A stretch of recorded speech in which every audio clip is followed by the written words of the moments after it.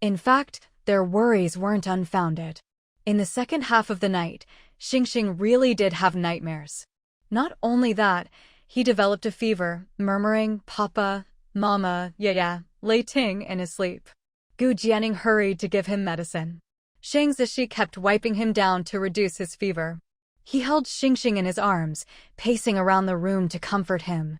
Only when he was held did the feverish Xingxing feel a sense of security, and his emotions and body gradually calmed down.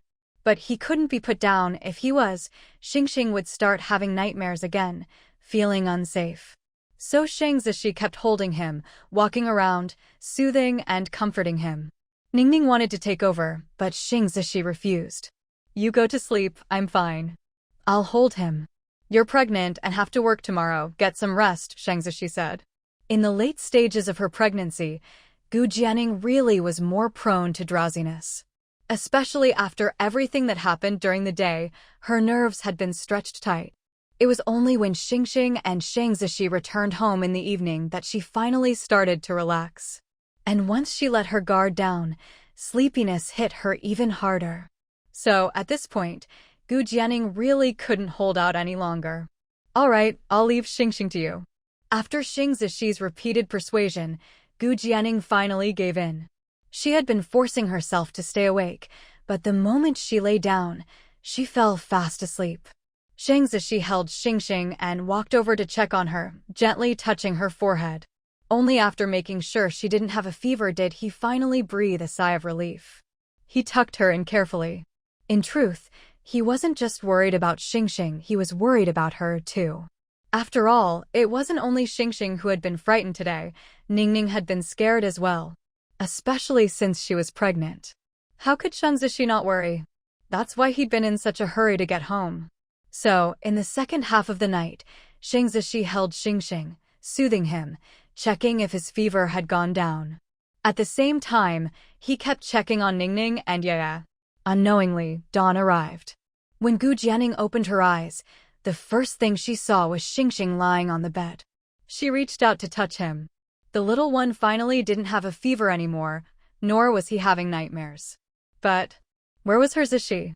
Gu Jianing got out of bed and followed the sounds, only to see the man's back as he busied himself in the kitchen. In that instant, for some reason, her eyes grew hot with emotion. She knew he definitely hadn't slept all night, taking care of Xingxing. Now that Xingxing was better, he was up early making breakfast for the three of them. How lucky she was to have met Shang Zishi.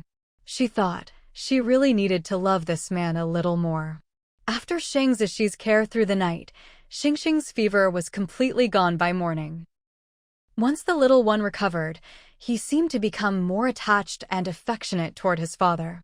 Maybe, during his illness and nightmares, he'd sensed, even in his confusion, that he was safe in his father's arms. Before, Xingxing had always been rather reserved around Shang Zishi, not the type to easily express his feelings.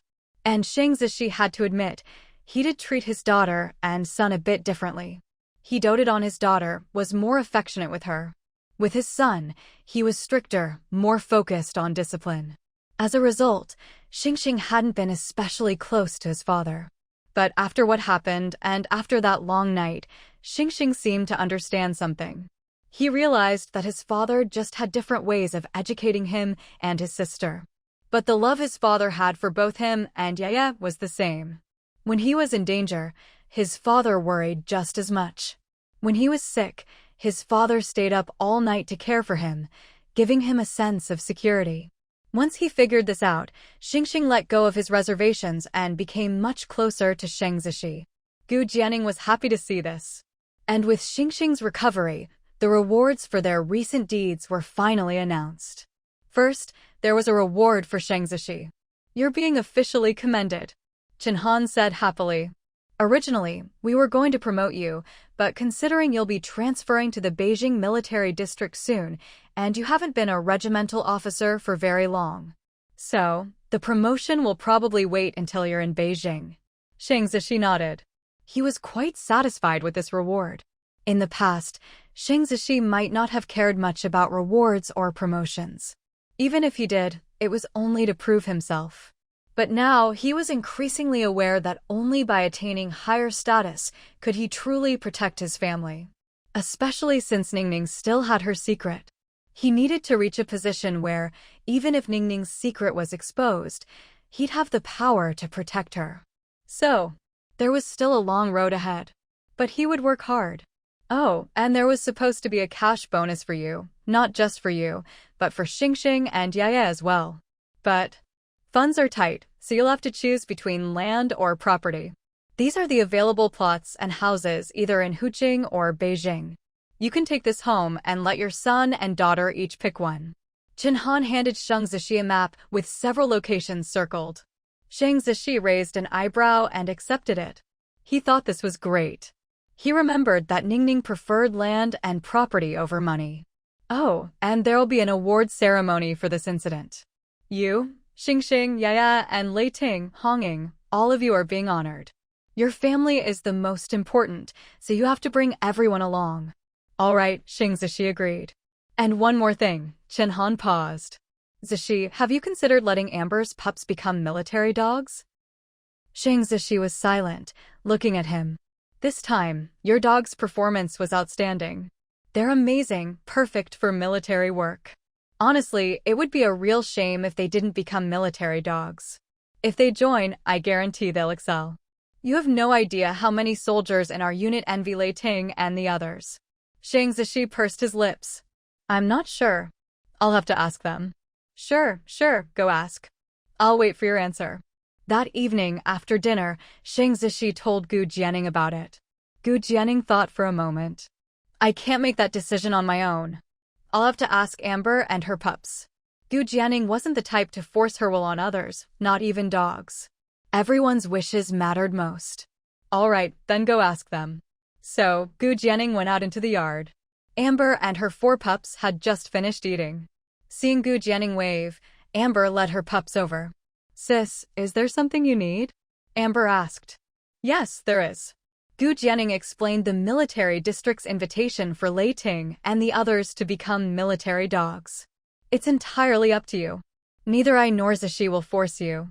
Even if you don't become military dogs, our family living together like this is wonderful. Lei Ting, Hong Ying, and the others grew excited when they heard about the invitation. Quiet. Amber barked. The pups immediately settled down. Amber looked at Gu Jianing. Sis, can you give us one night to think it over? I'll tell you our answer tomorrow. Of course. Gu Jianing stroked Amber's fur. No matter what you decide, I'll support you. Amber nodded. After Gu Jianing left, Amber fell silent. Hong Ying, Lei Ting, and the other pups could tell that their mother seemed to have something on her mind. Mom, what's wrong? As the daughter, Hong Ying stepped forward, nuzzling her little head against her mother, her eyes full of dependence and concern. Amber looked at them and sighed. Have I ever told you that I used to be a military dog?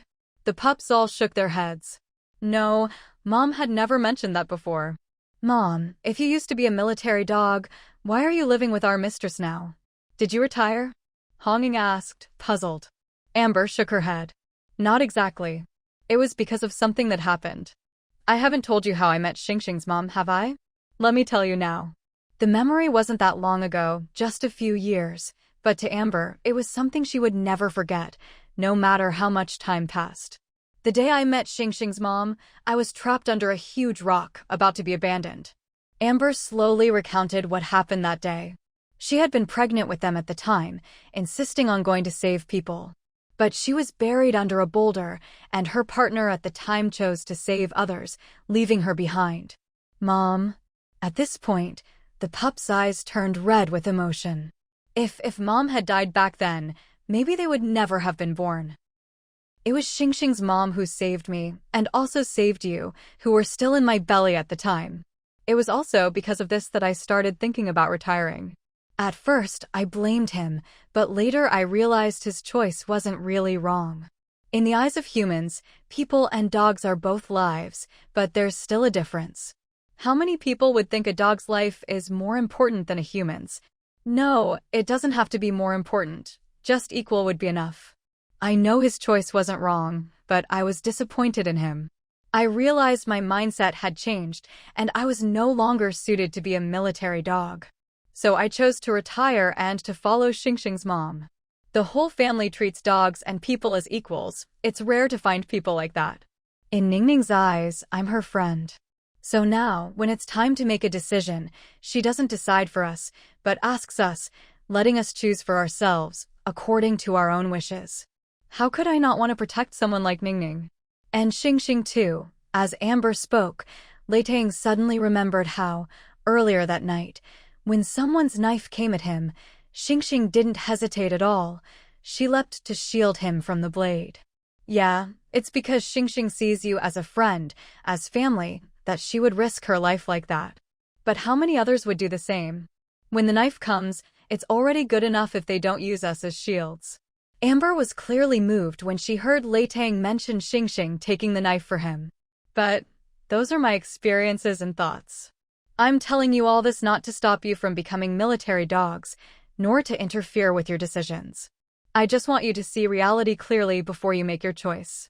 If you become military dogs, you have to put your own life and death aside and put the interests of the country and the people first. If you can accept that, then go ahead and become military dogs. If you want a more comfortable, free life, then I believe Xingxing's mom, Xingxing and Yeye will all treat us well. All right, go and think about it. Give me your answer in the morning. With that, Amber turned and left, leaving the 4 pups deep in thought. Through the window, Gu Jianing had overheard Amber's words, and she was deeply moved. She wondered what decision the 4 pups would make. There was no doubt that Hong Ying, Leitang, and the others were talented, especially after she'd given them the intelligence-boosting pills. They were even smarter. If they became military dogs, they would definitely achieve great things. Gu Jianing wouldn't interfere with their decision. At first, she'd wanted Hong Ying and Leitang to keep Xingxing and Yaya company. But she respected their choices. Whether human or dog, having dreams, yearning for a better future, and wanting to accomplish something should always be supported. The next morning, Gu Jianing, Amber, Xingxing, and Yaya came to the pups. Xingxing and Yaya had also heard that the military district wanted to invite Hong Ying and the others to become military dogs. So they wanted to know their decision as soon as possible. Mom, we want to become military dogs. In the end, all 4 pups made the same choice. Mom, I like helping people, catching bad guys, and finding dangerous things like we did last night. I like that feeling, said Lightning, the first to speak. As the eldest, Lightning had never been very talkative. But he was the most steady and had his own ideas. He hadn't been a military dog before, but last night, he'd gone on a mission. He liked the feeling of running, chasing down bad guys, searching. He could feel, in those moments, his blood boiling. It was as if it was in his very genes. Mom, I know there will be danger, and I might be abandoned, but I'm not afraid. I don't want to worry about all that. I just want to charge ahead and do what I want to do. Lightning's eyes were full of determination. Amber was stunned, then stepped forward and nuzzled his head. Okay, Mom supports you. In that moment, Amber saw in Lightning the spirit and conviction a military dog should have. So she supported him. Then, Li Jian made his decision. Mom, I know I'm the weakest among my siblings, but I want to accomplish something. I want to be a military dog. I want you to be proud of me one day. You silly pup. Li Jian's words moved Amber. No matter how strong or weak you are, you're all my children. I love you all the same. At that moment, Leitang and Hong Ying stepped forward, each throwing themselves into Xingxing and Yaya's arms. Woo-woo, Hong Ying, you're going to be a military dog? I don't want you to go, Yaya said, eyes red. Hong Ying, even though I'll miss you, I support you. Hong Ying and I are both girls, but girls can be amazing too. Yada clenched her little paw. Hong Ying nuzzled Yaya's head. Yada, I won't be able to protect you anymore. You have to take care of yourself from now on. Although Yaya couldn't understand what Hong Ying was saying, Gu Jianing was there to translate for her. After listening, Yaya gently stroked the fur on Hong Ying's head. I will, and you have to take care of yourself too. I know you'll become the best military dog ever. Finally, it was Xingxing and Leitang's turn. Both the child and the dog were rather reserved by nature. Usually, Xingxing played most with Lei Tang, and their bond was the closest. After what they went through together that night, their connection seemed even deeper. Before Lei Tang could say anything, Xingxing hugged him tightly. His voice was childish, but full of determination. Lei Tang, you have to wait for me. When I grow up, I want to be a soldier like my dad. Then we'll fight side by side. Fight side by side, that was a phrase Xingxing had recently picked up from reading stories about battles. Lei Tang tilted his head, thinking he might not be able to wait until Xingxing grew up to be a soldier. By then, he'd probably be retired. But he didn't want to disappoint Xingxing. So he agreed, okay, I'll wait for you. Yeah, by then, we'll be the strongest, Xingxing said, clenching his little fist. The strongest, Lei Tang echoed. Even though Xingxing couldn't understand Lei Tang's words, he could sense his meaning from his body language. Thinking about fighting side by side with Lei Tang in the future, Xingxing's mood instantly brightened. When Chen Han learned that all 4 of Amber's pups wanted to become military dogs, he was overjoyed. He'd thought it would be great if even 1 or 2 were willing. All right, he said. They'll need to be sent together to the military dog training base. After training, they'll be assigned to the units that need them. As it happens, in 3 days, our military district will be sending a batch of trainee dogs to the training base. They can go together then. When Shang Zishi returned home, he shared the news. No one had expected the farewell to come so soon. Only 3 days left. After that, Hong Ying and the others would be off to the training base. And after that, they'd each go their separate ways. Who knew when they'd meet again? Let's not be sad, Gu Jianing said. Hong Ying, Lei Tang, Shandian, and Li Jian becoming military dogs is a real achievement. We should be proud and happy for them. These 3 days, let's make the most of our time together. It was as if everyone knew the parting was near. For the next few days, Hong Ying, Lei Tang, Xingxing, and Yeye stuck together as much as possible. Of course, they were also reluctant to leave Amber, their mother, as well as Gu Jianing and Shang Zishi. 3 days passed in the blink of an eye. Soon, it was time to say goodbye. That morning, Xingxing and Yeye got up early to join Shang Zishi, Gu Jianing, and Amber in sending Hong Ying, Lei Tang, Shandian, and Li Jian off to the transport truck. The truck was filled with young dogs bound for the military dog training base. If all went well, once they passed their training, they'd become official military dogs and begin their service. Yeye clung to Hong Ying, unwilling to let go. But in the end, with repeated urging, she had to release her grip. Xingxing's eyes reddened as he watched Lei Tang on the truck. As for Amber, Amber hadn't expected that all 4 of her pups would follow in her footsteps and become military dogs. No one knew better than Amber what that life entailed. Now, all she could hope for was that her pups would be safe and successful all the way until retirement. A mother's worries are endless, no matter how far her children go. But Amber knew that worrying was pointless. All she could do was pray.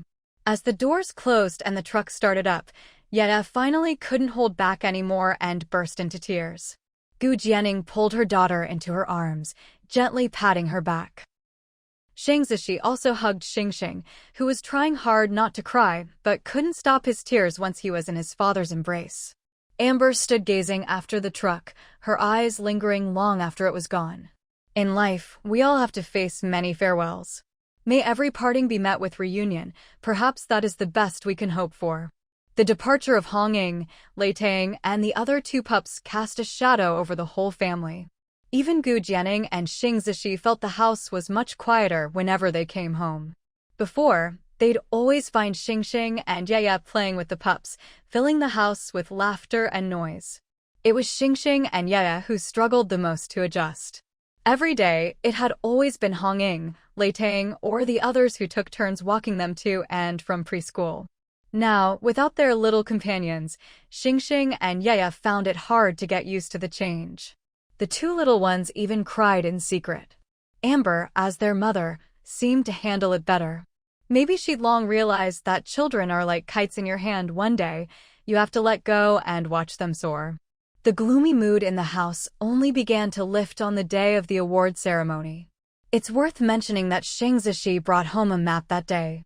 Shang Zishi, Xing, and Yaya each had the chance to choose a property or a plot of land.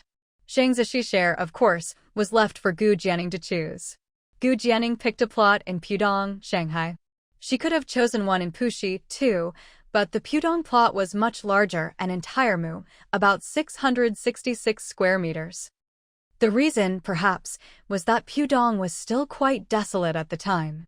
But only Gu Jianing knew how Pudong would develop in the future. As the saying goes, pregnancy lasts 10 months, so she was about to enter labor at any time. In August, the National College Entrance Exam was held again during the summer break. For those who had already been admitted to college, it was simply summer vacation. During the holidays, the third brother, Gu Yunzhou, who studied away from home, returned. The eldest sister-in-law, Yang Man, also came back. This time, the eldest brother and sister-in-law made a decision. Yang Man planned to take her husband and their children to live in Haiqing. But this decision caused some disagreements within the family. So, a phone call was made to Gu Jianing. Ningning, you have no idea how much Haiqing has changed this year. It's like a new place every month. I can feel everything becoming freer and more open. The authorities are encouraging economic development now. No one cracks down on small businesses anymore. I even think that, in the future, private businesses might become legal. Ningning, you know, I feel like we're standing at the forefront of a new era. We have to seize this rare opportunity. Even though I'm not sure what your big brother and I will do in Haiqing at first, I just feel there will be opportunities, lots and lots of them. Your big brother is just as capable as I am. I think he deserves more room to grow. On the phone, Gu Jianing listened to her sister-in-law's excited words. She could feel her sister-in-law's enthusiasm and anticipation. She was surprised at how sharp her sister-in-law's instincts were. After all, Gu Jianing herself was someone who had lived a second life and knew how things would develop. But her sister-in-law wasn't. Her sister-in-law was judging things entirely from her own perspective, based on what she saw and felt now, with a forward-looking mindset. As Yang Man talked, she realized she was the only one speaking. Ningning hadn't said anything. Could it be? Ningning, you don't think I'm just talking nonsense, do you? Yang Man asked cautiously. She really valued Gu Jianing's opinion. She respected her sister-in-law's judgment, not just her, but the whole family did. So Yang Man really hoped for her support. Just as she was feeling anxious, Gu Jianing finally spoke. Of course not, sis. I think your vision is amazing. You're really impressive. I'm optimistic about our country's economic future too. I agree with everything you said. Yang Man was overjoyed. So, Ningning, you support your big brother coming with me to Haiqing to seek new opportunities? If he goes with me, he'll have to quit his job at the steel plant. That's an iron rice bowl job. That was the reality they faced. And that was also what Yao Chunhua and Father Gu were worried about. A job at the steel plant was so good, so stable. It was an iron rice bowl, a job you could pass down to your children. Back when the eldest brother landed that job, it caused a stir in the village. Everyone remembered it. That's why the job was so precious. Sis, put mom and dad on the phone. I'll talk to them, Gu Jianing said. Okay. Soon, Yao Chunhua, the head of the household, came to the phone. Father Gu listened in as well. Yao Chunhua didn't bring up the eldest brother and sister-in-law right away. Instead, she asked about Gu Jianing's current situation. If your second sister-in-law wasn't pregnant too, I'd have gone to Huansha Island to take care of you after you give birth. Yes, the second sister-in-law, Su Miao, was also pregnant. She was over 7 months along, entering the late stage of pregnancy. But her pregnancy wasn't going very smoothly. So Yao Chunhua was a bit worried. She had to look after her second daughter-in-law, so she couldn't take care of her own daughter. This made Yao Chunhua feel bad. It's fine, Mom. Zishi's grandma will come to take care of me, so don't worry. Just pay extra attention to second sister-in-law. When it's time for her to give birth, if needed, give her the safe delivery pills. Okay, I understand. Gu Jianing knew about her second sister-in-law's difficult pregnancy. She hadn't expected that, in this life, things would be just like her previous one. This time, her second sister-in-law's pregnancy wasn't going well either. She was just worried it would be a difficult labor, like last time. But now, with the safe delivery pills, and after reminding her mother several times, she felt things should be fine. After discussing that, mother and daughter turned to the topic of the eldest brother and his wife. Ningning, it's not that we can't bear to see your big brother leave home. If he has a better opportunity, we support him. It's just, is going to Haiching really better than working at the steel plant? That's an iron rice bowl, a job you can pass down. Gu Jianing wasn't surprised by her parents' concerns. In fact, it wasn't just her parents. Many people caught up in the tide of the times thought the same way. But, Mom, Dad, what if one day that iron rice bowl isn't iron anymore? What if one day the steel plant shuts down? Yao Chunhua stood frozen in place, stunned. She was silent for a long while before finally speaking. Ningning, you must be joking. The steel factory is a state-owned enterprise. How could it possibly go bankrupt? How could it not be an iron rice bowl? Dad, Mom, is there really anything in this world that's impossible? Didn't the college entrance exam get reinstated after being suspended for 10 years? And before, doing business was strictly forbidden, but now you can see signs of it starting up again. I have a feeling that soon there will be a push for economic development from above, and individual businesses will be encouraged. Maybe, in the future, running a business will be legal and legitimate. Nothing stays the same forever. We have to keep up with the times, or we'll be left behind. To be honest, Yao Chunhua and Old Man Gu didn't really understand everything Gu Jianing was saying. They were both country folk, having spent most of their lives rooted in the countryside, so they didn't know much about what was happening outside.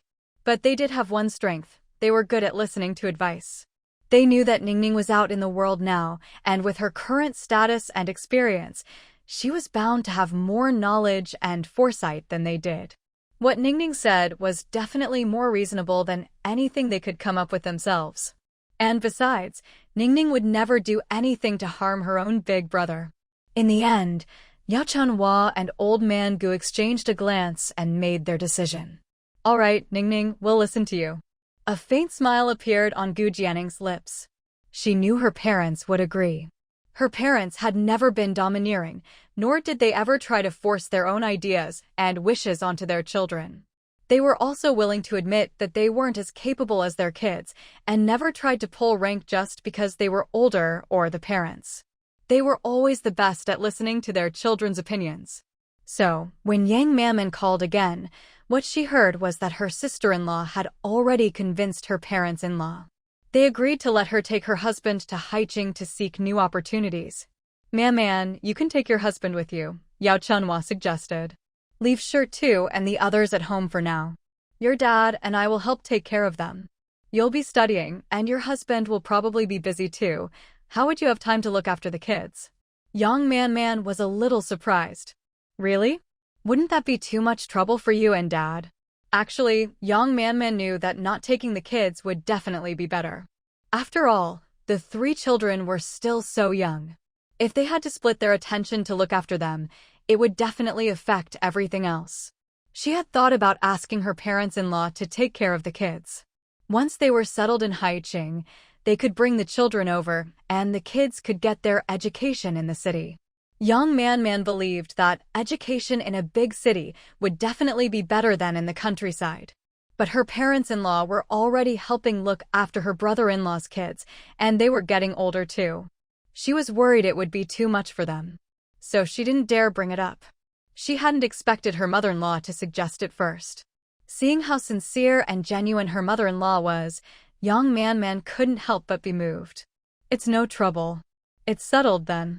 Besides, this year they've done away with the work point system for field labor. Your dad says the government is going to implement household land contracts. When that happens, the land will be our own. We can work the fields whenever we want and plant whatever we want. There won't be any time restrictions. I've also quit my job raising pigs for the village. So now I have time to help you look after the kids.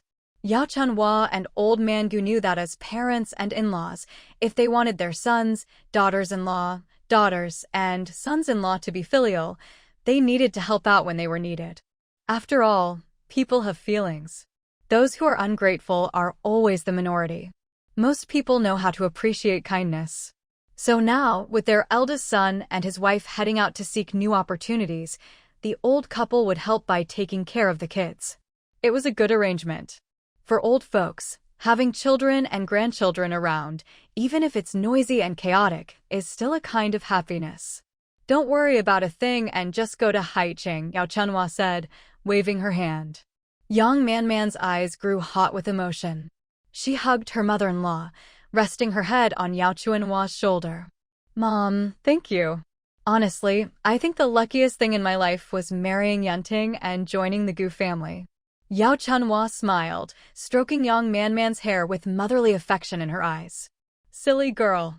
And so, it was decided that after the summer break, Gu Yunting would go to Haicheng with young Man. As for his job, he definitely couldn't keep it anymore. After discussing it with his father, Gu Yunting decided to sell his job to someone in the village at a reasonable price.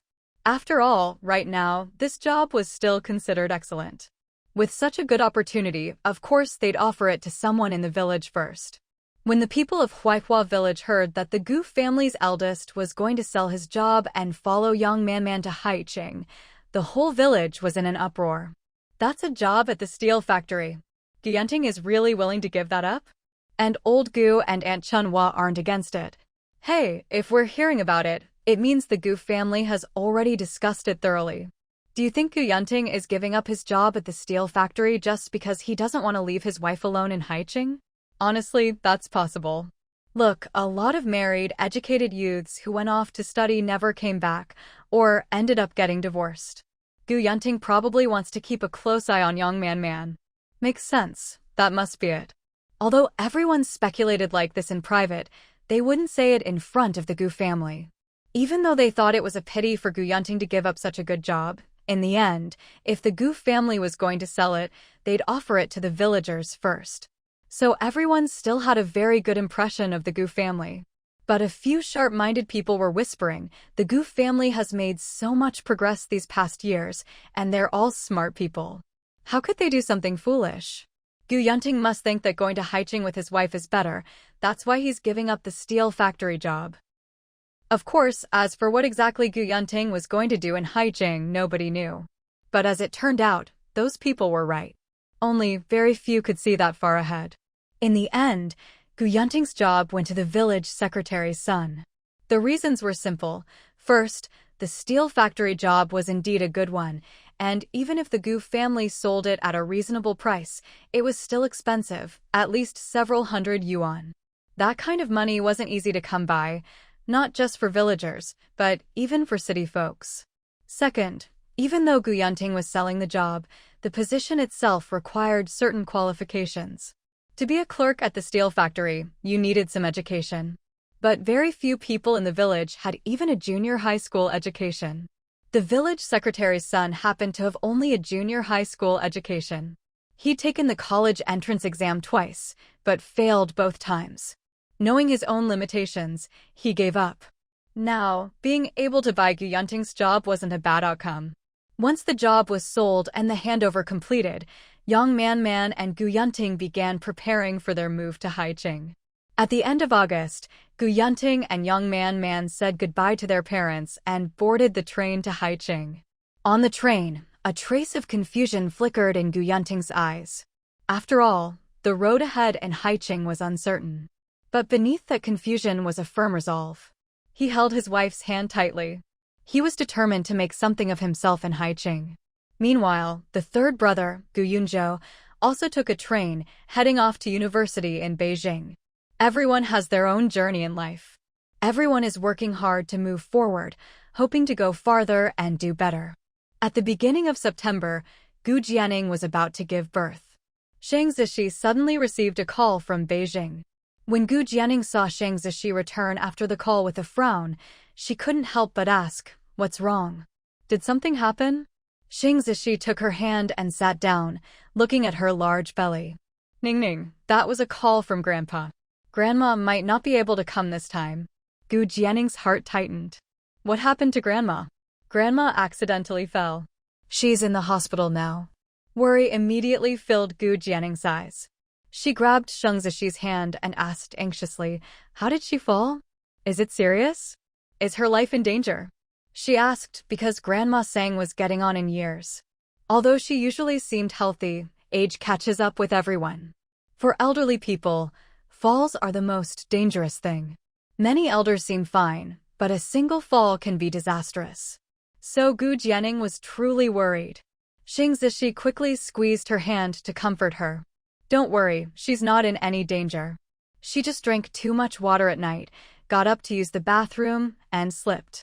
But the security guard at home found her right away and took her to the hospital. She passed out when she fell, but she's awake now and otherwise fine. She did hurt her foot, though, some fractures. She'll probably have to stay in the hospital for quite a while." When Grandma woke up, the first thing she thought about was coming to help you with your postpartum recovery. She felt so guilty she couldn't come. She had Grandpa call us right away. Originally, according to the plan, Grandma Sang was supposed to come to the Huansha Island military district to help Gu Jianning with her postpartum care. They had everything ready, just waiting for Grandma Sang's arrival. No one expected this to happen. After hearing about Grandma Sang's condition, Gu Jianning finally breathed a sigh of relief. As long as her life isn't in danger, everything else is minor. Sheng Zishi held her hand, a bit helpless. "It's not a small thing. Your postpartum recovery is important. Grandma can't come, and your mom can't come either. What should we do?" "Well, you're still here. Why don't you take care of me during my recovery?" Gu Jianning said offhandedly. "Of course. I'll take care of you." Gu Jianning had just said it casually, but to her surprise, Sheng Zishi's eyes lit up. He thought it was a great idea. "Gu Jianning?" Sheng Zishi continued, "Since I don't have much going on lately, I'll try to ask my supervisor for leave and see if I can get it approved. If I can, I'll take care of you during your recovery." Seeing Sheng Zishi's serious expression, Gu Jianning realized he really meant it. She couldn't help but ask, "Are you serious? Don't you think taking care of a woman after childbirth is troublesome, or that it's not manly?" It wasn't that Gu Jianning herself thought that way. It was just the way things were in those days. You almost never heard of a husband taking care of his wife during postpartum recovery. That's why Gu Jianning had only said it in passing, not expecting him to take it seriously. But Sheng Zishi frowned. "That's not how you think, is it?" He gently tapped her on the head. "Comrade Gu Jianning, how could you think that way? You're my wife, and you're carrying my child. You've worked so hard already. Taking care of you after childbirth is only right and proper. If a man feels ashamed to take care of his wife after she gives birth, then he doesn't deserve to be a husband or a father," Sheng Zishi said righteously. Gu Jianning, "All right, I underestimated Comrade Sheng Zishi. No wonder he's known as the model husband and father in the military district." Seeing Gu Jianning stay silent, Sheng Zishi thought she was still unsure and quickly added, "Are you worried I won't take good care of you? Don't worry, I'll take excellent care of you, like you're a queen. I'll be at your beck and call." Gu Jianning couldn't help but laugh, patting his shoulder. "All right, I trust you. Okay then, since you're so sincere about it, let's give it a try. Go ask for leave. If your supervisor agrees, then I agree too. Deal."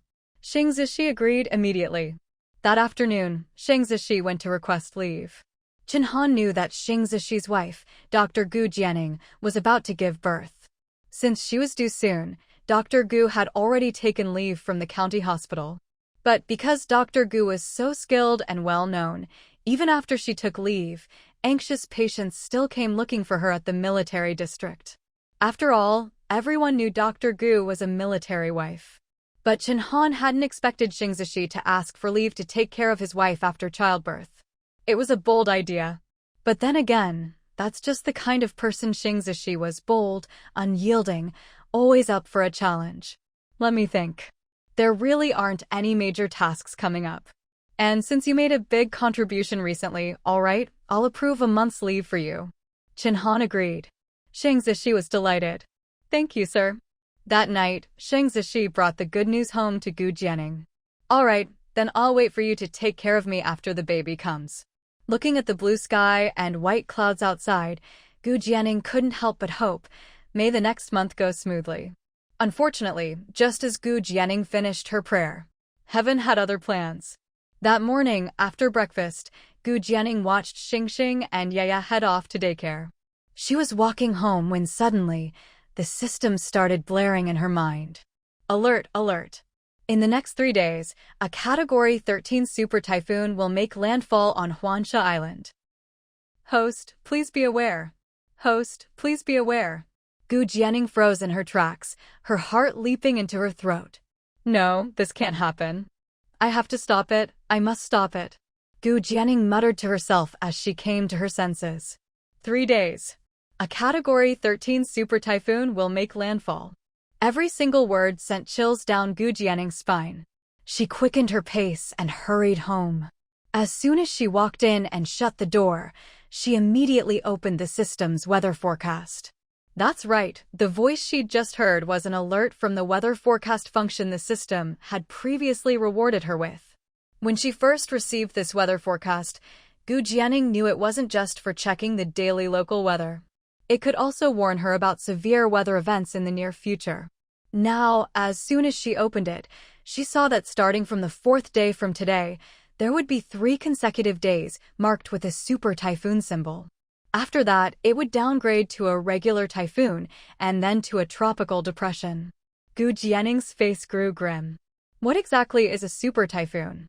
In this era, typhoon classifications aren't as detailed as in modern times. They're simply divided into tropical depressions, typhoons, and super typhoons. Levels 6 to 7 are tropical depressions, 8 to 11 are typhoons, and anything at level 12 or above is a super typhoon. And now, the forecast was predicting a level 13 typhoon, a super typhoon, no doubt. But that wasn't even the most important part. The most important thing was, the super typhoon would arrive in just 3 days. Yet here she was, on Huansha Island, inside the military district, and she hadn't heard a single word about any incoming typhoon. Gu Jianing knew that, in this era, due to underdeveloped technology, typhoon forecasting was limited. But she hadn't expected that there would be no warning at all, even now. And what did a super typhoon mean? Huansha Island was right by the sea.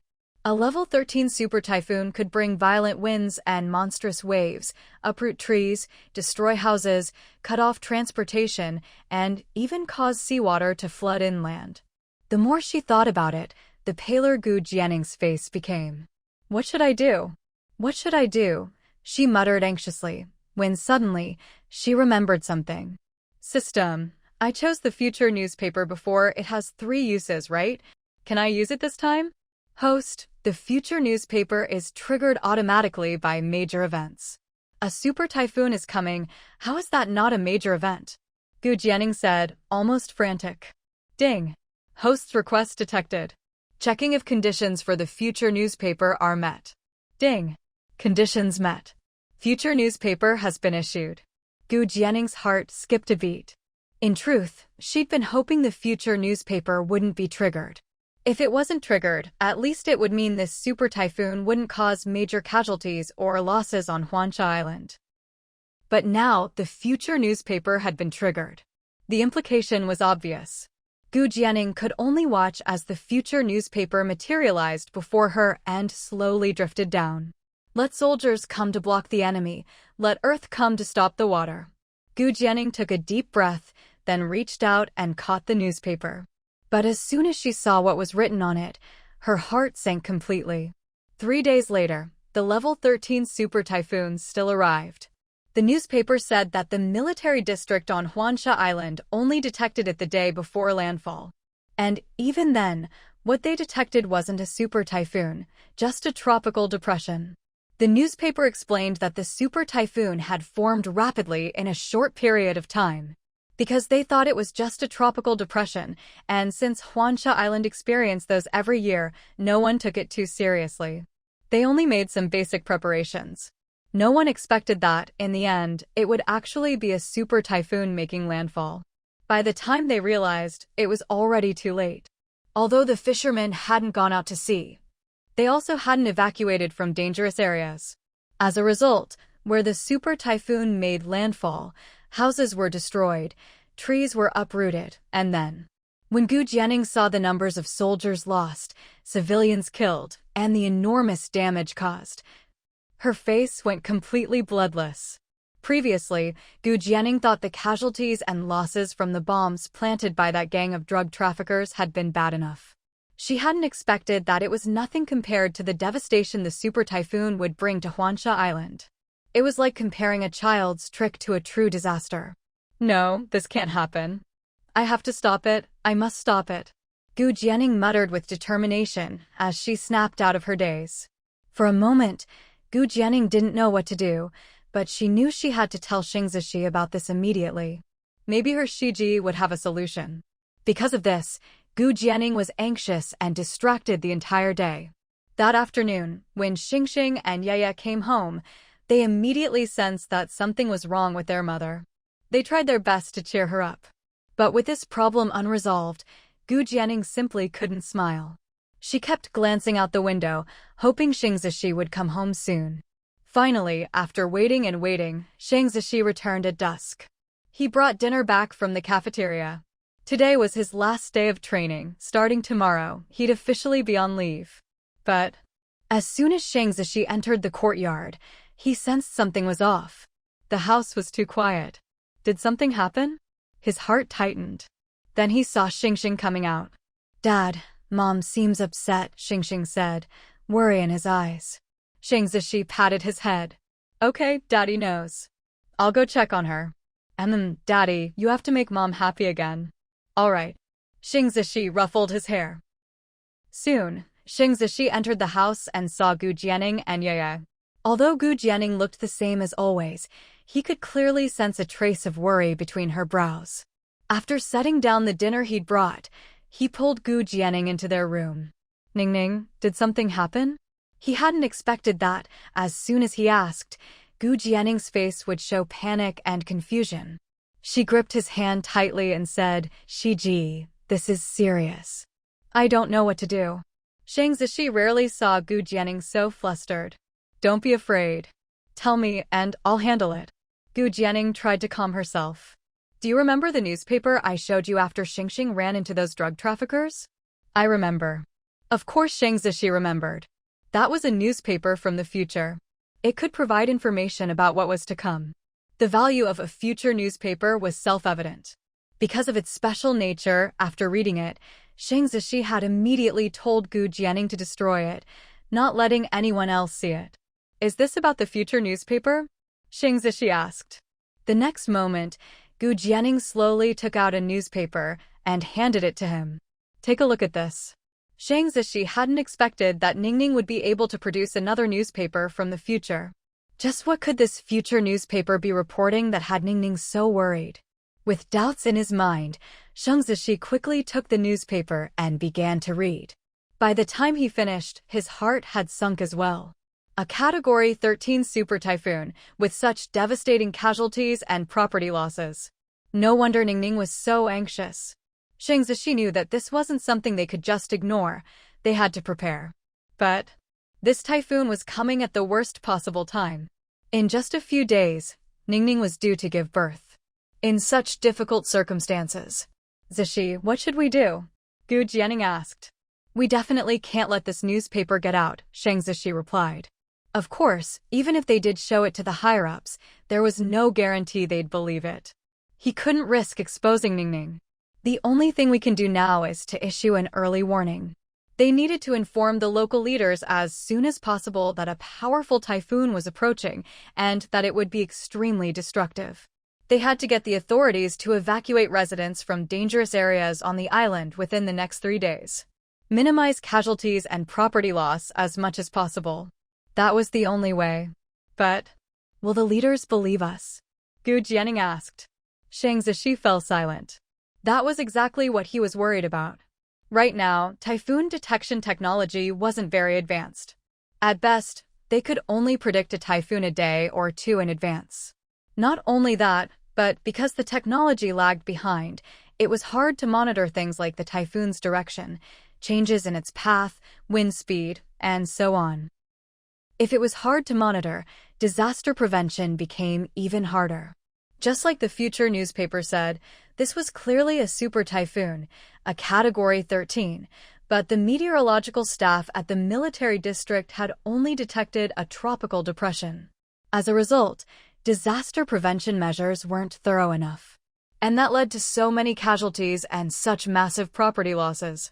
Now, the key was to get the leaders to believe that this was a super typhoon, and that it would make landfall in 3 days. As long as the leaders believed this, everything else would fall into place. At that point, the military district would definitely implement the highest level of disaster prevention. As for how to convince the leaders, Xing Zishi muttered, thinking for a moment. Ningning, I'm afraid you'll have to step forward. Gu Jianing was puzzled. Me? Yeah. Do you remember when we first arrived on Huansha Island and you predicted the weather? Gu Jianing remembered.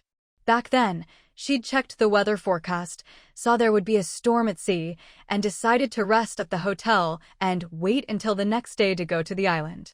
But Zhao Weigua and the others didn't believe her. They insisted on going to the island. Halfway there, they ran into the storm and had to turn back. After that incident, Zhao Weigua and the others no longer underestimated Gu Jianing's ability to predict the weather. This time, we can tell Zhao Weigua that you predicted it again. I think, after what happened last time, Zhao Weigua and the others will believe you. The reason for going to Zhao Weigua was that his brother, Zhao Hongxing, worked in the military district's meteorological department. If Zhao Weigua brought it up, Zhao Hongxing would take it more seriously. Then they can spread the word and we can inform the leaders.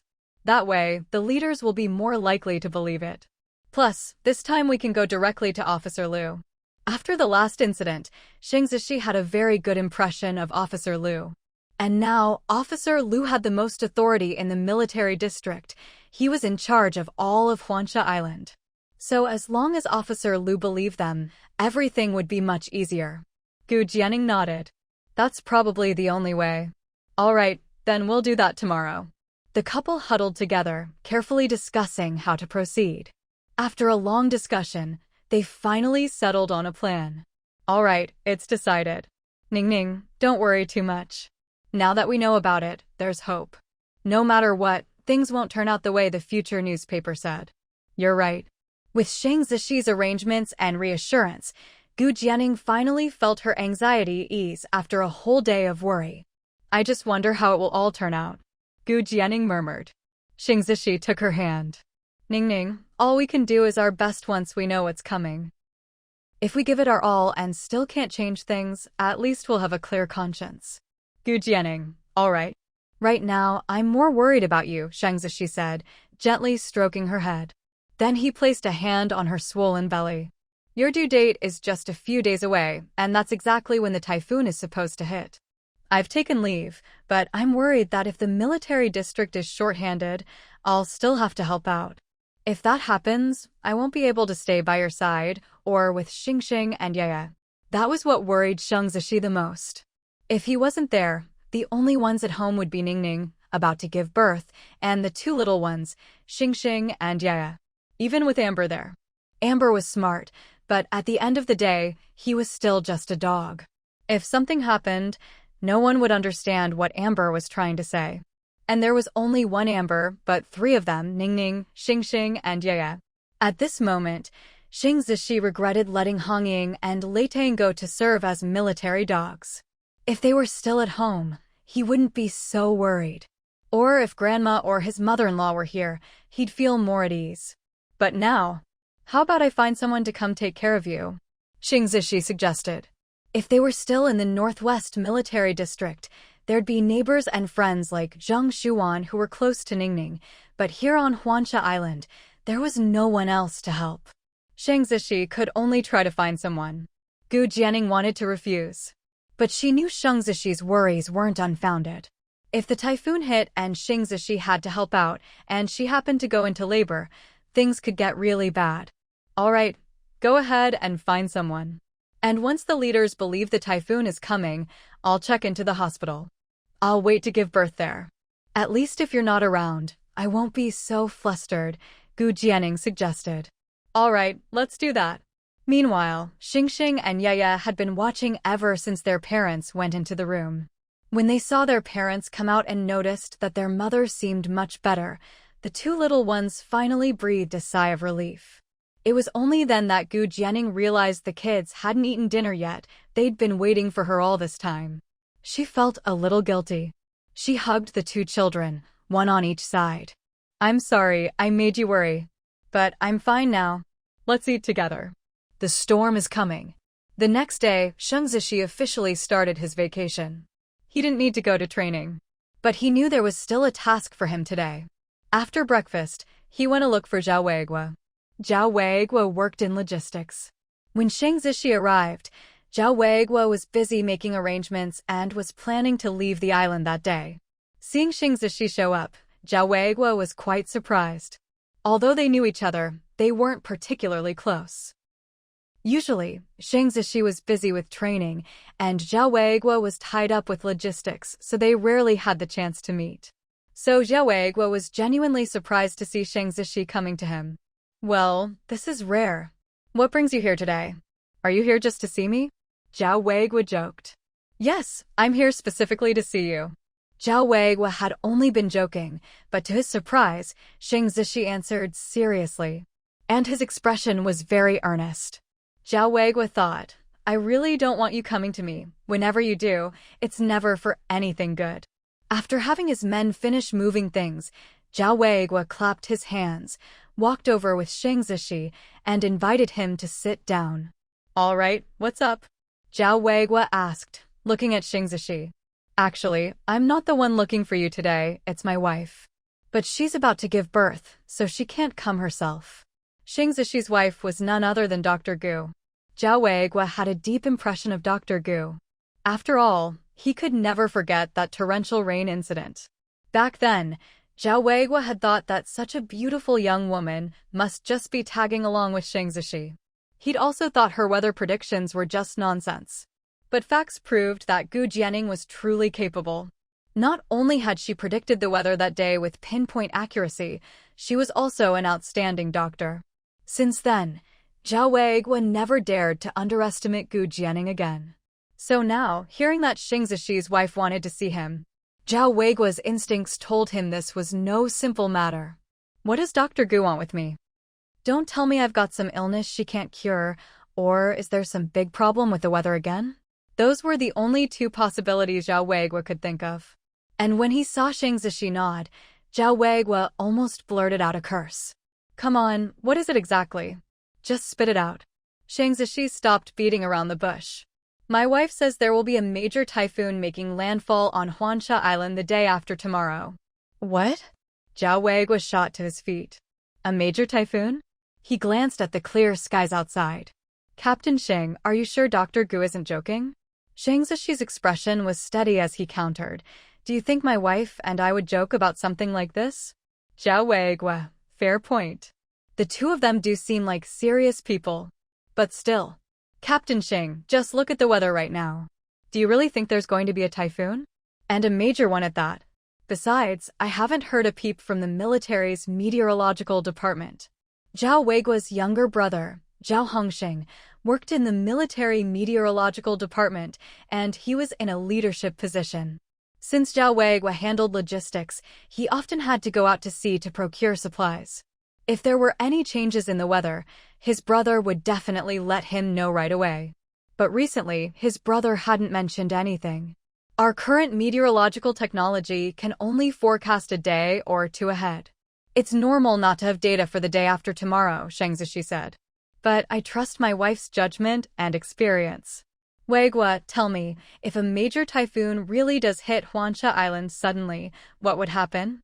That one question made Zhao Weiguo's face turn grim and his expression grow serious. A major typhoon would be absolutely devastating for Huansha Island. Records show that decades ago, Huansha Island was struck by a major typhoon, and the resulting damage and tragedy were beyond description. Even though many years have passed, those who lived through that disaster still speak of it with lingering fear. Zhao Weiguo hadn't experienced it himself, but he'd heard the stories. There was no doubt a major typhoon would be catastrophic for Huansha Island. If there was advance warning, they could prepare. But if it hit without warning, the consequences would be unimaginable. And if Gu Jianning's prediction was right, a major typhoon would arrive the day after tomorrow. And right now, they hadn't received a single warning. The outcome was all too easy to imagine. Of course, Zhao Weiguo hoped Gu Jianning was wrong, that the typhoon wouldn't come. But he remembered how accurate her prediction about the torrential rain had been. Now, if Gu Jianning had sent Shang Zishi to tell him, she must be very confident. Maybe the typhoon really would come. If he believed it, and the military believed it, and they took precautions, all would be well. But if they didn't believe it, and the typhoon did come, the consequences would be dire. Zhao Weiguo pondered. At this moment, he was deeply conflicted. After a while, he looked at Shang Zishi and made his decision. All right. I trust Dr. Gu and I trust you. Captain Shang, what do you want me to do? Shang Zishi wasn't surprised that Zhao Weiguo believed him. After all, in situations like this, even if there's only the slightest chance, it's better to believe and prepare than to ignore it and face unimaginable consequences later. I heard your brother works in the military's meteorological department. We need to tell him and have him report it to the higher-ups so the military can start preparing Huansha Island for the typhoon as soon as possible. If the typhoon really does hit the day after tomorrow, that only gives us 2 days. We don't have much time, Shang Zishi said. Zhao Weiguo nodded. Got it. No time to waste. I'll go talk to my brother right now. Want to come with me? Shang Zishi nodded. So the two of them headed to the military's meteorological department. Hey, what brings you here, bro? Soon, Shang Zishi met Zhao Weiguo's younger brother, Zhao Hongxing. The brothers looked quite alike. But Zhao Hongxing seemed a bit sharper. Zhao Weiguo put his arm around his brother's shoulders. Hongxing, come on, let's talk over there. I've got something to discuss with you. He nodded at Shang Zishi, then pulled his brother aside. Is it something important? Zhao Hongxing asked once they stopped. Zhao Weiguo grunted in affirmation, but instead of explaining right away, he asked, Hongxing, have you noticed any changes in the weather around Huansha Island lately? Zhao Hongxing shook his head. Nope. Bro, if there were any big changes in the weather, I'd have told you. You're sure? No signs of a typhoon? Not even a hint. Zhao Hongxing shook his head again. No, really. What's going on? Why are you being so mysterious? Hongxing, here's the thing, let me tell you about something that happened to me before. With that, Zhao Weiguo recounted the time he went to pick up Gu Jianning and Shang Zishi's family of 4. Gu Jianning had predicted a heavy rainstorm, but he hadn't listened, and sure enough, they got caught in the downpour. Back then, the whole thing was so embarrassing that, aside from the people who were there, Zhao Weiguo hadn't told anyone, not even his own brother. But now, Zhao Weiguo felt it was time to bring it up, to lay some groundwork.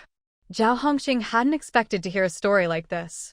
I know that Dr. Gu Jianning and her husband had only been at the military district for half a year, but their whole family, even their dog, was already famous. Yes, all of them were well known. Shang Zishi and the 2 kids, along with their dog, had become famous for discovering drug traffickers, dismantling a bomb, and even uncovering military supplies left behind by Country R. That was a huge achievement. They'd even been publicly commended not long ago. Zhao Hongxing had attended the ceremony himself. He'd heard that Shang Zishi's 4 dogs had now been sent to the military dog training base, and once their training was complete, they'd become official military dogs. And Shang Zishi's wife, Gu Jianning, was famous too. Her fame was partly thanks to Niu Cui and Zhang Qiumei. The way Gu Jianning had produced that certificate had caused quite a stir, and people in the residential compound were still talking about it. Zhao Hongxing had first heard about her from his own wife. His wife admired Gu Jianning a lot, saying Dr. Gu was truly impressive. She was a medical professor, invited to help write national college entrance exam questions, and also a deputy hospital director in the county. Her medical skills were top-notch, and everyone wanted to see her as a doctor. Because his wife had mentioned her with such admiration, Zhao Hongxing knew about Dr. Gu as well. But he hadn't expected that Dr. Gu would also have a talent for predicting the weather. Zhao Hongxing himself was skilled at weather observation. With technology still underdeveloped, meteorology relied heavily on human experience. That was why Zhao Hongxing could work in the military district's meteorological department and even rise to a leadership position. But he really hadn't detected any sign of a strong typhoon. It was supposed to arrive the day after tomorrow. Even if there really was a typhoon, at best they'd detect it tomorrow. Today, it just didn't seem possible. Could there really be a strong typhoon? Could anyone detect it 3 days in advance? Zhao Hongxing had one advantage over his brother Zhao Weigua. He was never arrogant and always willing to listen to others' opinions. Especially since Dr. Gu Jianing wasn't the type to speak without reason. And with his brother's story as further proof.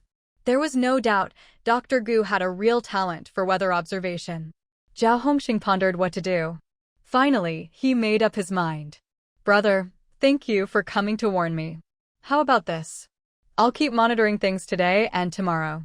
If there's even the slightest sign of a typhoon, I'll trust Dr. Gu's judgment and report it to the leaders so they can prepare the island for a possible strong typhoon. If there's still nothing by tomorrow then Zhao Hongxing would probably keep quiet about it.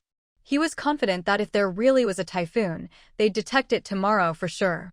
If they did, it would prove Dr. Gu's abilities. But if not, could it be that Dr. Gu was mistaken? After all, detecting a typhoon 3 days in advance, just by personal experience, was even better than the machines. That was almost unbelievable. Unbelievable, in fact. Zhao Weigua said, "All right, let's leave it at that for now. Is Commander Sheng waiting outside?" "I'll go with you and explain it to him myself," Zhao Hongxing said. "All right." So, Sheng Zishi soon saw Zhao Hongxing arrive together with Zhao Weigua. "Commander Sheng, my brother has already told me why you're here and what Dr. Gu's concerns are." Zhao Hongxing explained his decision after weighing things up. "Let's wait until tomorrow. If there's any sign of a typhoon in tomorrow's monitoring, I'll definitely report it to the leaders." Sheng Zishi said, "All right, let's do that." Sheng Zishi knew this was already the best possible outcome. The fact that Zhao Hongxing hadn't dismissed it outright was already very good. After all, today's weather showed no sign of a typhoon at all. Whether it was convincing Zhao Hongxing or the military district leaders, it would be difficult. But if tomorrow's monitoring showed any sign of a typhoon, and with Ningning's prediction today, that would make it highly credible. After Sheng Zishi left to find Zhao Weigua, Gu Jianing waited at home. Finally, Sheng Zishi returned. He told Gu Jianing the result. After listening, Gu Jianing was silent for a moment. He's not wrong to do that. All we can do now is wait for tomorrow. Tomorrow, they should be able to detect the typhoon.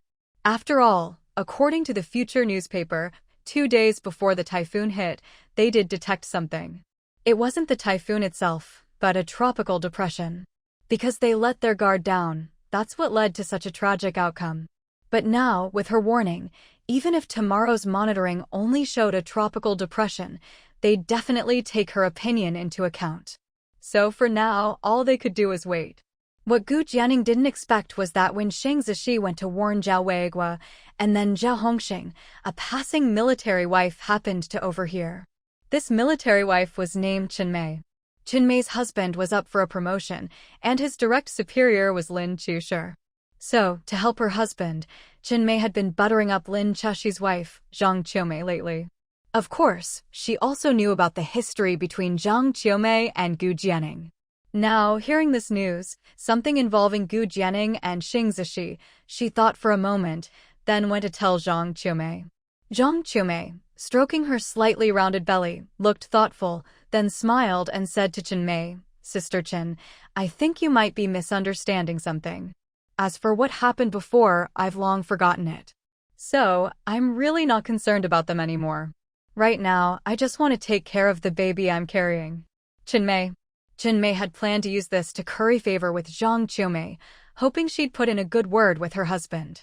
But to her surprise, Zhang Qiumei said that. Qinmei didn't believe for a second that Zhang Qiumei didn't care. She just didn't want to owe Qinmei a favor. So stingy. Qinmei's expression soured, and after a few more words, she left. Zhang Qiumei watched Qinmei's retreating back and snorted coldly.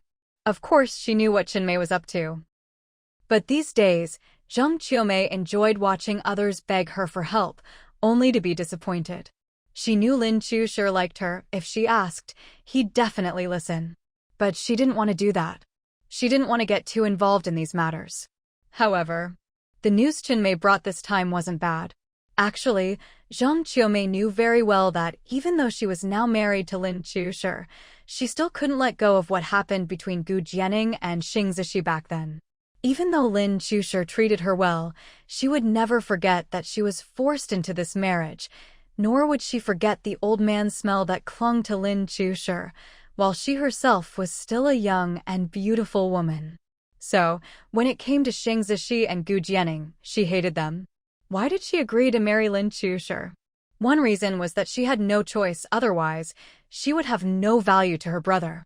The second reason was Lin Chushi's high status, his position in the military district, and the fact that he genuinely liked her and was willing to do things for her. Her return to the military district was for the sole purpose of bringing down Gu Jianing and Xing Zishi. No one knew that not long ago, when she saw Xing Zishi being awarded with his children and dog by his side, and saw the pride in his eyes as he looked at the two children he had with Gu Jianing, how much she hated them. So, no matter what, as long as she could seize any opportunity, she would do everything she could to bring those two down. Although Zhang Qiumei told Mei that she didn't really care about these things, when Lin Chushi came home, she still brought it up as if joking, intentionally letting him hear. Zhang Qiumei knew that Lin Chushi had also suffered because of Xing Zishi's punishment. They hadn't been married long, but Zhang Qiumei understood Lin Chushi. He was the type to hold a grudge and always seek revenge. So, they shared a common enemy. Honey, tell me, is Dr. Gu really a doctor or a fisherman?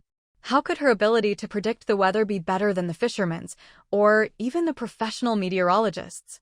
Zhang Qiumei said with a laugh. When Lin Chushi first heard talk of a strong typhoon, he frowned. Given his age and the fact that he was a local of Huansha Island, he had lived through that devastating typhoon decades ago. He'd only been a teenager then. He still remembered the destruction that storm brought to Huansha Island. His own elder brother had died in that very typhoon.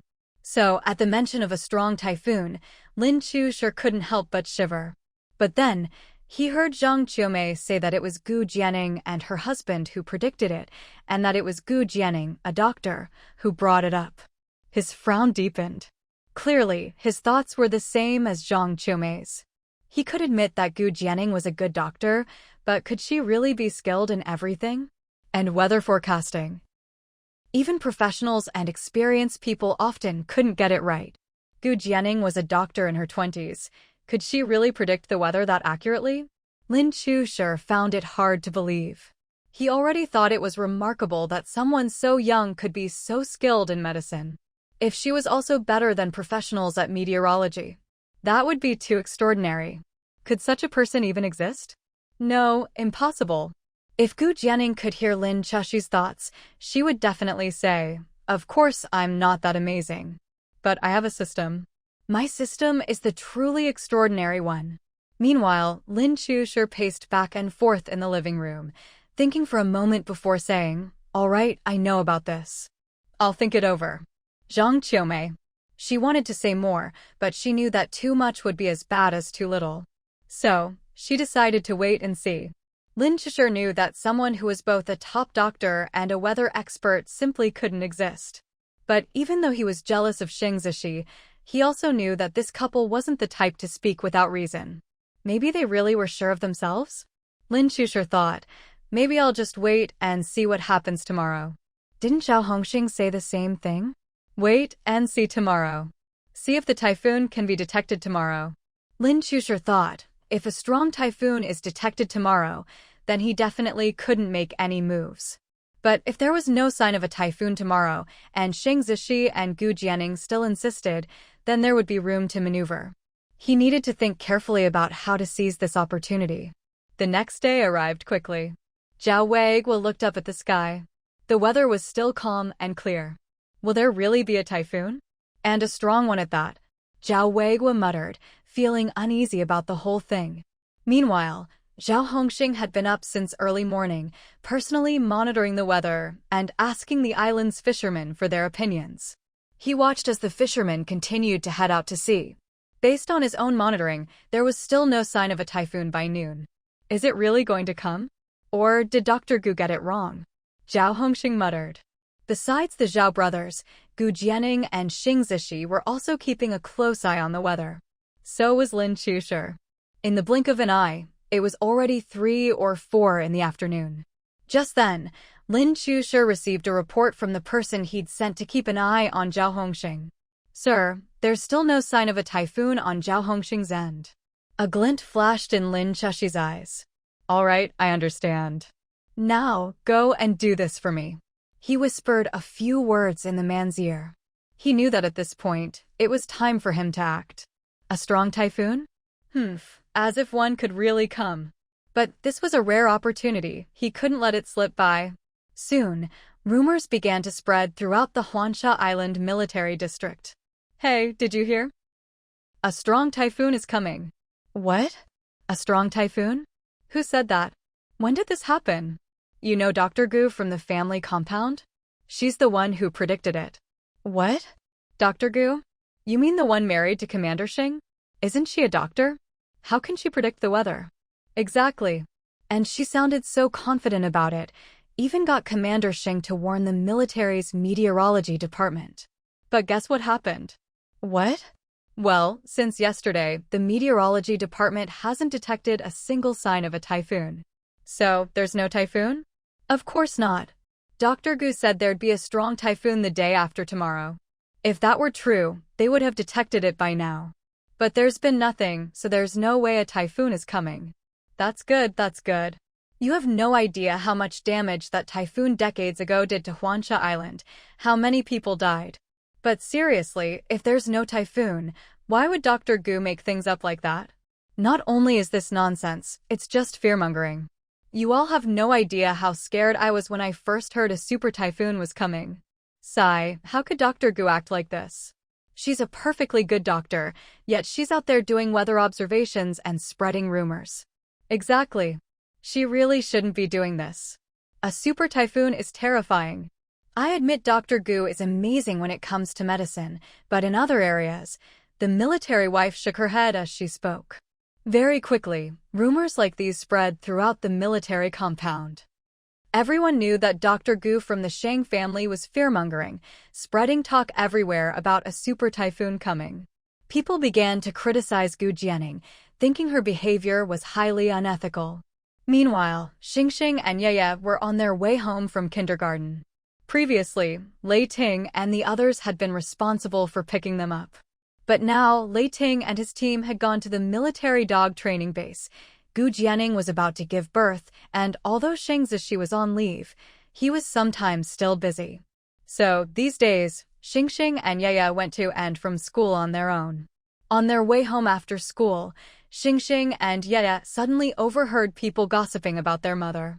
They didn't fully understand everything that was being said, but they could tell those people were speaking ill of their mom. How could Xingxing and Yeye tolerate that?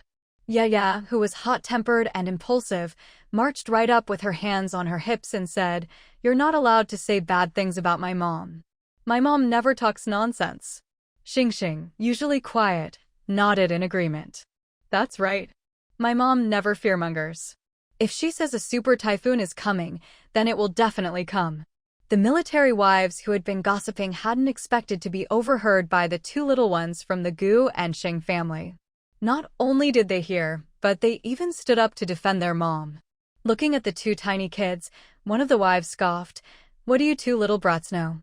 You think whatever your mom says just happens? Ha ha, what, is she some kind of fairy?" Yeye was furious.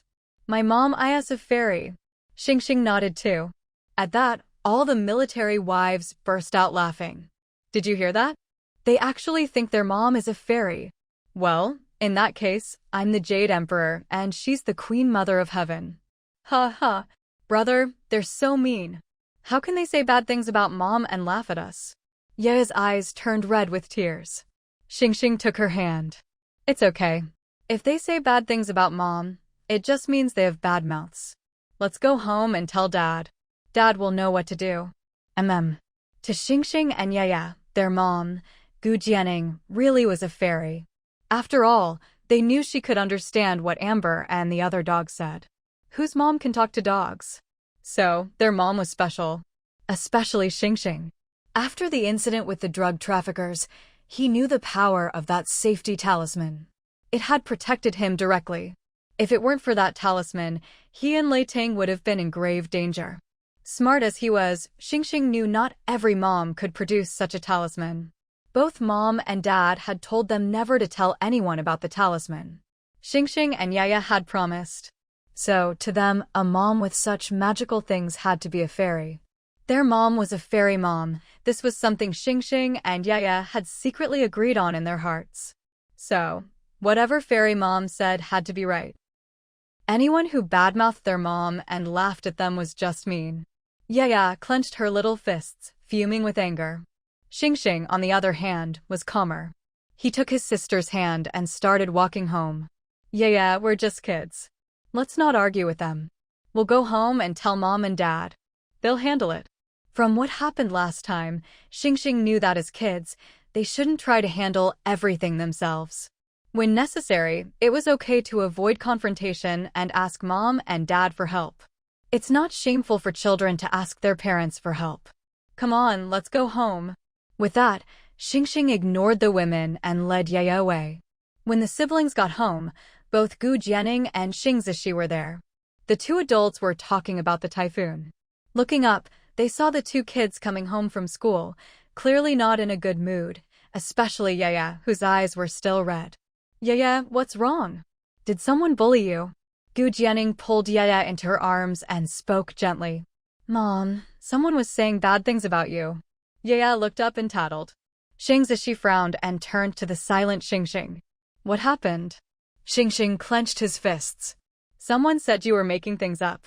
Then he told them everything they'd overheard on the way home. Mom, you're not making things up. If you say a typhoon is coming, then it's definitely coming. Yaya snuggled into her mother's arms. Gu Jianing and Xing Zishi exchanged a look and fell silent. Xing Zishi's expression darkened. Looks like someone's trying to stir up trouble, targeting us as a couple. So it's not just Zhao Weigua and Zhao Hongxing who know about this. Someone else must have overheard and is using it to make trouble, Xing Zishi speculated. He knew Zhao Weigua and Zhao Hongxing's characters well. Those two would never spread rumors before anything was confirmed. So it had to be someone else.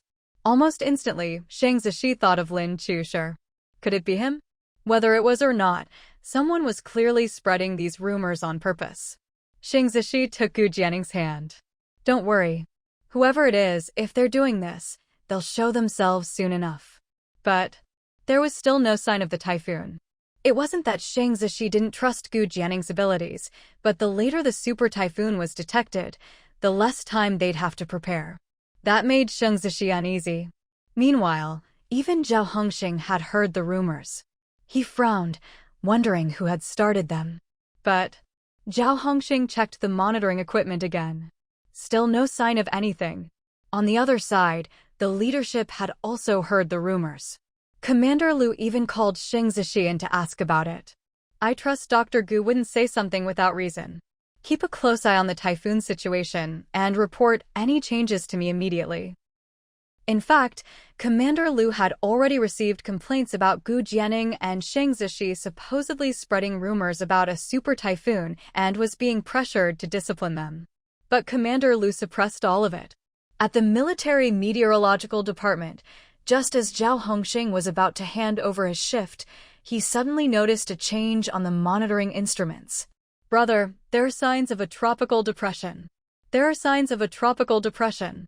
This is a sign of a tropical depression? Zhao Hongxing muttered. Could it be that a strong typhoon is really coming? Did Dr. Gu really get it right? She's so amazing, she knew about it 3 days in advance. But why did these signs only show up now? Zhao Hongxing hurriedly ran out to make a report. Just as he rushed out, he bumped into his older brother, Zhao Weigua, who was coming to find him. Hongxing, where are you running off to in such a hurry? Zhao Weigua grabbed him and asked. Brother, there are signs of a tropical depression. There are signs of a tropical depression. Zhao Hongxing couldn't help but shout. Zhao Weigua was stunned for a moment, then his eyes lit up. I knew it.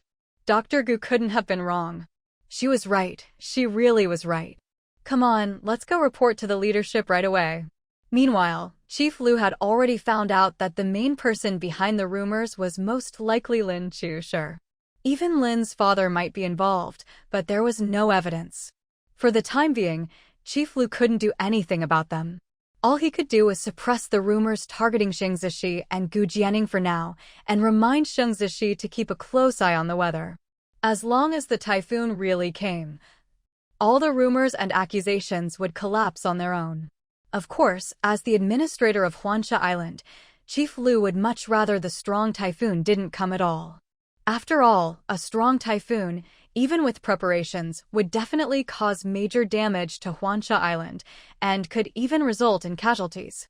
So, it would be best if the typhoon didn't come, and everyone stayed safe. But Chief Lu also knew that neither Shang Zishi nor Gu Jianing were the type to make baseless claims. Although he hadn't interacted much with the young couple, he'd heard from old Shang just how outstanding and reliable they were. Old Shang had even asked him, if possible, to look after them. If even someone as proud as old Shang recognized them, they must be truly exceptional. And since his old friend had asked, Chief Lu naturally kept it in mind. As Shang Zishi left Chief Lu's office, he saw the Zhao brothers hurrying over. Seeing their anxious expressions, Shang Zishi had a vague guess. Sure enough, Zhao Wei was spotted Shang Zishi from afar, strode over, grabbed his arms, and said excitedly, Dr. Gu is right. The meteorological team has detected a tropical depression approaching. Shang Zishi's heart skipped a beat. Come, let's go see Chief Lu. Soon, Chief Lu met with the three of them and learned about Zhao Hongxing's detection of the tropical depression. Are you sure it's a tropical depression, not a strong typhoon? Chief Lu asked Zhao Hongxing. Yes, sir, it's a tropical depression. Chief Lu frowned.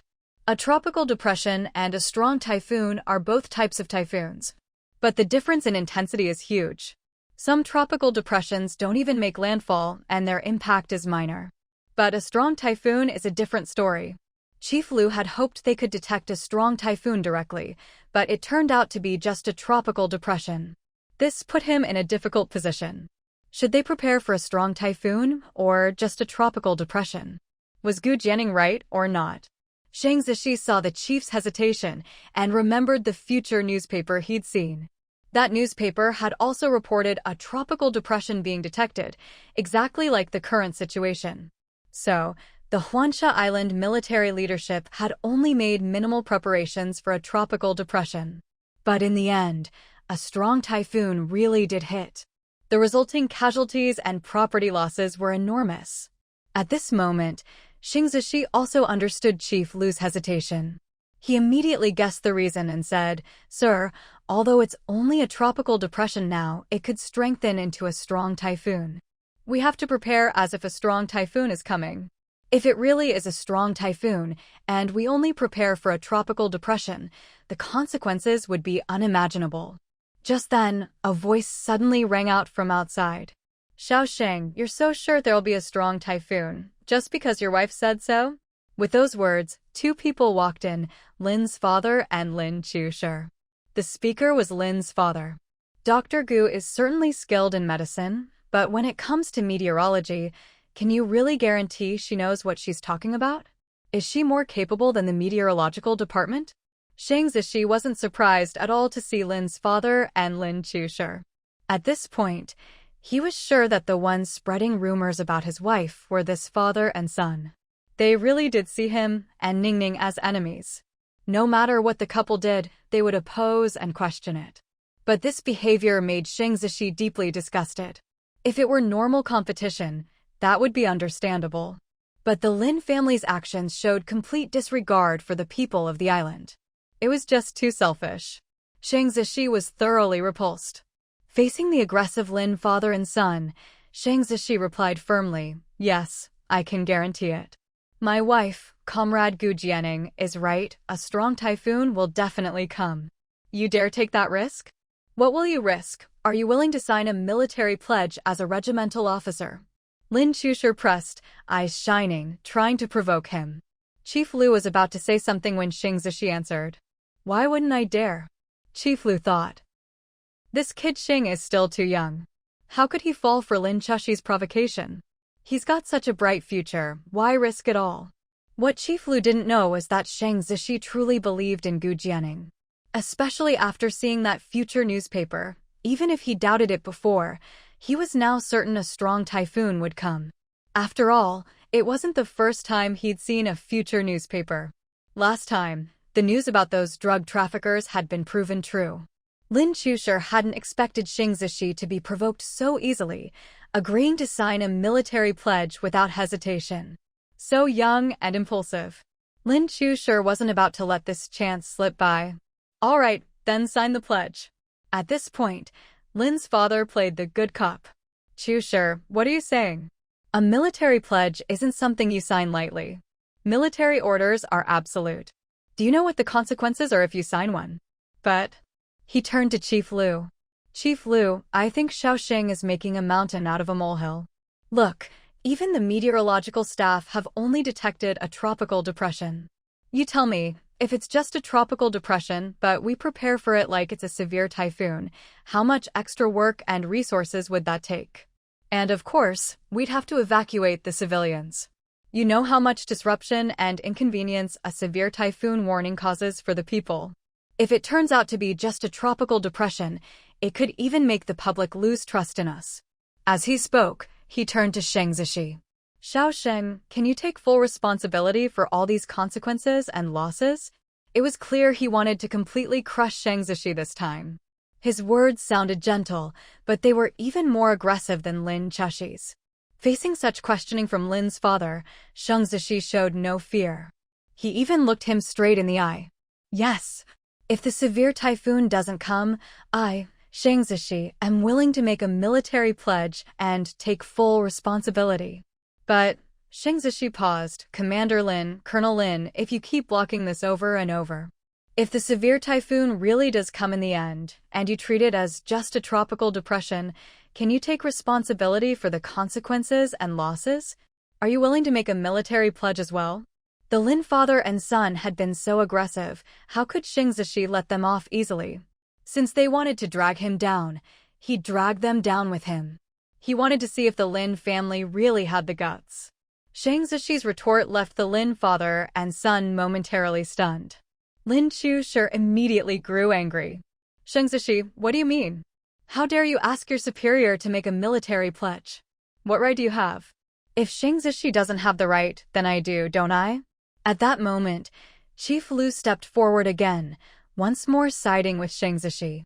Since both sides have their arguments, I can't show favoritism. How about this? Chusher, Zishi, you each make a military pledge. On my end, we'll prepare as if a severe typhoon is coming. If the typhoon really comes, then Chusher will be held accountable. If it doesn't, then Zishi will be punished. What do you think? Lin Chusher never expected to actually get dragged into this. And for Chief Lu to propose such a plan, what could he do? Refuse? If Shang Zishi had suggested it, with his higher rank, he could have refused. But this was coming from Chief Lu. So, I agree. Shang Zishi answered first. He looked at Lin Chusher. Colonel Lin, are you afraid to agree?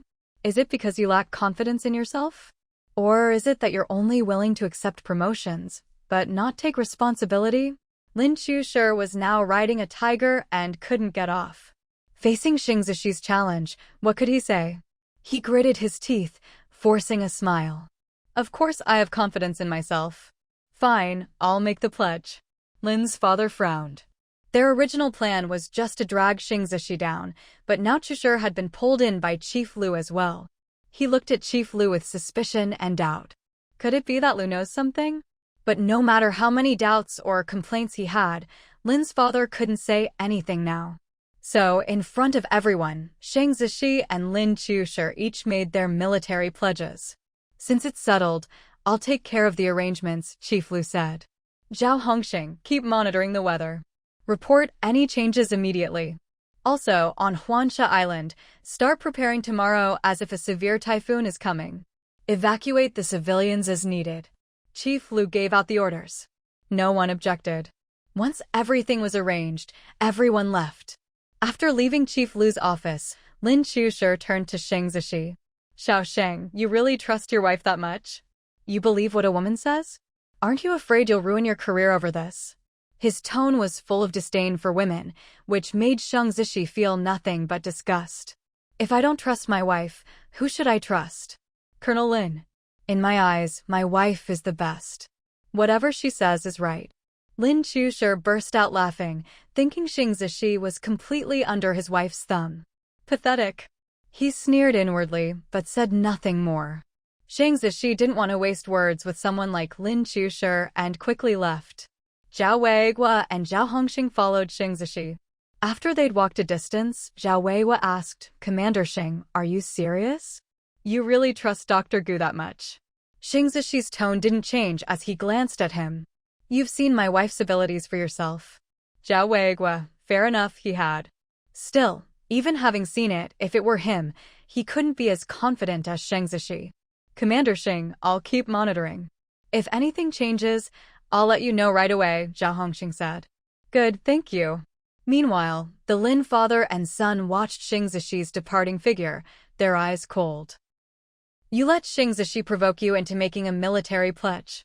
Do you realize that if the severe typhoon really comes, not even I can protect you? Lin's father said coldly to Lin Chushi. Lin Chushi's heart tightened at his father's words. But he quickly replied, Dad, there's no way a severe typhoon is coming. Gu Jianing is just a woman, and so young. How could she possibly have that kind of ability? How could she be better than the meteorological department? There's no way she could predict the weather 3 days in advance, and so accurately at that. Maybe she does have some skill and can tell there's going to be wind, but it's just a tropical depression, definitely not a severe typhoon. If it were a severe typhoon, it would have been detected by now. Lin Chushi tried to reassure himself as much as his father. I hope you're right. Otherwise, even I won't be able to save you this time, Lin's father warned.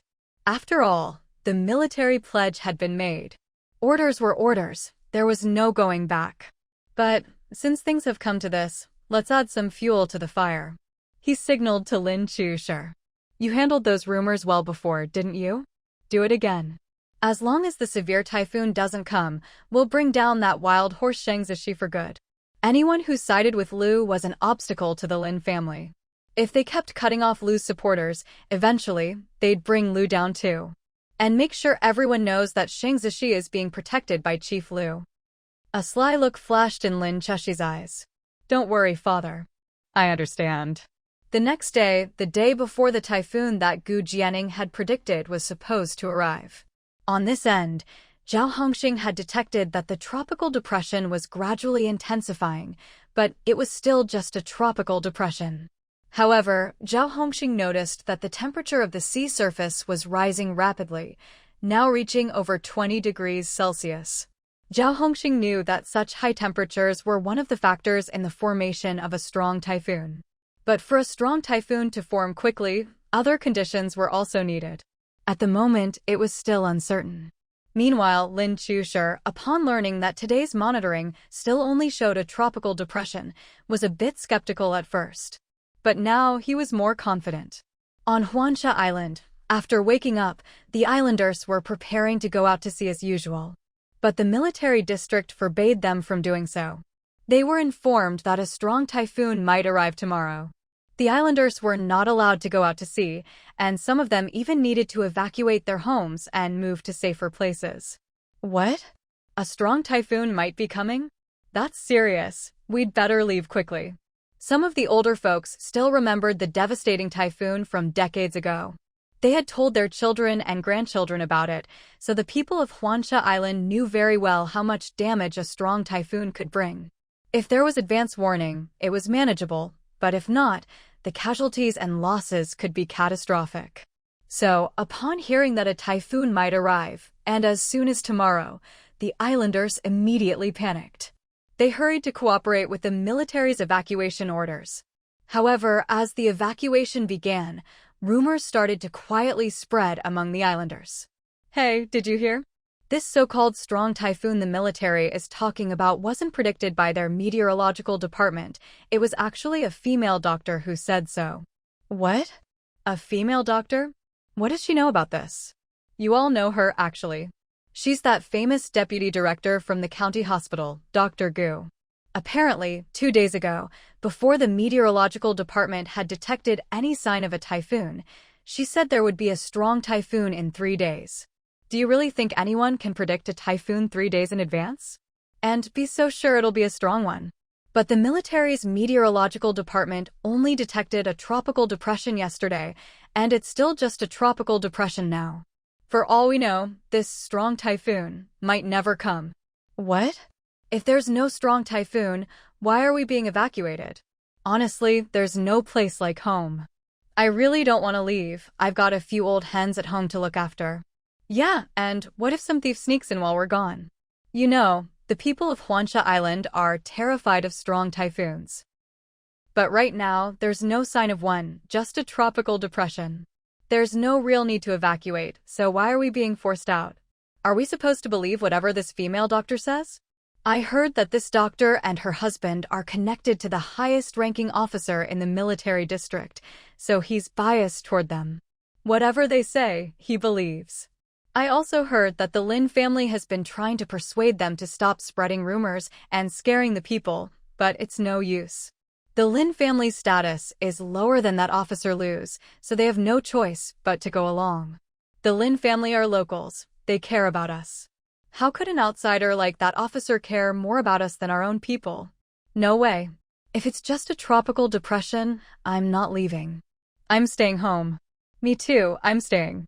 That Officer Liu isn't fit to manage Huansha Island. The Lin family should be in charge.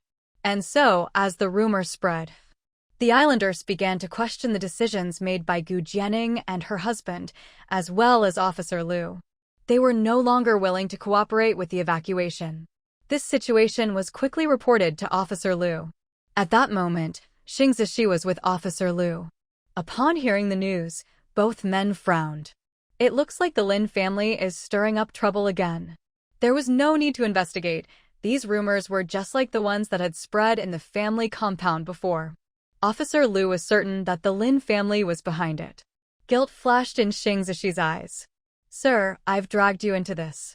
But Officer Liu shook his head. If anyone's to blame, it's me for dragging you into this. In fact, the Lin family's real target is me.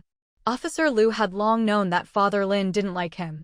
He'd wanted to get rid of him and take control of Huansha Island himself for a while now. This time, he was just using Xing Zishi and his wife as an excuse. Zishi, what do you think we should do now? Officer Liu asked. Xing Zishi was silent. Send people to clarify the rumors? How would they clarify? There was no official detection of a strong typhoon, and it hadn't arrived yet. He couldn't reveal the future newspaper Ningning had shown him. Force the unwilling residents to evacuate? Even if it was for their own good, it would only cause more backlash and might even lead to physical conflict.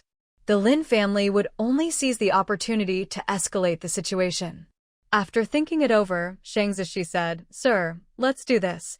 Those willing to evacuate, we help them leave. Those who refuse, let them stay if they want. Officer Liu sighed. That's all we can do. So the order was quickly given. Those willing to evacuate would be assisted by the military in moving to safe areas. Those unwilling would not be forced.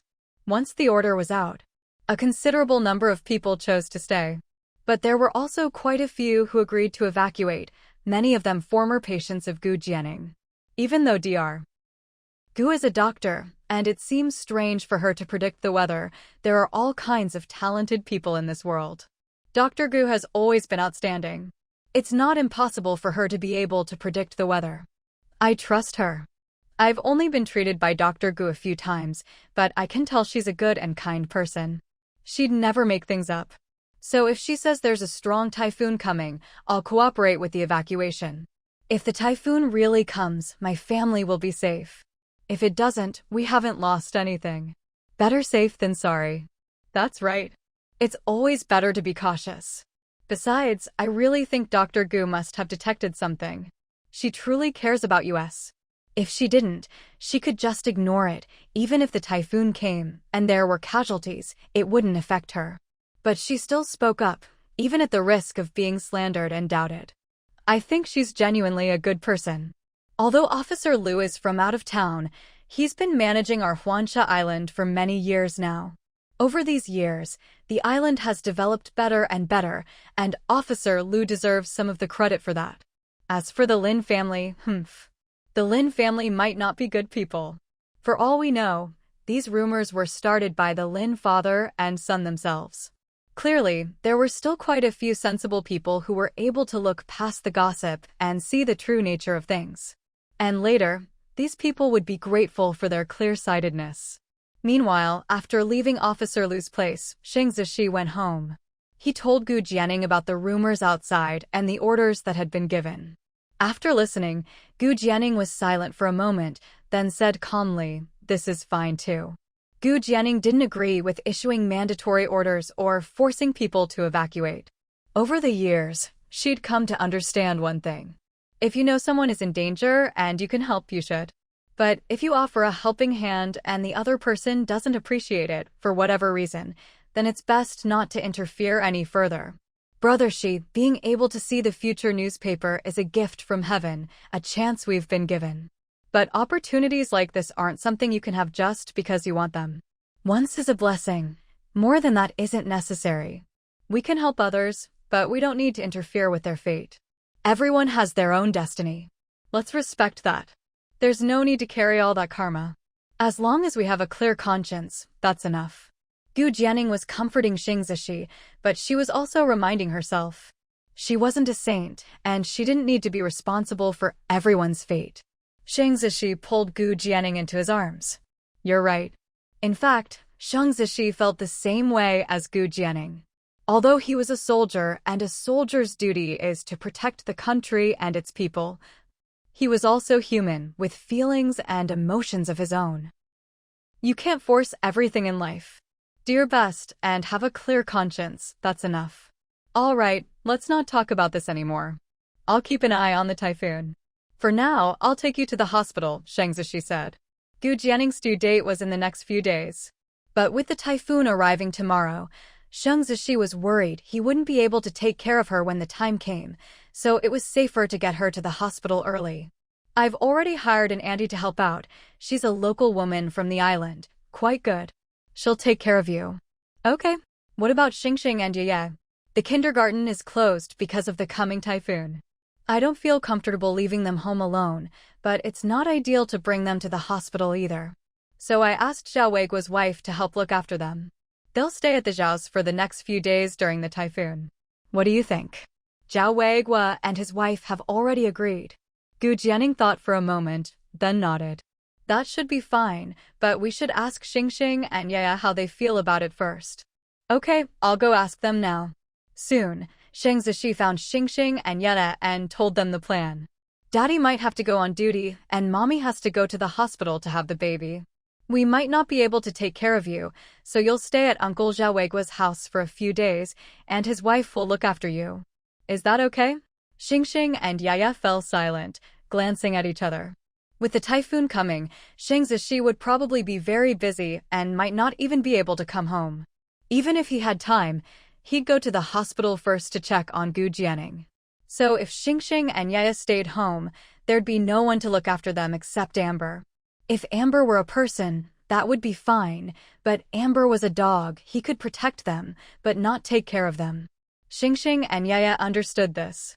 Actually, they wanted to go to the hospital with their mom.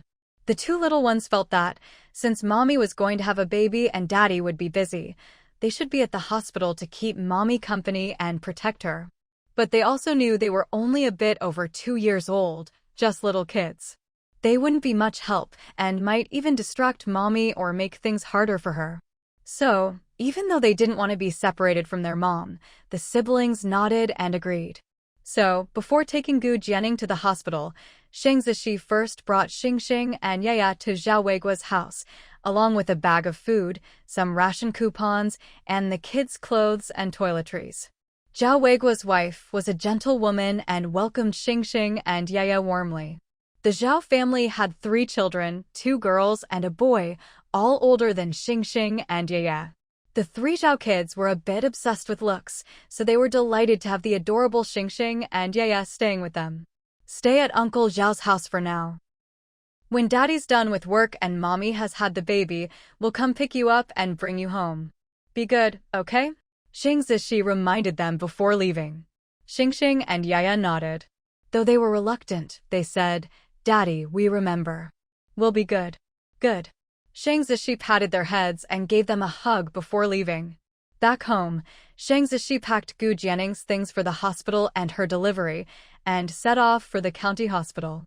On the way, he noticed the weather had changed noticeably.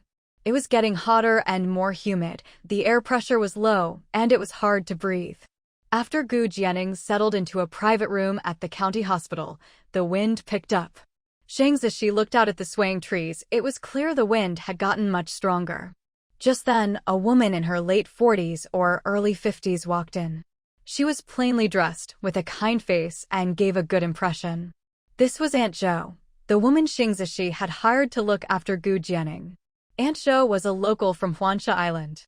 Her family was struggling, so she often worked short-term jobs as a caregiver at the county hospital to earn extra money. Xing Zishi had noticed her when he was arranging Gu Jianning's hospital stay and thought she seemed reliable, so he hired her for this period. Aunt Zhou quickly got to work after meeting Xing Zishi and Gu Jianning. She didn't talk much, but she was quick and efficient, very attentive in her care, and Gu Jianning had a good impression of her. With nothing urgent to do, Xing Zishi stayed at the hospital to keep Gu Jianning company. As night fell, the islanders who agreed to evacuate had already left, while those who refused were still at home, going about their lives as usual. Night descended. Everything seemed calm and peaceful, but in reality, it was just the calm before the storm. Military District, Meteorological Department.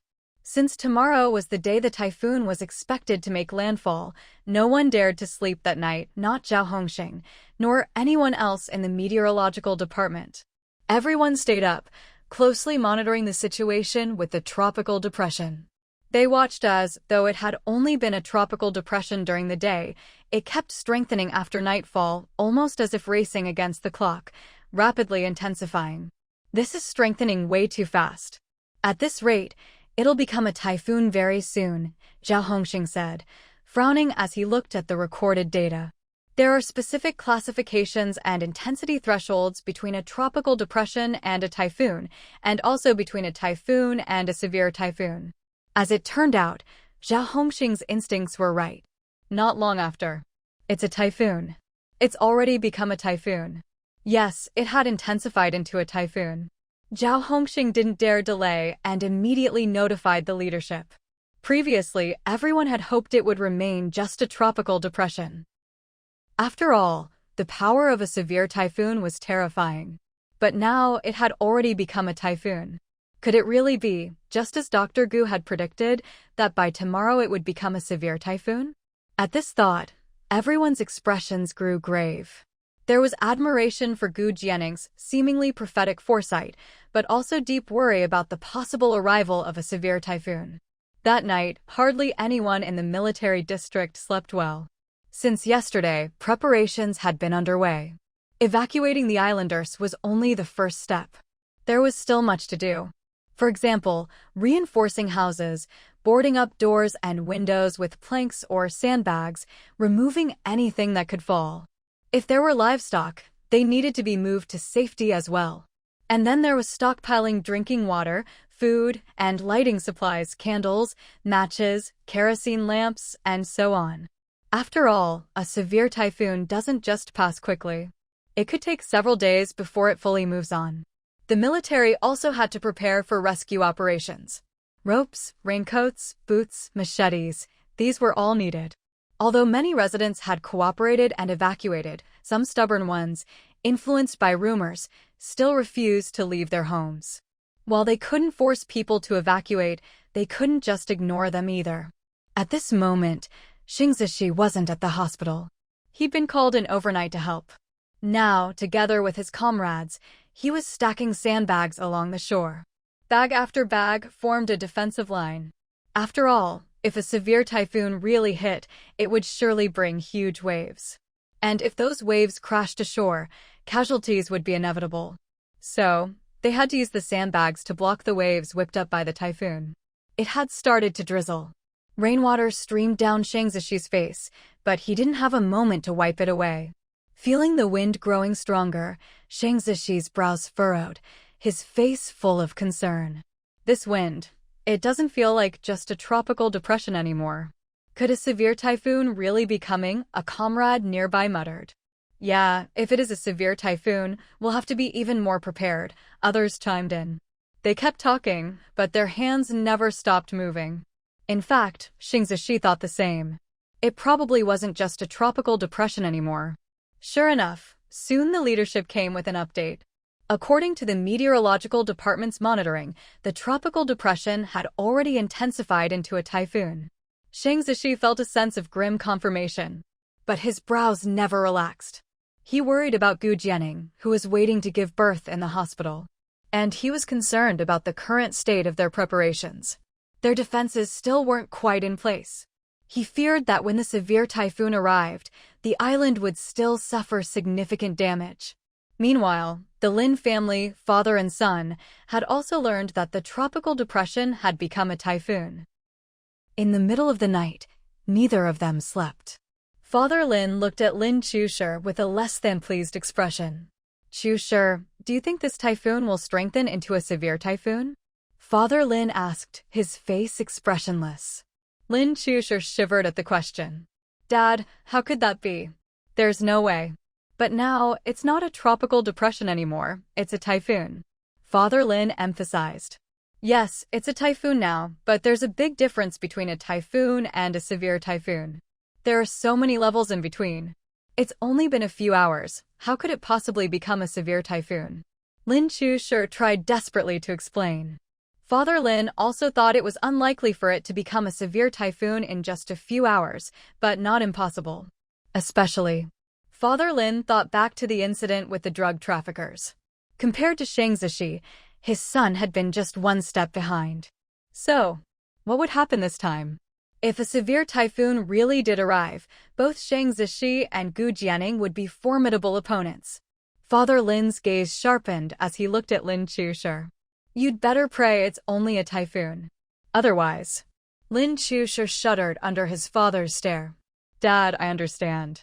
Lin Chushi knew exactly how much this incident could affect both of them. Now, both father and son were personally involved. Especially him, he'd even made a military pledge. If a severe typhoon really came, he'd lose and his future could be ruined. His father, who supported him, would also be affected.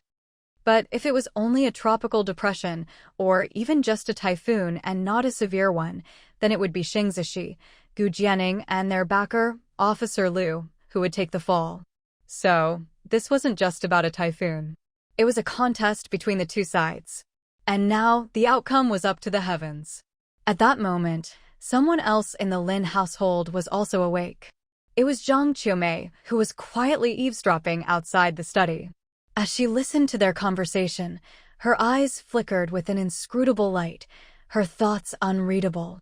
After a while, a strange smile curled on her lips. She tiptoed away. Time ticked by, and dawn had yet to break. The wind howled, making the trees on the island sway violently. Old Zhang's family was among those who hadn't evacuated. In the middle of the night, old Zhang was woken by the howling wind outside. The wind had picked up debris and was slamming it against things, making loud crashing noises that startled him and his wife awake. His wife clutched his arm. Old man, do you think, could a severe typhoon really be coming? Old Zhang felt uneasy too. He didn't know if he was trying to comfort himself or his wife as he replied, No, they said it was just a tropical depression. How could it be a severe typhoon? Dad, we need to run. If we don't get out now, our whole family's going to die. Even though he tried to comfort his wife, in the dim light, old Zhang's face was anything but calm. Originally, their house was within the evacuation zone. At first, old Zhang and his family had planned to evacuate with everyone else. But unexpectedly, someone came to see old Zhang and his wife. After that, rumors began to spread that Dr. Gu Jianing wasn't doing her job as a doctor, but instead was misleading people with nonsense, predicting a super typhoon was coming. To set an example, old Zhang and his wife decided not to evacuate. As a result, their son, daughter-in-law, and several grandchildren all stayed behind as well. Earlier, some soldiers had come by to persuade them. They said old Zhang's house wasn't very sturdy to begin with, and they were worried it wouldn't withstand a strong typhoon. Even if they didn't want to evacuate, they should at least reinforce the house. But old Zhang did neither, no evacuation, no reinforcement. He thought, if he started reinforcing the house, wouldn't that mean he believed a strong typhoon was coming? Wouldn't that be contradicting himself? So, he did nothing at all. Besides, he'd heard that the person who came to see him said the military meteorological department had only detected a tropical depression. Old Zhang had been through plenty of tropical depressions before. He didn't take it seriously at all. But now, listening to the wind howling louder and louder outside, old Zhang was starting to feel uneasy. Could that person have lied to him? No, impossible. But at this moment, old Zhang was starting to regret it. He regretted taking that person's money and vouchers and choosing not to evacuate. If something really did happen. Old Zhang hadn't even finished the thought when suddenly there was a huge bang from outside. It startled old Zhang and his wife out of their wits. From the next room, several children started crying loudly. It was obvious the grandchildren had been frightened to tears. At that moment, his son came running out and knocked on their door. Dad, Mom, what's going on outside? And why is the wind so strong? Is it really a super typhoon? The wind had blown rain all over his face, and the howling drowned out his voice, making his words hard to make out. What was that loud noise just now? It was terrifying. The kids are all scared and crying. Old Zhang, opening the door, had no idea what was happening outside. And it was pitch black out there. Tonight, you couldn't even see a sliver of moonlight. Come on, let's go take a look. So, old Zhang and his son grabbed a kerosene lamp and tiptoed outside to check. As soon as they stepped out, the lamp's light revealed that a huge section of their courtyard had actually collapsed. That's right, collapsed. Before the two of them could recover from the shock, the wind suddenly started banging the courtyard gate. They watched as the gate, which had been closed, suddenly loosened. Then, with a gust, the gate was blown right off. With the gate gone, the wind rushed in even more fiercely. Everything in the courtyard was swept up and tossed around. The gate and other debris nearly hit the two of them, but they managed to dodge just in time. But, Dad, this wind is way too strong. This is definitely not just a tropical depression. Even though he was young, he'd seen tropical depressions before. This was nothing like that. Old Zhang was now overwhelmed with regret. As a native of Huansha Island, how could he not know? The wind was so strong, the skinny old Zhang was almost blown away himself. If he weren't hiding behind a wall, clutching onto something for dear life, he'd have been swept up like that gate. Just then, Dad, do you hear something? Old Zhang's son asked, his face looking haggard. What sound? Old Zhang's voice was trembling. It sounds like waves. As soon as he said that, the two of them looked out through the now broken gate, and they could just make out the huge waves rising in the distance. It's over, it's over. The super typhoon is here, it's whipped up huge waves. Dad, we have to run. If we don't, our whole family's going to die. As dawn finally broke and the first light streaked across the sky, the super typhoon arrived. That's right, after less than a night, the original typhoon had intensified into a super typhoon. It was like a monstrous beast, opening its bloody maw, claws outstretched, barreling straight for Huansha Island, as if it wanted to swallow everything on the island whole. Its arrival brought wave after wave, each higher than the last. The rain, too, had gone from a drizzle to huge, bean-sized drops. Each drop stung as it hit your face. A super typhoon. This is definitely a super typhoon. The soldiers holding the defense line hadn't slept all night. They didn't need to be told, they could feel it in their bones. No tropical depression or ordinary typhoon could be this intense. Now, even standing behind the high sandbag walls, they could barely keep their footing. Xingzishi was among them.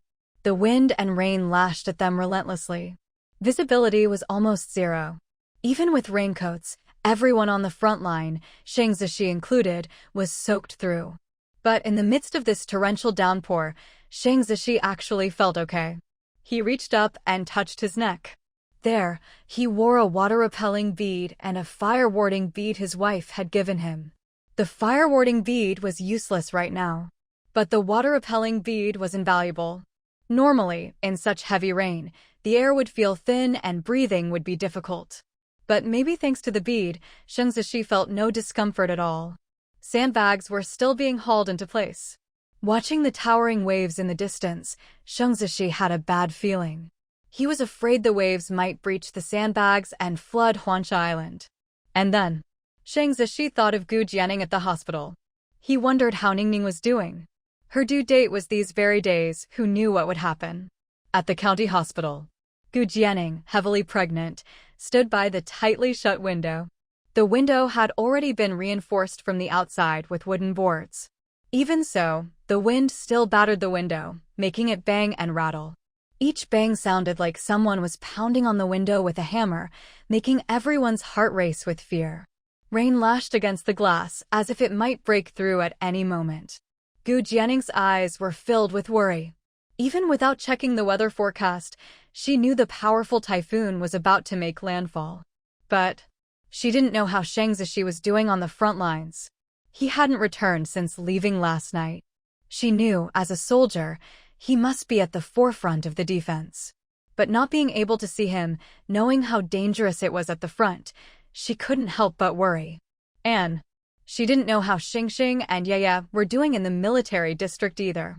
At this moment, the family housing in the military district was still relatively calm. After all, the military district was located on one side of Huansha Island, which wasn't as heavily affected by the typhoon. But because of the need for defense preparations, the military district had been especially busy since last night. The soldiers were all coming and going in a hurry, their faces serious. Right now, Xingxing and Yaya were at the Zhao family's house in the family compound. They were sitting on small stools at the doorway. Amber was by their side. Yaya hugged Amber, watching the torrential rain outside with her brother, her pretty little face slightly scrunched up. "Brother, how do you think Mom and Dad are doing right now? Has Mom had the baby yet? Is Dad with her? Or is he busy like the other soldiers?" Xingxing pursed his lips. "I don't know either." Besides Xingxing, Yaya, and Amber, the Zhao family's eldest sister-in-law and her children were also there. The eldest sister-in-law looked at Xingxing and Yaya at the door and said, "Xingxing, Yaya, you two should come inside. If you get wet by the rain, you'll catch a cold." She was responsible for taking care of these two children, and she took that seriously. Besides, she actually liked Xingxing and Yaya a lot. They were both beautiful, polite, never threw tantrums, and never caused trouble. Who wouldn't like such well-behaved kids? "Okay, we'll come in now." Xingxing and Yaya obediently went inside. Just then, a voice called out anxiously from outside. Huiwan, are you home? Something's happened to your Weigua." Huiwan was the eldest sister-in-law's name. Today, Zhao Weigua had also gone to help with the frontline defense. So, she was just as worried. She had just turned to go inside when she heard those words from outside, and her heart skipped a beat. The Zhao family's children immediately stood up, looking nervously toward the door. Worry clouded Xingxing and Yaya's eyes as well. "You all stay here, Mommy will go take a look." With that, Zhao Huiwan quickly grabbed a bamboo hat and hurried outside. Less than a minute later, she came back. But her expression was terrible, on the verge of tears, even more flustered. She immediately said to her eldest son, "Gooden, stay home and look after your siblings and Xingxing and Yaya. Mommy has to go out." "Mom, there's a typhoon and it's raining outside." "Don't go." Zhao Gooden, now 8 years old, was sensible. "I have to, Mommy needs to go." "Mom, did something happen to Dad?" Remembering what the person outside had shouted, Gooden asked. The eldest sister-in-law hadn't wanted to tell him. But the child was smart and figured it out. And, seeing the worried faces of all the children in the room, Huiwan knew they were all anxious. "Yes, just now another sister-in-law came and said your dad was hit by something blown by the wind while helping with the defense. Now he's in the hospital." At this, the eldest sister-in-law was about to cry. She didn't dare say more. Because that sister-in-law had said Zhao Weiguo's internal organs were badly injured, and even with surgery, there was little hope. So she was told to hurry to the hospital to see Zhao Weiguo one last time. No one knew how deep her despair was when she heard those words. She thought, since Weiguo was in logistics, as long as he wasn't like those soldiers who were always on missions, he wouldn't be in mortal danger. But fate had other plans. This typhoon. Still, even in her panic, she couldn't tell the children the truth. She couldn't let them worry. So, Mommy has to go to the hospital to take care of your dad. You all stay home and be good, okay? Xingxing frowned and stepped forward. Auntie Zhao, the wind and rain are so strong outside. It's not safe for you to go alone. There are other doctors and nurses at the hospital who can look after Uncle Zhao for now. It's okay if you don't go. Xingxing was mainly worried that Auntie Zhao would be in danger going to the hospital in this weather. Huiyuan hadn't expected Xingxing to be so perceptive. She couldn't say she was going to see Zhao Weiguo one last time. So she said, it's okay. The wind and rain aren't too bad on our side. Auntie will be fine. But you all must stay home and not run around, okay? Gooden, you're the big brother. Take care of your siblings, okay? Gooden nodded. I will, Mom. Good boy. Huiyuan hugged Gooden, pressing her forehead to his. At that moment, Xingxing, after whispering a few words to Amber, said to the eldest sister-in-law, Auntie Zhao, if you're going, let Amber go with you. He didn't feel comfortable letting Auntie Zhao go to the hospital alone in such terrible weather. These past days, staying at the Zhao house, Auntie Zhao had been very kind to him and Yaya. He wanted to return the favor and make sure she was safe. So he just discussed with Amber to go with her. If anything happened, Amber could protect and help her. No, Amber needs to stay and protect you all, Huiyuan refused. Auntie Zhao, we're staying home and won't go out. We'll be fine. You're the one who needs Amber's protection and help. Please let Amber go with you. Yeah, Mom, let Amber go. Otherwise, I'll go with you, Gooden said. Faced with the children's concern, Huiyuan finally agreed to take Amber with her. Amber, you must protect and help Auntie Zhao, Xingxing instructed. Finally, Huiyuan put on her raincoat and boots, draped protective gear over Amber, and without further hesitation, dashed into the storm with Amber. After she left, the house fell silent. The children were all worried, with no mood to play. Not long after Auntie Zhao left, another voice called from outside. Xingxing, Yaya, are you home? I'm Aunt Zhou. Hearing their names, Xingxing and Yaya immediately stood up. They knew Aunt Zhou.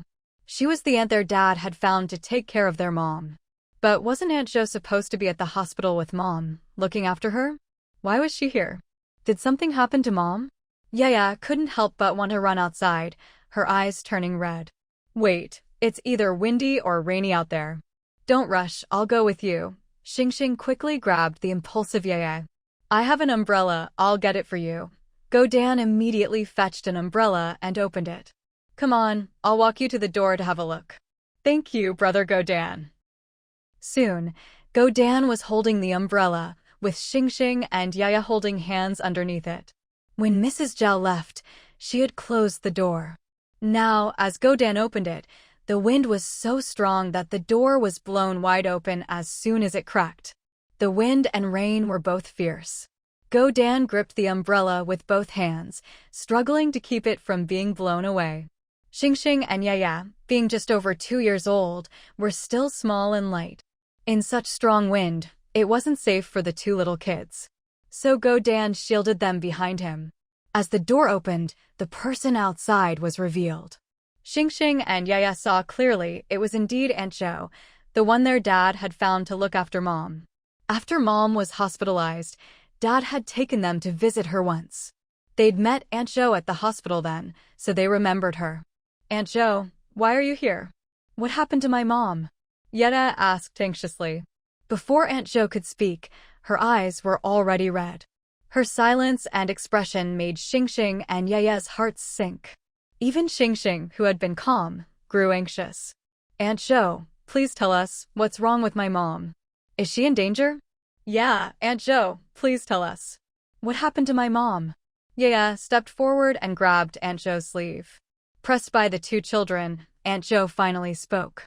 Xingxing, yeah, your mom. She's not doing well. From Aunt Zhou's explanation, Xingxing and Yaya learned that their mom had gone into labor last night. But after struggling all night and into the morning, she still hadn't given birth. The doctor said Dr. Gu is having a difficult labor. The baby is too big. Dr. Gu has been at it all night and has no strength left. Now it's not looking good. So. As Aunt Zhou spoke, tears streamed down her face. I wanted to find your dad, Mr. Xing, but I couldn't find him. I don't know where he is. I had no choice but to come to you. After all, you're Dr. Gu's children. When Xingxing and Yaya heard that their mom was having a difficult labor, their faces turned pale. Actually, Xingxing and Yaya knew that childbirth was dangerous for mothers. Back at daycare, there was a boy who used to play in the dirt outside and didn't come to daycare. He was older than them. Their friends told them that this boy's mother had died giving birth to him. Later, his dad remarried, but the stepmother treated him badly. So the boy was thin, never had enough to eat or warm clothes, couldn't go to school, and spent all day playing in the mud. At that time, Gu Jianing was also pregnant.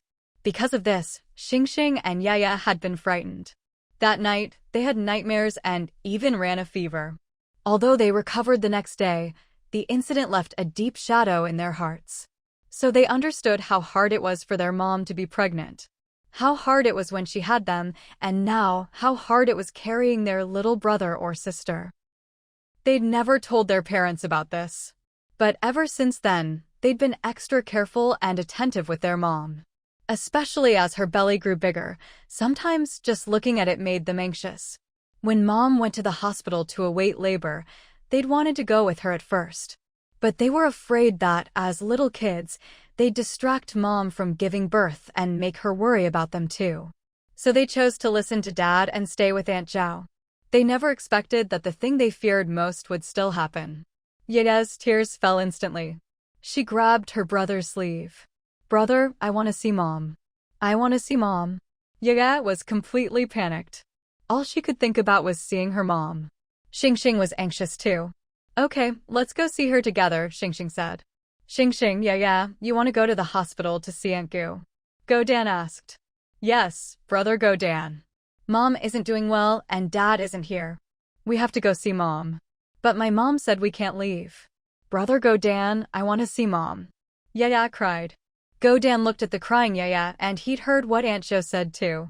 He thought if it were his own mom in danger, he'd want to fly to her side and stay with her. But right now, if his mom were home, he wouldn't be so panicked. But his mom was out. Now he was the oldest at home. Faced with Xingxing and Yaya's pleading eyes, Godan finally gritted his teeth. All right, let's go. But I'll go with you. Godan felt that since his mom had entrusted Xingxing and Yaya to him, he had to take responsibility for them. He would go with them to the hospital. Maybe he could even see their parents there. Okay, let's go together, Xingxing and Yaya agreed, knowing that brother Godan was worried about them. Wait a moment, we need to get ready. Godan went back inside to tell his 7-year-old younger brother to stay home and look after their 2 little sisters, and explained that he was taking Xingxing and Yaya to the hospital. Then he started getting rain gear, bamboo hats, raincoats, etc. for himself, Xingxing, and Yaya. Luckily, with so many kids in the family, they had children's raincoats. Though a bit big for Xingxing and Yaya, they could still wear them. Aunt Zhou, let's go, Xingxing said once they were ready. All right, let's go. So, following Aunt Zhou, Xingxing, Yaya, and Godan plunged into the wind and rain. At this moment, in the county hospital, Gu Jianing had just gone into labor. Waves of pain came from her belly. But she looked up and didn't see Aunt Zhou. Suddenly, she remembered Aunt Zhou had said her home was right in the center of the typhoon's path and wanted to go check on things. Aunt Zhou had looked so anxious and worried that Gu Jianing had agreed. She hadn't expected to go into labor right after. Fortunately, this was the county hospital, and Gu Jianing was now the hospital's deputy director. Because of this, her hospitalization and delivery had already attracted the attention of many doctors. Even though Aunt Zhou wasn't around, the doctors were still keeping an eye on Gu Jianing's condition. So, not long after Gu Jianing went into labor, the female doctor in charge of her delivery was notified. After an examination, it still wasn't time for her to enter the delivery room. Gu Jianing could only be supported by a nurse as she walked around the ward to help progress the labor. Seeing that there was no one else with Gu Jianing, the nurse frowned. "Director Gu, where's your husband and everyone else? Isn't anyone here to take care of you?" Gu Jianing knew the nurse was just concerned about her. By now, a fine sheen of sweat had appeared on Gu Jianing's forehead from the pain. Hearing the nurse's question, she forced a smile. "My husband is a soldier. There's a powerful typhoon outside, and he's on the front lines defending against it. My husband's grandmother was supposed to come take care of me, but a few days before she was supposed to leave, she broke her leg. My husband did hire an auntie to help me, but unfortunately, she just left not long ago because she was worried about the typhoon affecting her own family." The nurse suddenly understood and couldn't help but feel a surge of respect for Gu Jianing's husband. After all, even though the hospital wasn't in the direct path of the typhoon, the terrifying conditions outside were obvious to everyone. Still, that auntie really, of all times to leave, she picked now. Gu Jianing walked around the delivery room for half an hour. When the doctor came to check again, she was finally dilated to 5 centimeters. It was time to go into the delivery room. Once inside, her labor progressed even faster. Gu Jianing lay on the bed, waves of pain coming from her belly. But thanks to the pain relief pill she'd taken earlier, the pain was still bearable.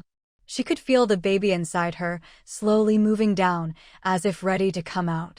Then, "Dr. Gu, you're fully dilated. It's time to push. Inhale, exhale."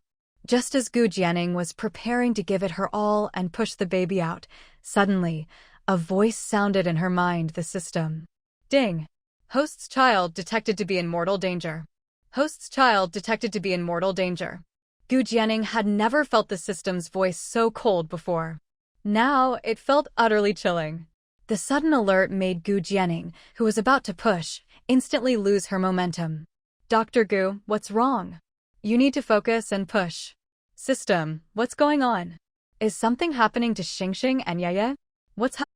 The Aunt Zhou Shengzi had hired to take care of her, the one who had just left, wasn't she called Aunt Zhou? The one targeting Xingxing and Yeye was actually Aunt Zhou? Why? Gu Jianing couldn't understand. But she knew that both she and Shengzi had been deceived by this Aunt Zhou. Her leaving wasn't because she was worried about her own family, but to find a chance to harm Xingxing and Yeye. "System, help me think of a way, save Xingxing and Yeye," Gu Jianing pleaded desperately. But at that moment, she felt the pain in her belly intensify. "Dr. Gu, what are you thinking about? You can't lose focus now. You need to push, or the baby will be in danger if it stays inside too long." The doctors were anxious. At first, the delivery had been going smoothly, but now things were getting difficult. "The baby..." Gu Jianing reached out and touched her swollen belly. That's right, the baby inside her was her child too. Since it was her child, she couldn't let anything happen to it. She had to give birth first, get the baby out safely. Gu Jianing made up her mind. She could only pray that the protective talismans she'd given Xingxing and Yeye would keep them safe. And pray that her clever Xingxing and Yeye would be all right. "I see the head. Dr. Gu, push a little harder." Time rewinds to 10 minutes earlier. The arrival of the powerful typhoon had changed the world outside. Xingxing and Yeye, wearing ill-fitting raincoats, walked with Godan, the 3 children sticking close to Aunt Zhou. The wind and rain were so fierce that the children could barely see the road ahead. If they weren't careful, they could be blown away by the wind. So, they had to stay right next to Aunt Zhou. It was a difficult journey. As they walked, Xingxing looked at their surroundings, at the worsening storm, and frowned. After thinking for a moment, he leaned over to Yeye and whispered, "This doesn't seem like the road to the county hospital." Xingxing had never actually walked to the county hospital before. But at the very least, he remembered the route their dad took when driving them from the military base to the hospital. It was obvious, they weren't on the right road. Maybe Aunt Zhou took a different route? Yeye didn't immediately suspect Aunt Zhou. She wondered if it was possible they were just taking another way. That was possible. After all, there was more than one road to the county. Xingxing was silent for a moment, then his little face grew serious, and he said firmly no. He remembered his dad had told him that the county hospital was in the center of the island. Even when a strong typhoon hit, the county hospital wasn't affected much, no matter where the typhoon made landfall. But one thing was certain: the wind and rain on the edge of the island would always be stronger than in the center. But now, if they were really heading to the county hospital, in other words, toward the center of the island, the wind and rain should be getting weaker. But Xingxing noticed the wind and rain were only getting stronger. So it was very likely they weren't heading toward the center of the island at all, but toward the edge. Of course, that was just one possibility. Another was that the typhoon was simply getting stronger. But Xingxing looked at Aunt Zhou's back ahead of them and couldn't shake the feeling that things weren't so simple. Yaya started thinking too. After a moment, she suddenly grabbed her brother's hand. "Brother, maybe Aunt Zhou lied to us," Yaya said, her voice full of certainty. Xingxing looked at her. Yaya explained, "I remember, Great-Grandma told us before that when Mom gave birth to us, everything went smoothly. And Mom herself said her body is special, that there's no way she'd be in danger giving birth. Plus, and besides, think about it, if Mom really was in danger, would she let someone tell us?" Xingxing pressed his lips together, silently answering in his heart, "No." Afraid Aunt Zhou would overhear, and with the wind and rain so loud, Xingxing and Yaya started communicating silently. Given Mom's personality, Xingxing thought, she'd never want them to worry. Even if she was having a difficult labor, she'd try her best to hide it from them. How could she possibly let Aunt Zhou come fetch them to the county hospital in such terrible weather? Maybe Mom didn't know and Aunt Zhou decided on her own? Yaya asked. No way. And if Mom really was in such danger, shouldn't Aunt Zhou stay with her even more? How could she leave? Exactly. By now, Xingxing and Yaya had realized they'd been tricked by Aunt Zhou. With that realization came both good news and bad news. The good news, Mom was probably fine. The bad news, this Aunt Zhou was likely a bad person and wanted to harm them. "Brother, what should we do?" Yaya asked. In this situation, they definitely couldn't keep following Aunt Zhou. Who knew where she might take them? So, "Brother, let's grab Brother Gooden and run," Yaya suggested. It was the only way. Xingxing nodded. There was no other choice. So Xingxing pulled Gooden back, letting themselves fall behind a bit, and quickly explained their suspicions to him. Gooden was stunned. What? Aunt Zhou was actually a bad person. What should they do now? His mom had told him to take good care of Xingxing and Yaya. But now, a bad person had led them away. Who knew what she wanted to do with them? Gooden's face changed. He completely trusted Xingxing and Yaya's judgment. After all, he knew how smart they were after spending the past 2 days together. So, their judgment couldn't be wrong. What do we do now? Gooden asked, glancing nervously at Aunt Zhou ahead, making sure she didn't notice. Run, Yaya said. We'll run back. The 3 kids quickly made a plan. Running back to the military compound was the safest option. If they kept following the scheming Aunt Zhou, who knew where she'd take them? So, the 3 of them gradually fell behind Aunt Zhou, exchanged a look, and then all turned and ran back the way they'd come. At first, Aunt Zhou didn't notice. But just as the 3 kids started running, 2 tall men suddenly appeared in front of them. At first, they thought the men were just passing by. But the 2 men blocked their way. One man grabbed Gooden, while the other grabbed Xingxing and Yaya, one in each hand. "Zhou Wan, what's going on?" "These brats figured it out and tried to run," one of the men called. Aunt Zhou turned around and saw what was happening, realizing she'd been found out. She walked over, squinting as she looked at the 3 kids. "So clever. I acted so well. How did you figure it out?" At this moment, Aunt Zhou no longer looked kind and gentle. Her eyes were full of cunning and coldness. "Good thing you showed up in time. Let me go. Let me go." Xingxing and Yaya struggled. Now they realized these 2 men were in cahoots with the bad Aunt Zhou. What rotten luck. Just as they tried to escape, they ran into Aunt Zhou's accomplices.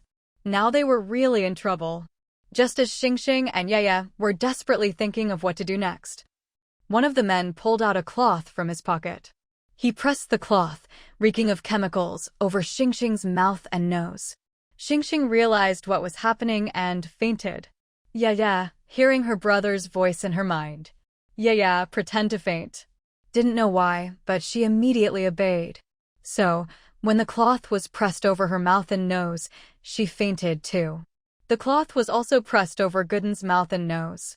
He fainted as well. Should have knocked them out from the start, would have saved us the trouble of them running, the man said.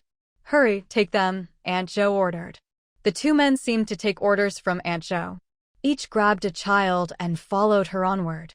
They didn't know that, in fact, Xingxing and Yaya weren't really unconscious. Because, when they were born, Gu Jianing had given them a special antidote pill, so ordinary drugs had no effect on them. A little knockout drug was nothing to them. But Gu Jianing had warned them. Even though they had this ability, they must never let anyone find out. It was a last resort, life-saving secret. Xingxing and Yaya remembered this well. That's why they fainted at just the right moment. Brother, what do we do now? Don't move yet, wait for the right moment, Xingxing replied. He knew that it was almost impossible to escape now. After all, they were just 3 children, while their captors were 3 adults, 2 of whom were tall and burly men. And now, they were down to just 2, since Brother Gooden had fainted. Even if the 2 of them wanted to run, they couldn't just leave Brother Gooden behind. After all, Gooden had only come out of the military compound to accompany them because he was worried about their safety. Xingxing weighed the situation. For now, there was no way to escape. So, they could only let themselves be led forward by the 3 adults.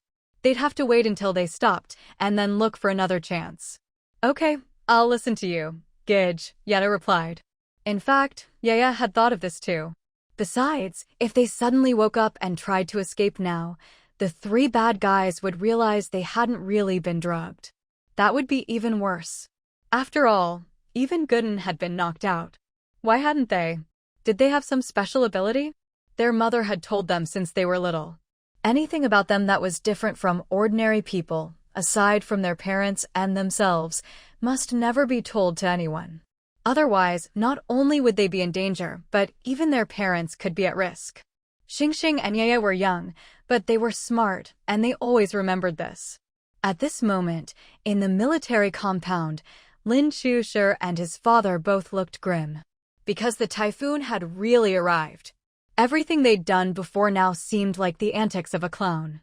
Especially Lin Chushi, who had dug a pit and buried himself in it. Useless, always making things worse. Think carefully about how you're going to fix this, his father said coldly.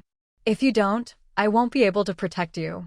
Dad, Lin Chushi looked at his father, pleading. But his father just looked away and added, if your brother were still here, he would be the brightest star of the Lin family. Lin Chushi froze at those words.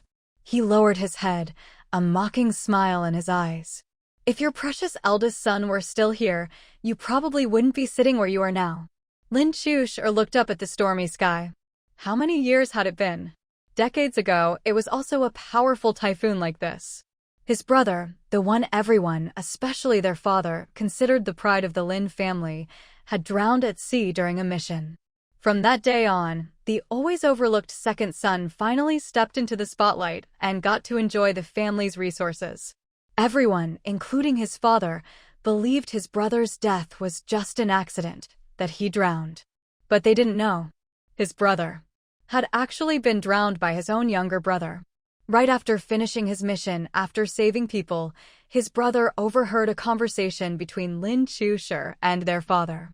They argued, and Lin Chushi held his brother under the water until he died. Even after all these years, even though he sometimes dreamed of his brother coming to claim his life, Lin Chushi never regretted it. Because he knew, if his good brother had lived, he would never have had his chance. If his brother had exposed that incident, the Lin family wouldn't be what it was today. Father, you only ever saw your eldest son as the brightest star, the pride of the Lin family. But you never realized he was also the most unusual one. Father, only I, Lin Chushi, share your ambitions. Only I am truly like you. Just as I could drown my own brother, didn't you once hesitate to strangle mother yourself? Since his father was unwilling to help, Lin Chushir said no more. He thought the typhoon had only just arrived, no one knew what might happen. And Xingzishi. This man had always opposed him. So, there was no need for him to exist anymore. Perhaps he could use this opportunity to make Xingzishi drown in the sea, just like his brother. Lin Chushi's eyes were full of ruthless determination. At this moment, Zhao Weiguo's wife, Huiwan, had arrived at the hospital entrance. I won't go in with you. I've got things to do. Just go in and ask, you'll find out, said the woman who'd accompanied her. Okay, thank you. Huiwan hurried into the hospital and quickly found a nurse to ask. Zhao Weiguo? No, we haven't admitted anyone by that name, the nurse replied. What? Are you sure? Huiwan was stunned.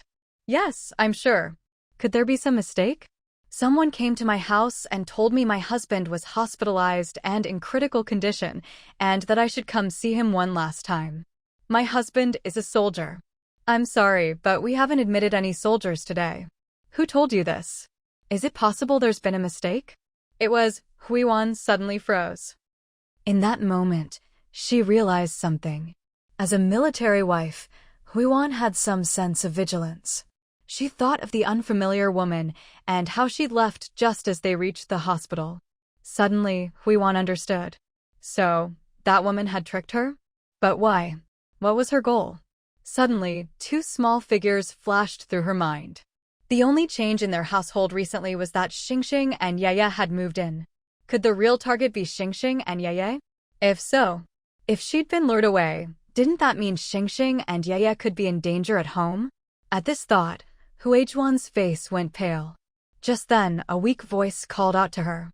Are you Mrs. Zhao? Huijuan turned and saw Gu Jianing. Gu Jianing had just been wheeled out of the delivery room. Dr. Gu, you've given birth? Huijuan hurried over. Gu Jianing, looking exhausted, nodded. Yes, I have. She'd had a boy. In that critical moment, Gu Jianing realized that even if Xingxing and Yeye were in danger, she was too far away to help. Xingxing and Yeye were important, but so was the baby in her belly. So she made a snap decision to deliver the baby first. Sure enough, once she focused on giving birth, the baby was born soon after. Now, she'd just been cleaned up and wheeled out of the delivery room. She hadn't expected to run into Zhao Weiguo's wife. Mrs. Zhao, what are you doing here? By the way, where are Xingxing and Yeye? Gu Jianing already suspected something had happened to the children. But she knew she couldn't let anyone see that she had any premonition or special ability. So she forced herself to stay calm and asked. Unexpectedly, as soon as she asked, Mrs. Zhao's eyes filled with tears. Dr. Gu, I'm so sorry. Something may have happened to Xingxing and Yeye. When she heard what sister-in-law Zhao said, Gu Jianing's heart skipped a beat and then sank completely. In fact, when she first saw sister-in-law Zhao and heard her question, Gu Jianing had already guessed something, but she still held on to a sliver of hope. But now, seeing her like this, Gu Jianing had a bad feeling. Sure enough, the system wouldn't be wrong. As expected, Huiwan quickly explained that she might have been tricked into coming to the hospital and guessed that the real targets were Xingxing and Yeye. Gu Jianing's expression turned grim. It seemed that this group wasn't just Aunt Zhou, there were more people involved. For example, there was someone who tricked sister-in-law Zhao into coming to the hospital. And there must be at least one person who went after Xingxing and Yeye. But now, what had happened to Xingxing and Yeye? The system hadn't indicated that the protective charms on Xingxing and Yeye had broken, which meant that although their lives were in danger, they were still alive. She just didn't know where they were or what exactly was happening. Dr. Gu, I'm sorry, I really am. I shouldn't have been so gullible, Huiwan said, her eyes filled with guilt. It was her own foolishness that had gotten her tricked. Sister-in-law Zhao, let me think for a moment about what to do next, Gu Jianing replied. Actually, Gu Jianing knew that the real blame lay with the cunning villains. Sister-in-law Zhao couldn't have guarded against them. But right now, she simply didn't have the energy or presence of mind to comfort sister-in-law Zhao. She had just given birth and was utterly exhausted. She should have been sleeping, resting. But now she was forcing herself to stay awake. She had to make sure Xingxing and Yaya were safe before she could relax. But she couldn't get out of bed, and the only one who could go look for Xingxing and Yaya was Sheng Zishi. She wondered what Zishi was doing now. But Xingxing and Yaya were his children. She had to tell him first. So, after returning to her hospital room, while no one was watching, Gu Jianing quietly bought a gray mouse messenger from the system shop. She wrote a message on it, told it where Sheng Zishi was, and the gray mouse quickly slipped out the window and disappeared. Watching the gray mouse leave, Gu Jianing continued browsing the shop, searching for anything that could help Xingxing and Yaya from afar. The unconscious Xingxing, Yaya, and Go Dan were being carried forward. Xingxing could feel that the wind and rain of Friday were getting stronger and stronger. The wind and rain lashed at their faces, stinging painfully. But neither Xingxing nor Yaya dared to move. No one knew how much time had passed. Then, Xingxing and Yaya heard Aunt Jo say, "We're here." Xingxing, who was slung over someone's shoulder, quietly opened his eyes. He realized they were at the seaside. "Brother, why did they bring us to the sea?" Yaya asked Xingxing in her mind. Xingxing was silent, a suspicion forming in his heart. Yaya quickly voiced it. "Are they planning to drown us?" As soon as she thought this, Aunt Jo's voice rang out. "Throw them all into the sea." Xingxing and Yaya, as expected, we guessed right. In this kind of weather, drowning 3 children, whether it would be ruled an accident or not in the end. But this was the simplest and easiest way for them to get rid of the kids. Afterwards, as long as they left, no one would ever find them. Don't blame us. If you want to blame someone, blame your father. He's the one who took what belonged to us, Aunt Jo said, pinching Yaya's cheek. It hurt so much that Yaya had to fight hard not to move or cry out. "Brother, they're going to throw us into the sea. What should we do?" Yaya asked anxiously. "Ow, it hurts." "It's okay. Let them throw us. Don't forget, Mom gave us the water-repelling beads." "Oh, right. Mom gave us the water-repelling beads." Their mother had explained the beads' abilities to them in detail. They hadn't tried them in the sea or a river, but they had tested them in a wash basin during bath time. So they knew what the beads could do. "But, brother, we have the beads, but Go Dan doesn't.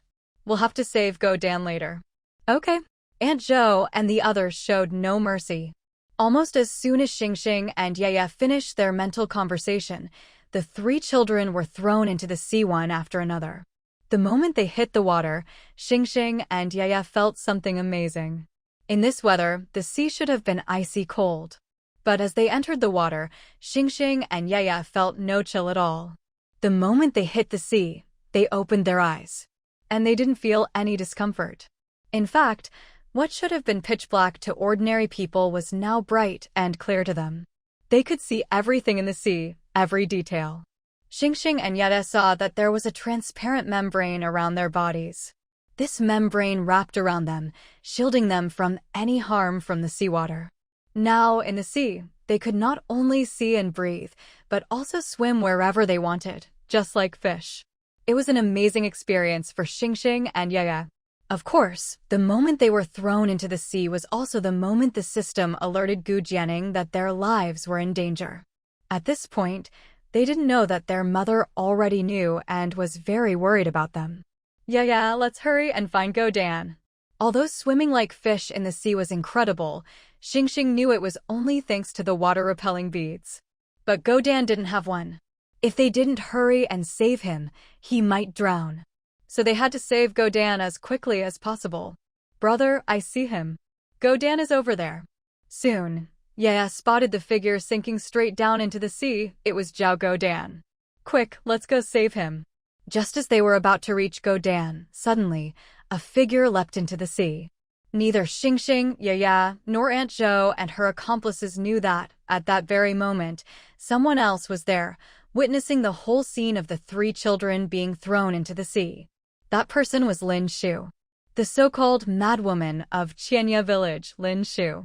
This typhoon wasn't expected to hit Qianya village too hard, so the locals didn't need to evacuate. Lin Shu should have been at home, but unexpectedly. On this stormy day, Lin Shu had run out. She'd run all the way to the seaside because she was going to save her daughter who had fallen into the sea. If it weren't for this violent typhoon, Lin Shu's mood and mental state would actually be fairly stable. But this kind of fierce typhoon weather was just too similar to that day when her daughter drowned in the sea during a storm. Saving her daughter had always been Lin Shu's obsession. So, in this weather, she remembered she had to change things. She had to save her daughter. And so, she made her way here. Lin Shu spotted Yaya at a glance. Almost instantly, she mistook Yaya for her own daughter, Tian Tian. And she could tell that the people grabbing Tian Tian were bad people. Watching the bad people throw Tian Tian into the sea, Lin Shu could barely stop herself from rushing out. But at that moment, she somehow managed to hold herself back. Maybe it was because there were so many bad people. If she went out, they might stop her from saving Tian Tian. So Lin Shu anxiously waited. Luckily, the group of bad people left quickly. Lin Shu then dove into the sea without a second thought. She was going to save her Tian Tian. Lin Shu was a native of Huansha Island, and almost everyone on the island could swim. Lin Shu was no exception. The moment she jumped into the sea, the icy, bone-chilling water enveloped her. Cold. So cold. But right now, Lin Shu couldn't care less. She swam through the water, searching for Tian Tian. Very soon, she found her. She immediately swam toward Tian Tian. Meanwhile, Xingxing and Yaya had already found Godan. The two of them were working together, trying to pull Godan up. Just then, a figure suddenly swam up to them. Xingxing and Yaya were startled, but when they looked closer, they realized it was someone familiar. Yaya recognized her. It was Lin Shu, the mother who had suffered so much, who had lost her daughter Lin Shu. But why was she in the sea? At this point, Lin Shu only had eyes for her Tian Tian. Having found Tian Tian, she swam over and hugged Tian Tian, pulling her up toward the surface. Yaya, brother, I think she's here to save me, Yaya said to Xingxing in her heart. Just in time, since the two of us are too little, and we're in the water, we can't drag Godan up. With her helping us, we'll be able to get out. And things went just as Xingxing predicted. Lin Shu grabbed Yaya and headed for the surface, dragging Godan and Xingxing up with her as well. Xingxing and Yaya had no idea how strong Lin Shu was. After all, she looked so thin and frail. But as it turned out, when a mother is saving her child, a mother's love can work miracles. It can unleash limitless strength. So very soon, Lin Shu pulled them all out of the water. Then she swam toward the shore. Before long, they were all back on land. Thanks to the water-repelling pearl, Xingxing and Yaya's clothes weren't soaked through. But Lin Shu and Godan were both drenched. Especially since Godan was still unconscious. As soon as they got ashore, Lin Shu pulled Yaya into her arms, hugging her tightly, stroking her as if she were a lost treasure finally recovered. Tian Tian, Tian Tian, Mommy finally saved you, finally saved you. Yaya, tightly hugged by Lin Shu, was stunned. Then her eyes filled with sadness and sympathy. She felt sorry for Lin Shu, who still couldn't let go after all this time. And she felt sad, too, because Tian Tian was long gone, and the one Lin Shu had saved was her Yaya. But at this moment, Yaya couldn't bear to shatter Lin Shu's dream. Let Lin Shu believe that her Tian Tian had been saved by her own hands. Brother, how's Godan? Yaya asked. Xingxing was giving Godan first aid. Their mother was a doctor, so they'd learned some basic first aid skills and knowledge from her. It's just, I'm not very strong, Xingxing said. Yaya thought. She and her brother were both just kids, so the only adult here was. She looked at Lin Shu, who was still hugging her. Auntie Lin Shu, can you help save Godan? As it turned out, Lin Shu could understand Yaya. Whatever Yaya told her to do, she did. And as a resident of Huansha Island, Lin Shu was skilled not only in swimming, but also in first aid. These were things ingrained in her, almost instinctive. So, Lin Shu was able to give Godan first aid with practice skill. Very soon, Godan coughed up the water in his mouth. But he still didn't wake up. It's that drug, they'll need to go to the hospital, Xingxing said. Then let's go to the hospital, Mom's at the hospital. If she finds out we're missing, she'll be worried sick, Yaya suggested. Okay. So, with Lin Shu carrying Go Dan on her back and leading Xingxing and Yaya, they set off through the wind and rain toward the county hospital. First line of defense, Huansha Island. The thing Xing Zishi dreaded most still happened. This typhoon was just too powerful. It sent wave after wave of towering surges. At one point, a wave surged right over the high sandbags they'd piled up, rushing toward the island's interior. Everyone, stay safe, stay safe. In the face of such waves, all defenses were useless. All they could do was try to save their own lives. Just then, Sheng Zishi suddenly felt something at his leg, as if something was pecking at his foot. He looked down and saw, to his surprise, a gray rat. A rat? While Sheng Zishi was still puzzled, the rat suddenly transformed right in front of him, turning into a piece of paper. What the? Suppressing his shock, Sheng Zishi bent down and picked up the paper. When he saw the handwriting and the words on it, his heart sank. It was a message from Ningning. The note said she had safely given birth to a son. But that Aunt Zhou had ulterior motives. And Xingxing and Yaya had probably run into bad people. They were in danger. At that moment, Xing Zishi couldn't help but panic a little. With the typhoon raging, all the military forces were tied up with defense and rescue. There was no way he could get manpower to help him search for Xingxing and Yaya. But as their father, how could he just stand by and do nothing?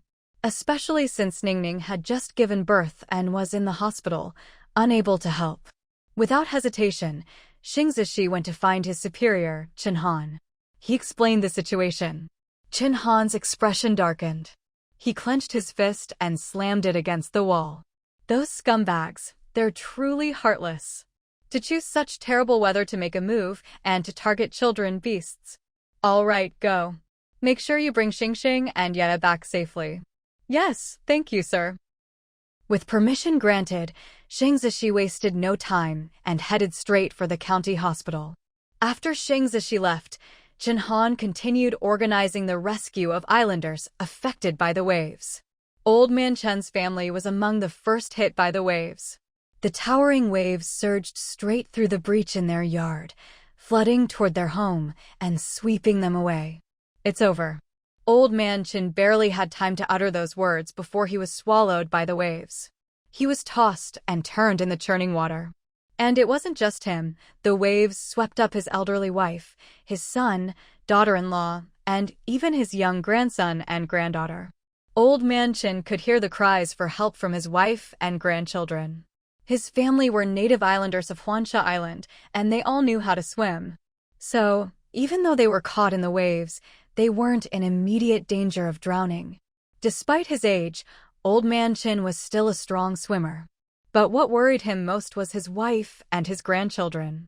His wife's legs hadn't been well lately. Sometimes she even needed to stay in bed to rest. How long could she possibly hold on in these waves? Truth be told, Old Man Chen was deeply attached to his wife.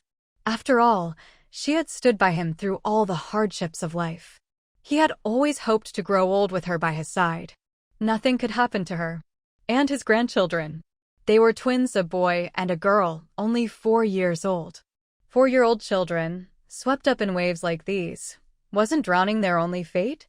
He had watched them grow up. They were his precious grandchildren. How could he not love them? And if anything happened to them, wouldn't his son and daughter-in-law hate him forever? After all, at first, his son and daughter-in-law had planned to evacuate with the army. It was he who convinced them to stay, to remain at home with him. And he had even taken money to spread rumors, claiming the super typhoon would never come, saying that Dr. Gu was talking nonsense and misleading people. Now, Old Man Chen truly regretted it. If this wasn't a super typhoon, he'd eat his hat. He regretted it. He never should have taken that dirty money. He shouldn't have stopped his son and daughter-in-law from evacuating either. He was wrong, truly wrong.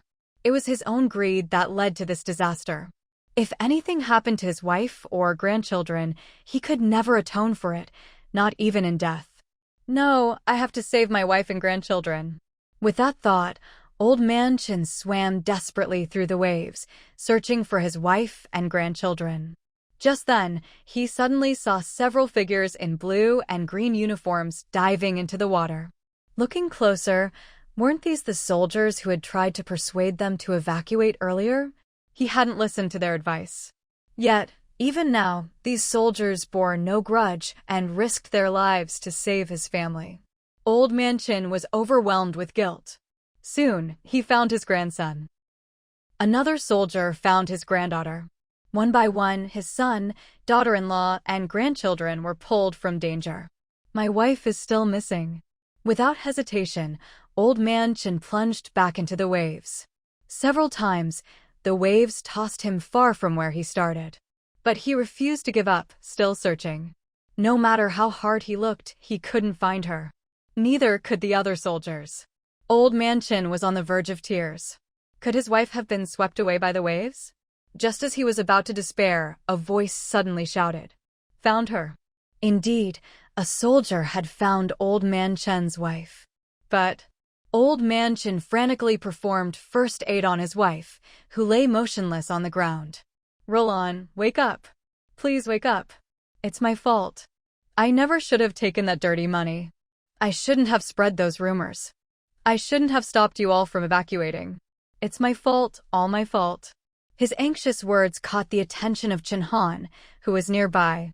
Thinking of the rumors that had slandered Dr. Gu, and remembering Old Man Chin's stubborn refusal to evacuate, and now hearing his confession, Chin Han began to suspect the truth. Just then, under Old Man Chin's desperate efforts, his wife finally coughed up some water and regained consciousness. As Old Man Chin hugged his wife and wept, thinking the worst was over, Chin Han stepped forward. "You just said someone paid you to spread rumors? Old Man Chin, you'll have to come with us." So, before he could even celebrate his family's safety, Old Man Chin was taken away. Meanwhile, Xingxing, Yeda, and Lin Shu, who was carrying Go Dan on her back, finally arrived at the county hospital. They were all in a sorry state, but there was no time to worry about that. Just then, Yaya, sharp-eyed, spotted a familiar figure. "Daddy!" Yaya called out loudly. Shang Zishi had just arrived at the hospital entrance and was about to go in when he heard a familiar childish voice. That voice. He turned around and saw Xingxing and Yaya. At the sight of his two children, the anxious knot in Shang Zishi's heart finally loosened. He rushed over and scooped them into his arms. "Are you both all right?" "Daddy, we're fine. Daddy, Auntie Lin Shu saved us. Daddy, you have to help Brother Go Dan, he's unconscious. All right, let's go inside first. Your mom has been worried sick about you." Shang Zishi took Go Dan from Lin Shu's back and told Xingxing and Yaya to go find their mother, while he hurried to find a doctor for Go Dan. Meanwhile, after sending Hui the rat away, Gu Jianing had been anxiously waiting for Shang Zishi's arrival. She was also searching the system store for anything useful. Then she found a map that, by entering a name and connecting to the person's brainwaves, could pinpoint their location so long as they were in the same province. She perked up immediately. She entered Xingxing and Yaya's names into the electronic map, connected to their brainwaves, and began visualizing their appearances in her mind. Ding, ding. Target detected. The moment she heard that sound, Gu Jianing's spirits soared. She saw two little red dots appear on the electronic map. One labeled Xingxing, the other Yaya. She could see the two red dots moving quickly. And their location was Chuan County First Hospital? Gu Jianing froze. Wasn't that the very hospital she was in right now? And they were only a few meters away, getting closer and closer. What's going on? Could Xingxing and Yaya be in this hospital too? Are they nearby? Before Gu Jianing could figure it out, the next second, two voices overlapped and rang out. "Mama." Gu Jianing's heart skipped a beat. She looked up and saw her two little darlings standing at the door of the hospital room, eyes red as they looked at her. "Xingxing." "Yaya." "Mama." Xingxing and Yaya hurried over, running to Gu Jianing's bedside. "Mama, are you okay?" "Mama, did you give birth to our little brother or sister?" It wasn't until Gu Jianing reached out and touched Xingxing and Yaya's faces, feeling their warmth, that she finally felt it was real. "Yes, Mama did it. I gave you a little brother. By the way, how did you two end up here?" "Anne." Gu Jianning's gaze fell on Lin Shu, who was standing behind the two little ones. Why is she here with you? Mama, that Auntie Zhou is a bad person. Yaya immediately tattled. After Yaya finished telling the story, Gu Jianning finally understood the whole situation. It turned out, this group first tricked Aunt Zhou away. Then that Auntie Zhou went to the military district. Taking advantage of the fact that almost everyone was out due to the incoming typhoon, and using her connection through Sheng Zishi's introduction, she managed to get inside. She then lied, saying Gu Jianning was having a difficult labor and tricked Xingxing and Yaya into coming out. Dogdan, Aunt Zhou's son, was worried about Xingxing and Yaya, so he followed them. Unexpectedly, halfway there, Xingxing and Yaya realized something was wrong. But those people were so ruthless, not only did they try to drug them, but they even threw them into the sea. Afterwards, Lin Shu, who had secretly gone to the beach to rescue her daughter, saw them and saved them. Yaya even leaned close to Gu Jianning and whispered that actually, they hadn't been drugged, and when they were thrown into the sea, the water-repelling bead she'd given them worked. Gu Jianning stroked Yaya's head, feeling secretly grateful that she'd given Xingxing and Yaya those life-saving items. Whether it was the anti-poison pill or the water-repelling bead, both had played a huge role. If either one hadn't worked, Xingxing and Yaya might not have survived. For example, without the anti-poison pill, they would have been knocked out. And if they'd been thrown into the sea, even with the water-repelling bead, they'd be okay for a while, but they wouldn't have been able to save Dogdan in time. And if they hadn't had the water-repelling bead, how could two little kids, just over 2 years old, survive in the sea? They would have drowned, and Dogdan couldn't have been saved either. So where's Dogdan now? Gu Jianning asked. Daddy took Dogdan to see the doctor. As soon as Yaya finished speaking, Sheng Zishi appeared at the door. The moment Gu Jianning saw Sheng Zishi, she felt instantly reassured. Zishi. Sheng Zishi hurried over and grabbed Gu Jianning's hand. I've already taken Dogdan to the doctor. The doctor said he inhaled some sedative, but N4 will fix it, otherwise, he's fine. I also ran into Aunt Zhou. She's gone to take care of Dogdan now. Gu Jianning breathed a sigh of relief. That's good. Ningning, how are you feeling now? I'm fine. Oh, right, you all haven't even seen the baby yet. Gu Jianning couldn't help but laugh. Whether it was Sheng Zishi or Xingxing and Yaya, their first concern was her, and they'd completely forgotten about the newborn. Soon, Sheng Zishi pushed over the little crib from the side. Lying in the crib was a tiny baby. Sheng Zishi knew this was the third child Ningning had given him. The little one was full and sleeping soundly. Not even the voices around could wake him. Mama, is this our little brother? Xingxing and Yaya crowded around. Yes, he's your little brother. Gu Jianning looked at the baby, her eyes full of tenderness. He's so tiny, Yaya said, stretching out her hand and comparing her little hand to the baby in the crib, coming to this conclusion. Newborn babies are always tiny. He needs to drink milk and sleep. When he grows up, he'll eat like you, and little by little, he'll get bigger. Gu Jianning explained, her voice gentle and soft. By the way, Ningning, have you thought of a name for the baby? Sheng Zishi asked. Gu Jianning thought for a moment. How about we call him Tuanchuan for his nickname? Tuanchuan and Yuan, togetherness and reunion. This had always been Gu Jianning's wish. As for his formal name, I'll leave that to you, Daddy. All right, I'll think about it and come up with a good name. Tuanchuan. Little brother, your name is Tuanchuan. Yaya immediately shared the name with her little brother. Even though she knew he was sleeping, her excitement couldn't be hidden. Gu Jianning looked at Sheng Zishi, at Xingxing and Yaya, and at Tuanchuan in the crib. Reunion.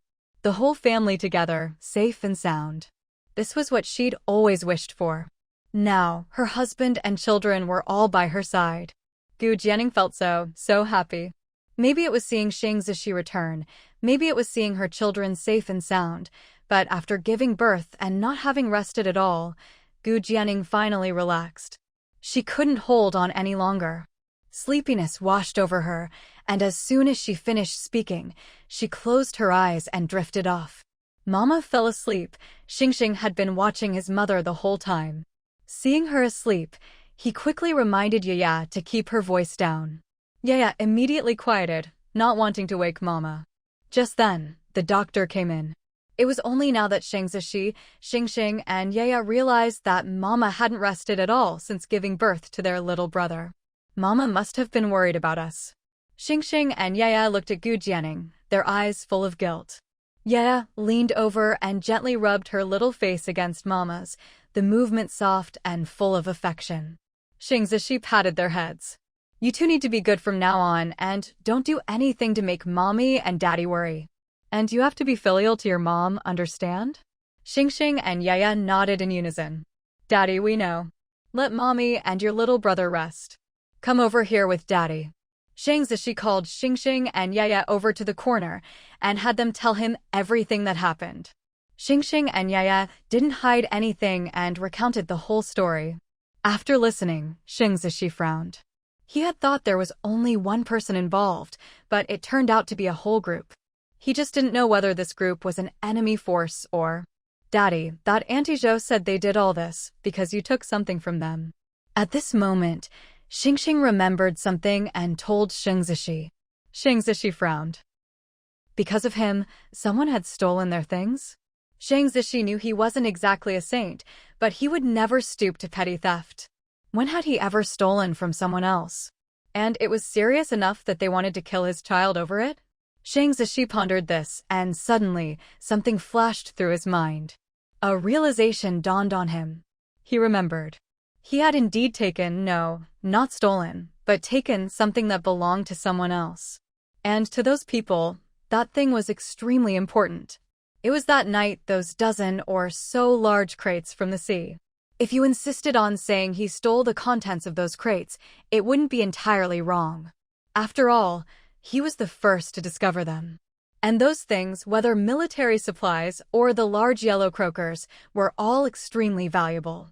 So, were these people from Country R?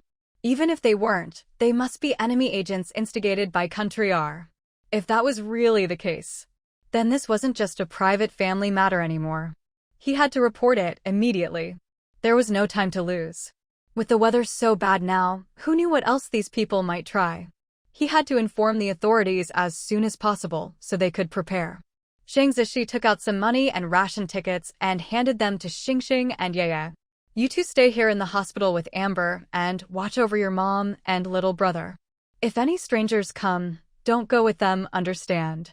Daddy has something urgent to take care of and has to leave for a bit. If you get hungry, go to the hospital cafeteria and buy something to eat, okay? Not only that, Shangzishi glanced at Lin Shu, who was sitting quietly nearby, her gaze fixed on Yaya. Gu Jianing had already told him about Lin Shu's situation. Now, Lin Shu was also someone who had helped their family. Shangzishi told Xingxing and Yaya to keep an eye on Lin Shu too, and not to let her wander off. As for how to thank Lin Shu, that would have to wait until everything was settled. Daddy, we understand, Xingxing and Yaya replied. Amber nodded as well. Amber had come to the hospital with Aunt Zhao. Aunt Zhao was now watching over Go Dan, while Amber stayed with Gu Jianing. To be honest, Amber felt a bit guilty. After all, the master was out on a mission, and her sister was in the hospital having a baby. They had entrusted Xingxing and Yaya to her care. But she hadn't done a good job, she'd been tricked by cunning humans. Xingxing and Yaya had nearly gotten into trouble. Thankfully, they were both safe. Otherwise, Amber would never have forgiven herself. Now, she was even more determined to stay by her sister, Xingxing, Yaya, and Tuanchuan's side to protect them. Shangzishi didn't linger. After giving his instructions, he left. Xingxing and Yaya were indeed hungry. So, they went to the hospital cafeteria and bought a few meals. The siblings were just kids with small appetites. One meal was enough for both. They also bought a meal for Lin Shu. Afterwards, they found out which ward Go Dan was in and brought a meal to Aunt Zhao as well. Seeing that Xingxing and Yaya were safe, Aunt Zhao was so happy her eyes turned red. Thank goodness nothing had happened to them, or Huiwan would have felt guilty for the rest of her life. Aunt Zhao, don't cry. Daddy said Brother Go Dan will wake up soon. Yaya comforted her. Brother Go Dan got hurt because of us. Indeed, Zhao Dan had gotten into trouble because of them. If he hadn't gone out with them, he wouldn't have been thrown into the sea, wouldn't have been drugged, and wouldn't be lying unconscious in the hospital now. But Huiwan shook her head. It's not your fault. Go Dan did what he should have. To be honest, when she saw her eldest son soaking wet and unconscious, Huiwan had been terrified. Thankfully, the doctor said Go Dan's life wasn't in danger. He'd just been drugged and needed an.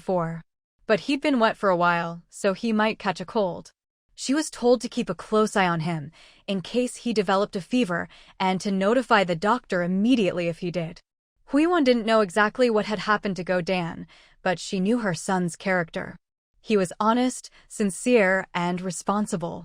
Oh, right, Xingxing, yeah. Can you tell Auntie what happened after I left? Okay. Xingxing and Yaya recounted what had happened, though they left out some things they couldn't talk about. After hearing their story, Huiwan was shocked. She hadn't expected the 3 kids to be thrown into the sea and then rescued. She didn't notice that Xingxing and Yaya's clothes were still dry. She assumed Gu Jianing or Shang Zishi had changed them right away. It was a frightening story, but the outcome was already as good as she could hope for. At least all 3 children were safe. Huiwan didn't blame Xingxing and Yaya at all. She knew that since she hadn't been there, her eldest son would have wanted to go out with them to protect them. It was only natural. She knew her son's temperament. As for the kids being tricked, even she, an adult, had been fooled, let alone the children. Finally, Xingxing and Yaya left a meal for Aunt Zhao and went back. Returning to Gu Jianing's ward, they saw their mother was still asleep. Xingxing and Yaya, along with Lin Shu and Amber, quietly ate in the corner. After all that had happened, they really were hungry. Meanwhile, Shang Zishi left the hospital and went straight to report to his superior, Chen Han, telling him everything. It seems our defenses have gotten a bit lax, letting them slip in like this. By the way, are the kids and Dr. Gu all right? Chen Han asked. They're fine for now. Oh, and there's something else I need to tell you. Chen Han proceeded to explain about Old Man Chen. Old Man Chen had already been questioned, and they'd gotten some information. He said someone had paid him to spread rumors and told him not to move away. As for who it was, he claims he doesn't know. What do you think? Shang Zishi was silent for a moment, then said, I suspect the reason these people could act so brazenly is that they had help from the inside. An inside man? In other words, someone was in contact with these people? Who would willingly work with suspected agents from Country R? Anyone who did would be no different from a traitor or a spy. Actually, Shang Zishi had one more thought he didn't voice. He suspected someone in the military. His first thought was the Lin Chusher father and son. But he suppressed that idea immediately. He couldn't let personal grudges make him suspect Lin Chusher and his son of being enemy agents. Some things needed evidence before making accusations. Actually, the most important thing right now is to catch this group of people first, Shang Zishi said. As long as they could catch this group and interrogate them, they would find out whether anyone had been colluding with them from the inside, and if so, who that person was. You're right. I'll report this immediately and have the organization move quickly to arrest them. By the way, can you and Dr. Gu provide sketches of those people? If we have portraits, the arrests will be much more efficient. I can draw you a picture of that woman called Aunt Zhou right now. As for the others, I'll need to ask the kids. All right, then draw Aunt Zhou first. Since they were outside and conditions were basic, Shang Zishi could only use simple paper and a pencil to draw. Although Shang Zishi wasn't a professional artist, as a soldier, he was still capable of quickly sketching out the facial features of a suspect. So, before long, under Shang Zishi's pencil, Aunt Zhou's face took shape on the paper. It was a pretty close likeness, about 70 or 80% accurate. Great, I'll take this. Chen Han took the portrait. You should head back to Dr. Gu. Things are still manageable here for now. Fortunately, this powerful typhoon had, so far, only stirred up some big waves. Although a few people who hadn't evacuated were swept into the sea, they had all been rescued. The typhoon was still strong, but for now, they could handle it. All right, I'll head back then. My wife just gave birth, and there's really no one else to look after her. Dr. Gu gave birth? Was it a boy or a girl? Congratulations. A boy. Thank you. Without lingering, Shang Zishi left after reporting the important matters. Chen Han didn't want to take up too much of Shang Zishi's time either. After all, he'd already approved a month's leave for Shang Zishi to take care of Dr. Gu. But then, with the typhoon approaching, he'd called him to the front lines to help, which led to the incident with Dr. Gu and the children. If Shang Zishi had been there the whole time, maybe those criminals wouldn't have been so bold. So, in a way, he felt a bit guilty. Luckily, the children were all safe. Back at the hospital, Gu Jianing was still asleep when Shang Zishi returned. She'd just given birth, and then gone through the trauma of almost losing her child. Her nerves had been stretched to the limit. It was already a blessing she hadn't collapsed. Now that she could finally relax, she definitely needed a good sleep. While Gu Jianing was still asleep, their little son in the crib woke up. Shang Zishi picked up the baby with one hand and started preparing formula with the other, his movements practiced and smooth. He really was experienced. Back when Xingxing and Yeye were babies, Shang Zishi had cared for them the same way, especially at night. He never let the children disturb Gu Jianing's sleep at night. So, whenever Gu Jianing was resting, Shang Zishi would feed the babies formula and change their diapers. Only when Gu Jianing happened to be awake would she breastfeed. Xingxing and Yeye had always been fed a mix of breast milk and formula. Now, it was the same for this little one. Once the formula was ready and the bottle was in the baby's mouth, the hungry little guy started guzzling it down. Maybe he really was starving. He drank eagerly and quickly. Shang Zishi was a little worried he'd choke, so he kept coaxing him to slow down. Whether the baby understood his father or just wasn't as hungry after a few gulps, he soon slowed his pace. Once he finished, he drifted off to sleep again. Shang Zishi looked at his still sleeping little son. He noticed that this baby didn't look quite like Xingxing or Yeye. Xingxing looked like him. Yeye looked like Ningning. But this little one didn't particularly resemble either parent. Instead, he seemed to have inherited the best features from both of them. He looked like both Ningning and himself. No matter what, he was sure to be a beautiful child. Yes, beautiful. Even though he was a boy, Shang Zishi couldn't help but feel that he'd grow up to be a very pretty little boy. After putting the baby, now full and asleep, back down, Shang Zishi checked on Gu Jianing and tucked her in. He noticed that Lin Shu, who had already changed her clothes, had fallen asleep on a chair. Yaya was draping a blanket over her. Once Yaya had tucked Lin Shu in, Shang Zishi called Xingxing and Yaya over and asked if they remembered what the two men, besides Aunt Zhou, looked like. As it turned out, Xingxing and Yaya had excellent memories. Even though they'd only seen the men briefly before being drugged, they still remembered their faces. Shang Zishi borrowed paper and pen from a doctor. He had Xingxing and Yaya describe the two men while he sketched their faces. After half an hour and some adjustments, he finally finished both portraits. Xingxing and Yaya agreed they were about 70 or 80% accurate. Good job. Thank you. Shang Zishi patted their heads. He knew Xingxing and Yaya had been through a fright today. Thrown into the sea. They'd practically walked through the gates of hell. Shang Zishi knew he couldn't blame the kids for trusting the wrong people and leaving with them. If anyone was to blame, it was him. He'd been fooled by Aunt Zhou and brought her close to Ningning and the children. Shang Zishi couldn't imagine what he'd do if something had happened to them. He'd probably go mad. Now, all he wanted was to catch those people and bring them to justice. Meanwhile, in Wayflower Village, Yao Chunhua and Old Man Gu were on their way to the village committee office, planning to call Gu Jianing. All the way there, Yao Chunhua kept chattering. This second daughter-in-law's delivery was really risky. She had a difficult labor. Thank goodness for that natural birth pill Ningning gave her, or she might not have made it. Old Man Gu nodded in agreement. I just wonder how Ningning is doing? Yeah. Thinking of their daughter, Yao Chunhua truly missed her and felt a bit guilty. She hadn't been able to help her daughter during her confinement. She didn't even know if the baby had been born yet, if it was a smooth delivery, or if her daughter had suffered, or if she was recovering properly. We haven't heard from her lately.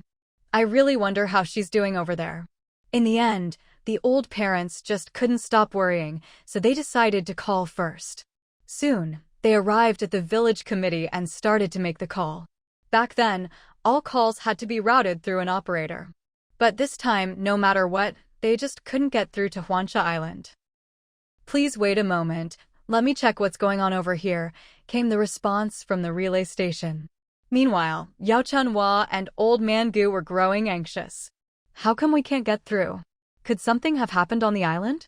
The elderly couple paced back and forth in the village committee office, brows tightly furrowed, clearly worried. Waiting always seems to make time crawl. But somehow, the reply from the relay station came quickly. "What? A severe typhoon. All communications are down." Hearing this, Old Man Gu and Yao Chunhua's hearts skipped a beat. How did a severe typhoon just happen, and why did the communications have to go down now of all times? A severe typhoon. Even the Huaihua village, because of its location, had never experienced a typhoon before. They still knew what a typhoon was and how terrifying a severe one could be. A strong typhoon could blow away a grown adult. How could a severe typhoon hit right when Ningning is about to give birth? "I wonder how Ningning and the others are doing?" Yao Chunhua muttered anxiously, worry written all over her face. Old Man Gu, however, was the first to calm down. "Don't worry. Even if Ningning's due date is around now, doesn't she still have her mother-in-law there to look after her? And besides, they're in the military district. It's bound to be safer there."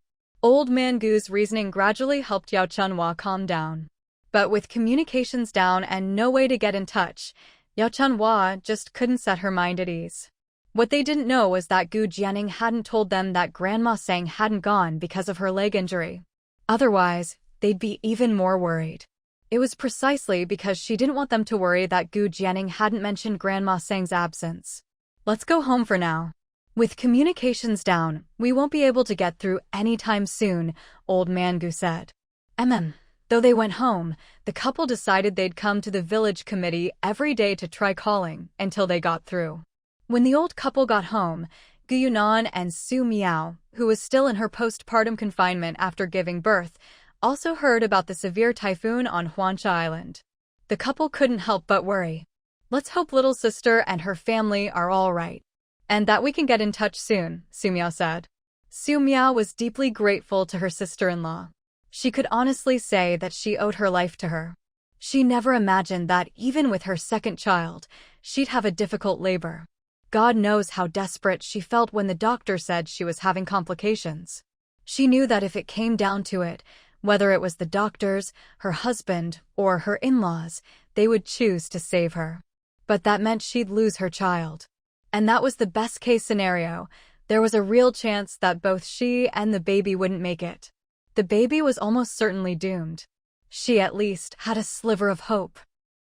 Just when she was about to give up, her mother-in-law took out a special birthing pill that her sister-in-law had given her. She didn't know if her sister-in-law had some kind of foresight and had predicted this would happen. But in the end, it was thanks to that pill. After taking it, she regained her strength and managed to deliver the baby safely. Mother and daughter, both safe. She could truly say her sister-in-law had saved both their lives. Even the doctor at the time was amazed. He kept saying, as expected of Dr. Gu, even her pills are miraculous. Su Miao also knew that her mother-in-law had originally planned to go take care of her sister-in-law during her confinement. But because their due dates were close, her mother-in-law ended up staying to look after her. Su Miao felt a bit guilty about this. So, as soon as she gave birth, she wanted her mother-in-law to go share the good news with her sister-in-law. But she never expected a severe typhoon would hit Huansha Island. Su Miao was worried too. All she could do was pray in her heart that her sister-in-law's family would be safe and sound. Huansha Island, County Hospital. After a deep sleep, Gu Jianing finally woke up. She'd slept so long that she'd gone from day to night in one go. When she opened her eyes, Xingzishi, who'd been dozing nearby, woke up with a start at the sound.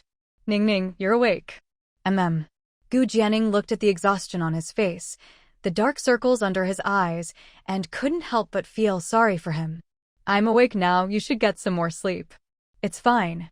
Seeing that he insisted on staying up, Gu Jianing felt a little helpless. She knew that Shang Zishi was the one who'd had it the hardest lately. Not only was he busy on the front lines fighting the typhoon and rescuing people, now he was also taking care of her and Tuanchuan in the hospital. She glanced at Tuanchuan, sleeping soundly in the little crib beside her. It was obvious Shang Zishi had taken great care of their child. By the way, where are Xingxing and Yeye? Zhao's wife took them back to the military district. That afternoon, Zhao Guden had woken up. His condition wasn't serious, so he was quickly discharged. Huiyuan planned to take Guden home, and also stop by to see Gu Jianing. When Shang Zishi heard she was going back, he asked her to help look after Xingxing and Yeye for a while longer. Huiyuan hadn't expected that, after she'd trusted a stranger and almost gotten Xingxing, Yeye, and her own son into trouble, Shang Zishi would still be willing to entrust the kids to her. She was deeply moved. She silently promised herself she'd be more careful in the future and never let anything happen to the children again. As for Xingxing and Yeye, they'd wanted to stay at the hospital with their mom and little brother. But they knew they were still too young. They couldn't really help with anything right now. The best way they could help their parents was to go back to the safety of the military district and take good care of themselves. That way, their parents could focus on what they needed to do without worry. So Xingxing and Yeye, along with Amber, went back with Zhao's wife. But before that, they insisted on taking Lin Shu home first. Shang Zishi went with them to return Lin Shu to Qianye village. At the time, the people of Qianye village were out searching for Lin Shu. When they realized she was missing, they were frantic. They thought she'd run off in the middle of the typhoon and gotten into trouble. Now, seeing Lin Shu brought back safe and sound, they all breathed a sigh of relief. But Lin Shu kept looking at Yeye, reluctant to part, repeating Tian Tian, Tian Tian over and over. In the end, Yeye went up and hugged Lin Shu, promising to come visit her again soon. She told her not to run off and to wait at home for her to come back. With Yeye's reassurance, Lin Shu agreed. After delivering the children back to the military district, Shang Zishi returned to the hospital. On the other side, Shang Zishi was also talking to Gu Jianing about the group that wanted to harm Xingxing and Yeye. Based on their deductions, there were at least 4 people in that group. Even now, we still don't know where they're hiding? Shang Zishi frowned. Just then, Gu Jianing suddenly remembered the special tool she had bought. She had originally purchased it to help find Xingxing and Yeye's whereabouts. Now, if she used it to locate Aunt Zhou and her group, it might just work. After hesitating for a moment, Gu Jianing said, I might have a way to find out where they are. Shang Zishi looked up at her. He gazed at Ningning, communicating everything without words. He knew that Ningning was referring to using her special ability. In fact, if possible, Shang Zishi didn't want Ningning to use that ability too much.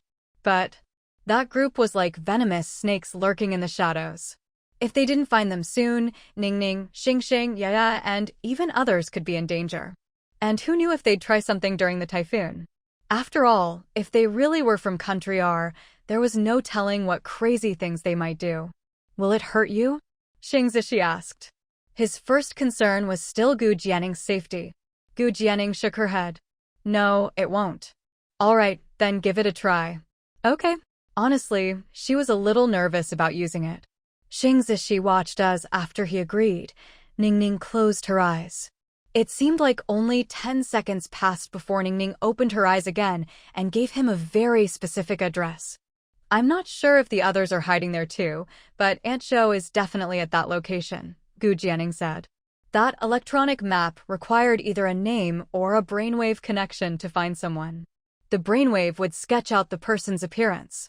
In other words, you had to have at least seen the person before. Other than Aunt Zhou, Gu Jianing hadn't met the rest of them, so she couldn't picture them. But Aunt Zhou was different. Shang Zishi was a little surprised. That's it? That fast? It had only taken about 10 seconds. Gu Jianing replied, yeah, that's it. What else did you expect? Shang Zishi couldn't help but laugh. He patted Gu Jianing's head. It seemed Ningning's abilities were even more impressive than he'd imagined. How did he get so lucky to have someone as magical as Ningning? Now that he had the address, Shang Zishi didn't waste any time. He immediately contacted Chen Han, gave him the address, and told him to organize a team to make the arrest. He was worried that if they waited, the group would change hiding spots again.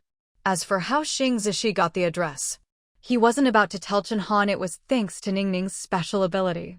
He just said someone had sent it to him anonymously. Chen Han believed him, of course. He quickly started gathering people to make the arrest. At the Huansha Island military district, because of the approaching super typhoon, most of the soldiers had gone out to help with defense and rescue efforts. So the base was suddenly much emptier. The military wives, on the other hand, had a lot of free time. Don't you think Dr. Gu is amazing? She's not just a brilliant doctor, she predicted the typhoon 3 days in advance, and she was spot on about how strong it would be. She's even better than the meteorologists at the base. I always said Dr. Gu isn't the type to talk nonsense. She must have been sure before she said anything. It's a good thing the base trusted her and took precautions in time. So many people were evacuated, who knows what would have happened otherwise. Exactly. Everyone who was rescued this time should be thanking Dr. Gu. Dr. Gu really is beautiful and kind-hearted. I used to think Dr. Gu was a bit pampered, always letting Commander Shang do everything at home. But now, I think, with how outstanding she is, if I were Commander Shang, I'd spoil her too. Yeah, if Dr. Gu were my wife. So beautiful, so capable, I'd pamper her and love her too. Zhang Qiumei finished eating and stepped out for a walk, her pregnancy bump not yet obvious. As soon as she came out, she overheard the military wives chatting. Her face immediately darkened. What was wrong with these people? Were they all just fair-weather friends? Before the typhoon hit, weren't they all criticizing Gu Jianing? Saying that as a doctor, she had no business meddling in meteorology. Pretending to know what she didn't. Weren't they all mocking and harshly judging Gu Jianing? Didn't they even know her? And now, with the typhoon here, they were all singing her praises? Beautiful and kind-hearted, huh? Compared to Gu Jianing, were the rest of them really that inferior?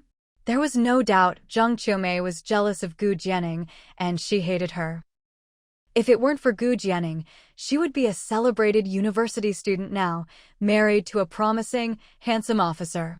Instead, she couldn't finish college and had to marry an old man who smelled like mothballs. So what if Gu Jianing was so outstanding? Today, Gu Jianing probably wouldn't be happy. After all, what mother could be happy after hearing news of her children's deaths? Especially when it was 2 children.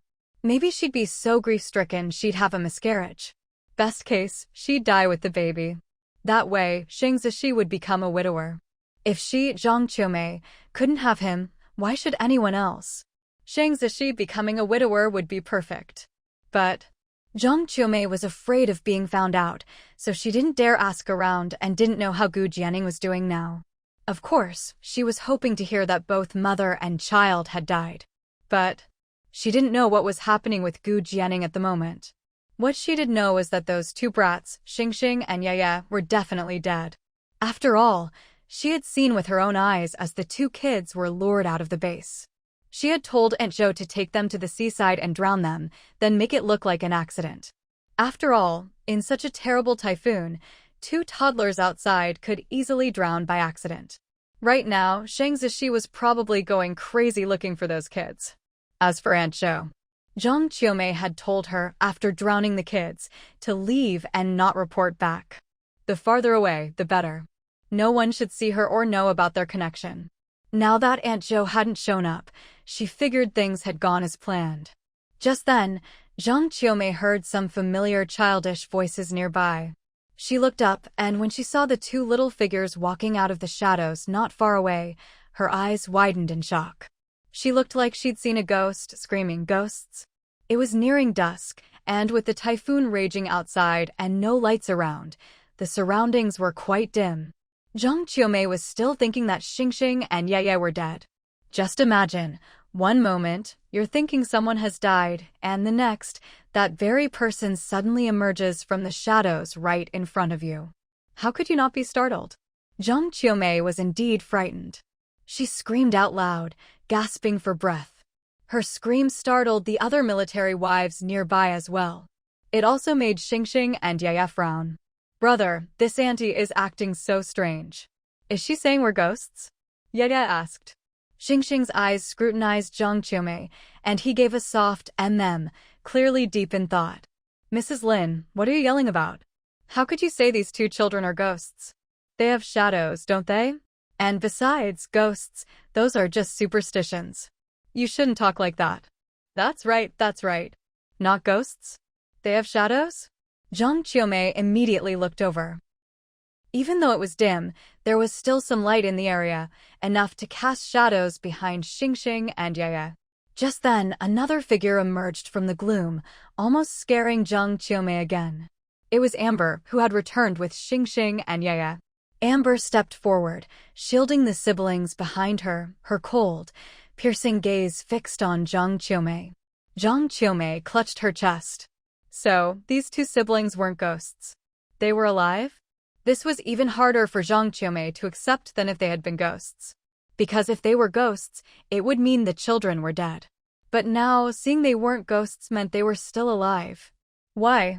Why weren't they dead? Zhang Qiumei had to fight hard to keep herself from rushing forward and frantically questioning Xingxing and Yaya. She couldn't ask. If she did, she'd give herself away. She needed to calm down. She'd already let slip the word ghost, which was suspicious enough. She couldn't say anything more. Without another word, Zhang Qiumei turned and ran off. What's wrong with Zhang Qiumei? She's acting so weird. The other military wives had never respected Zhang Qiumei much, and now that she'd left, they stopped calling her Mrs. Lin and just used her name. But aren't these the two little ones from Dr. Gu's family? Yeah, how did they come back from outside? Just then, Huiwan and Gooden came out as well, calling Xingxing and Yaya to come home. Back at the Zhao house, Huiwan started preparing dinner. But from the moment he got back, Xingxing sat quietly in a chair, resting his chin in his hands, deep in thought. After a while, he seemed to come to a decision. He got up and went to the kitchen to speak to Huiwan. Aunt Zhao, I want to call my mom. You want to make a call? Does it have to be now? Huiwan glanced outside. It was already dark. But since they were inside the military compound, safety wasn't much of a concern. Seeing Xingxing nod, she said, All right, let your brother Gooden go with you. Okay. With Gooden accompanying him, Xingxing quickly made his way to the communications office. When they arrived, they overheard a soldier saying that communication between Huansha Island and the outside world had been cut off. But internal lines on the island were still working. Xingxing breathed a sigh of relief. That meant he could still call his parents. After confirming Xingxing's identity and learning that he wanted to call Dr. Gu at the county hospital, the soldier agreed to help. He quickly dialed the hospital, specifying that Dr. Gu's son was calling. At the county hospital, Shang Zishi and Gu Jianing were told by a nurse that there was a call from the military compound. Their son wanted to speak with them. Xingxing's calling? Gu Jianing frowned. Judging by the time, Xingxing and Yaya had only just returned to the compound. Why was he calling so soon? I'll answer it. Maybe something urgent happened. All right, go ahead. Soon, Shang Zishi picked up the phone. Dad, it's me, Xingxing. Yaya and I are back at the compound, but Xingxing didn't hesitate and told him about their encounter with Zhang Qiumei and how she called them ghosts when she saw them. Shang Zishi understood immediately as Xingxing finished speaking, his expression darkening. He didn't say much, just let Xingxing continue. Dad, no one else in the compound could have known about what happened to Yaya and me today. She shouldn't have known either. But from the way she acted, it was like she expected something to happen to us, like she thought we'd die or turn into ghosts. That's why she was so scared and shocked when she saw us. But who would know that something might happen to us? If she didn't hear it from someone, then she's the one who wanted something to happen to us. In the end, Xingxing gave his own conclusion. As he finished, his little face was serious. When he was done, he suddenly seemed like a child again, a bit nervous and uncertain. Dad, was my analysis right? Yes, Xingxing, you're absolutely right. You did great, Xingxing. You were able to pick up on the details and figure it out. That's really impressive. Xingxing hadn't expected his father to praise him. His cheeks flushed with embarrassment at the compliment. All right, I understand the situation now. Okay. Shang Zishi gave a few more instructions before hanging up. When he returned to the hospital room, he told Gu Jianing what had happened. After hearing it, Gu Jianing's face darkened. Her emotions surged. If Zhang Qiumei said that, then she must be involved. What's wrong with her anyway? We've never done anything to her, so why would she want to hurt Xingxing and Yaya? She's despicable, truly despicable. Ningning, calm down, take care of yourself. Xing Zishi hurried to comfort her. He was furious too. After all, Xingxing and Yaya had just survived a life-threatening ordeal. They were his and Ningning's flesh and blood. Xing Zishi tried hard to control his emotions. Ningning, I'll report this to the leadership and have them investigate Zhang Qiumei. Don't worry, if she's responsible, she won't get away with it. Good. Brother Shi, anyone who hurts Xingxing and Yaya must not be let off. Gu Jianing was never one to be soft-hearted. She knew that being merciful to your enemies was being cruel to yourself. So, anyone who hurt her family and children would have to pay the price. When Xing Zishi left to make a phone call, Gu Jianing used her points in the mall to redeem a month-long bad luck skill and remotely threw it onto Zhang Qiumei. She believed that if Zhang Qiumei really had done something wrong, she would definitely be punished for it. But as a mother, Gu Jianing still couldn't swallow her anger. So, she decided to throw a bad luck skill on Zhang Qiumei first. As for what would happen to the unlucky Zhang Qiumei, that was none of her concern. As it turned out, when someone's luck turns bad, even drinking water can choke you. Sure enough, Zhang Qiumei, who was drinking water, suddenly choked. In that instant, her eyes widened and her face turned a little purple. For a moment, she even felt like she was about to die. After a bout of violent coughing, she finally felt a bit better.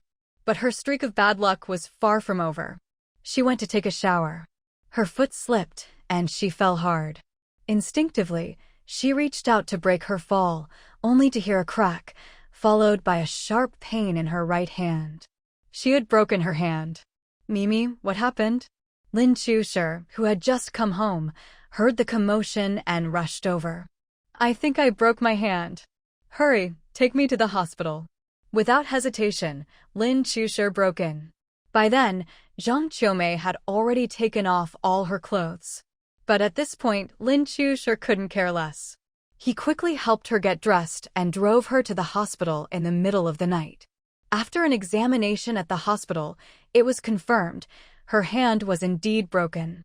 Meanwhile, Xing Zishi, who had already called his superiors and returned to the ward to keep watch over Gu Jianing, heard the commotion outside. He looked out the window and saw Lin Chushi's figure flash by. He went out to check and asked around. That's when he found out Zhang Qiumei had broken her hand, and Lin Chushi had rushed her to the hospital. When he returned, Xing Zishi told Gu Jianing what had happened. Gu Jianing muttered, "That fast? Is bad luck really that fast?" Well, it did seem pretty fast. But this was only the beginning. Zhang Qiumei thought that breaking her hand and being hospitalized was already miserable enough. She never expected that, in the middle of the night, Chen Han would barge into her hospital room with several people, insisting on taking her away. Zhang Qiumei panicked. What are you doing? Why are you arresting me? It hurts. It hurts. Old Lin, help me. Chen Han, what are you doing? Lin Chushi immediately stepped in front of Zhang Qiumei, his face dark. Chen Han, Qiumei is my wife, the wife of your superior. What right do you have to arrest your superior's wife? Unfazed by Lin Chushi's questioning, Chen Han calmly took out an arrest warrant. Commander Lin, this is an arrest warrant for Zhang Qiumei personally signed by Commander Liu. We have strong suspicions that Zhang Qiumei is connected to enemy agents from Country R. So we need to take her back for investigation. Commander Lin, are you sure you want to interfere?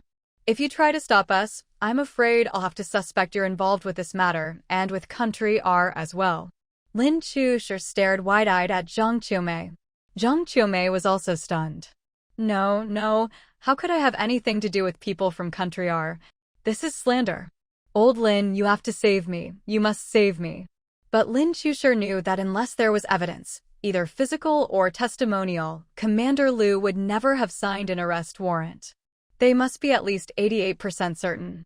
In the end, Facing Zhang Qiumei's pleas, Lin Shusher said, "Mimi, just go with them for now. Don't worry. If you're innocent, I'll definitely save you." But Zhang Qiumei couldn't hear a word he said. She only felt that Lin Shusher was unwilling to save her.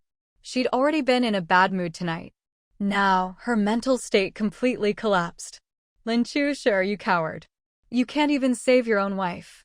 I really regret marrying you." As she was taken away, Zhang Qiumei kept shouting.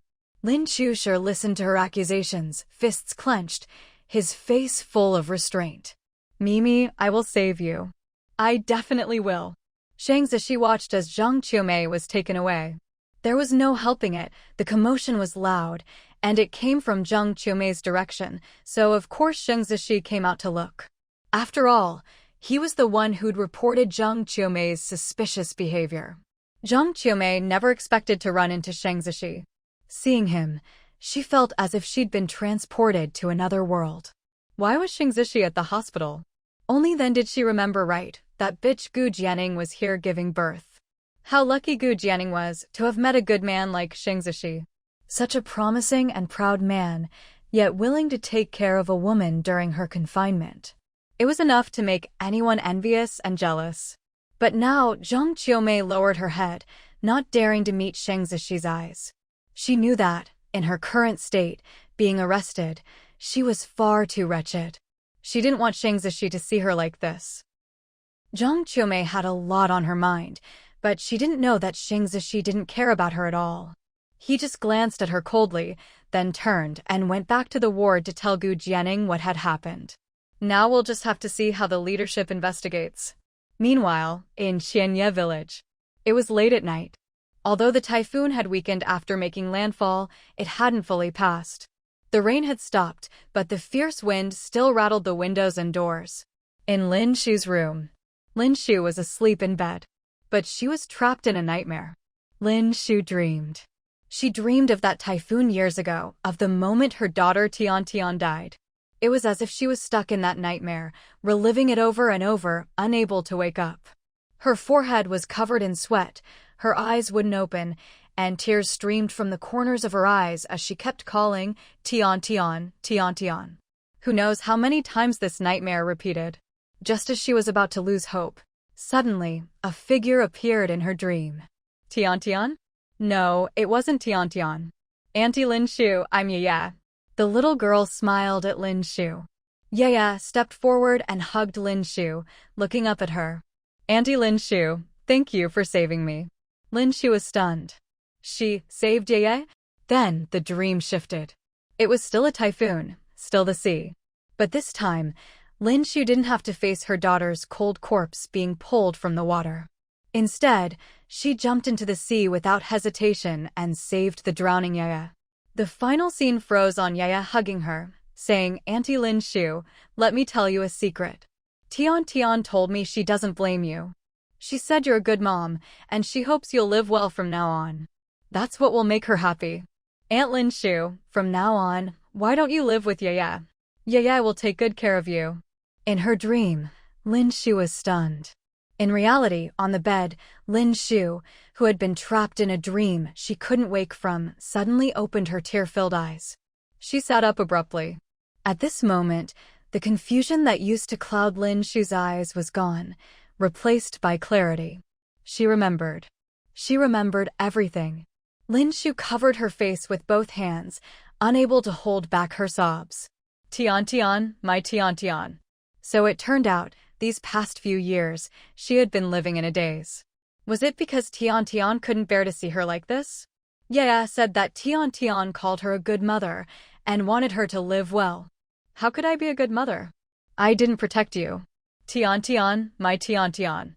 "Tian Tian, you should blame me. You should blame your mother." No one could understand the pain in Lin Shu's heart. How could she possibly let go so easily? It was a long time before Lin Shu finally calmed down a little. She got up and took out Tian Tian's clothes from the closet. She hugged the tiny clothes to her chest, as if she were holding her daughter in her arms. "Tian Tian, do you want mommy to start living well again? Can mommy really do it?" Military District, Zhao family. Yaya, who was temporarily staying at the Zhao family's house, also had a dream. She dreamed of a little girl older than herself, with 2 pigtails, very pretty, who said her name was Tian Tian. "Are you Aunt Lin Shu's daughter, Sister Tian Tian?" The little girl nodded. She walked over and took Yaya's hand. "Xiao Yaya, Sister Tian Tian has to go now, but I can't stop worrying about my mom. Can you help me take care of her?" "My mom, she's had such a hard life." "Xiao Yaya, can you help make her happy again?" Yaya quickly grabbed Tian Tian's hand. "Sister Tian Tian, where are you going?" "I don't know either. It's a very, very far away place. I heard there's no cold, no scolding, no beatings, just a very, very happy place." "Okay, then Sister Tian Tian, you should go. Yaya will take good care of Aunt Lin Shu." "Okay." Tian Tian patted Yaya's head, a smile on her lips, and her figure faded away. "Sister Tian Tian." In bed, Yaya opened her eyes, still thinking about the dream. Very soon, she made up her mind. She decided to find a time to talk to her parents, to see if Aunt Lin Shu could come live with them. Meanwhile, Zhang Qiumei, who had been arrested, was still holding onto a sliver of hope. But during the interrogation, when she saw Aunt Zhou appear, that last bit of hope vanished. Zhang Qiumei never imagined that Aunt Zhou would be caught. Of course, only if Aunt Zhou was caught would she be implicated. "Zhang Qiumei, Aunt Zhou is from Country R. Tell us, how did you get involved with her? Besides ordering her to throw Shang Zishi's children, Xingxing and Yaya, into the sea, what else were you plotting?" Faced with this interrogation, Zhang Qiumei was a bit stunned. "What? You're saying Aunt Zhou is from Country R? Me, plotting something with people from Country R? No, you must be mistaken. How could she be from Country R? I don't know anyone from Country R."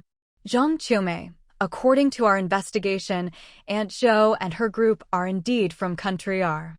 And according to their testimony, it was on your orders that they tried to harm Xingxing and Yaya."